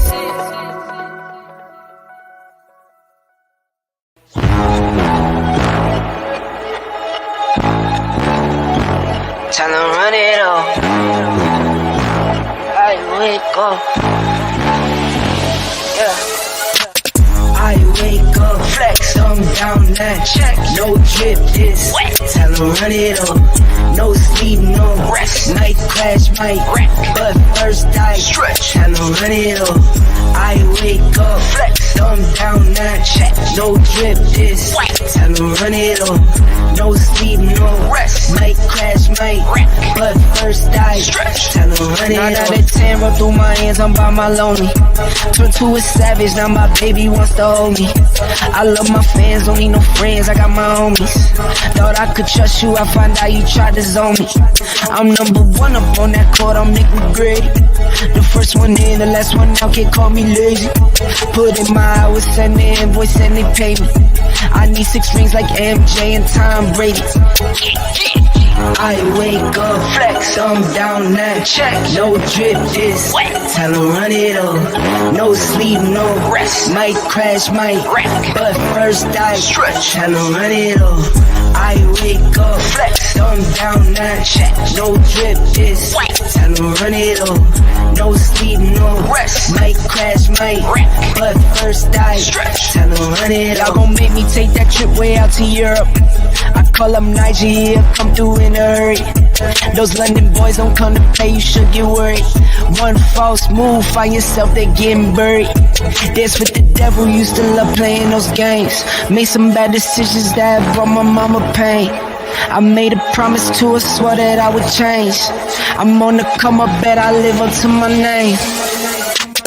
I wake up, flex, I'm down that check. No drip this, tell them run it up. No sleep, no rest. Might crash, might wreck. But first I stretch, tell them run it up. I wake up, flex, I'm down that check. No drip this, tell them run it up. No sleep, no rest. Might crash, might wreck. But first I stretch, tell them run it up.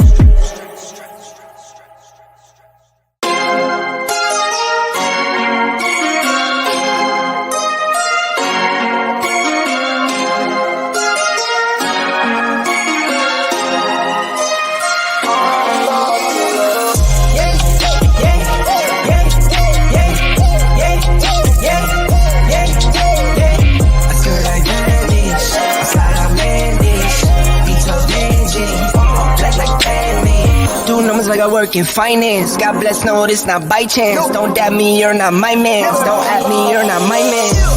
Mama said don't buy it if you cannot buy it twice. I cop by the tools and I don't pump fake with the price. Always on the grind, I put in work with all my might. I know that he got me, not by sight.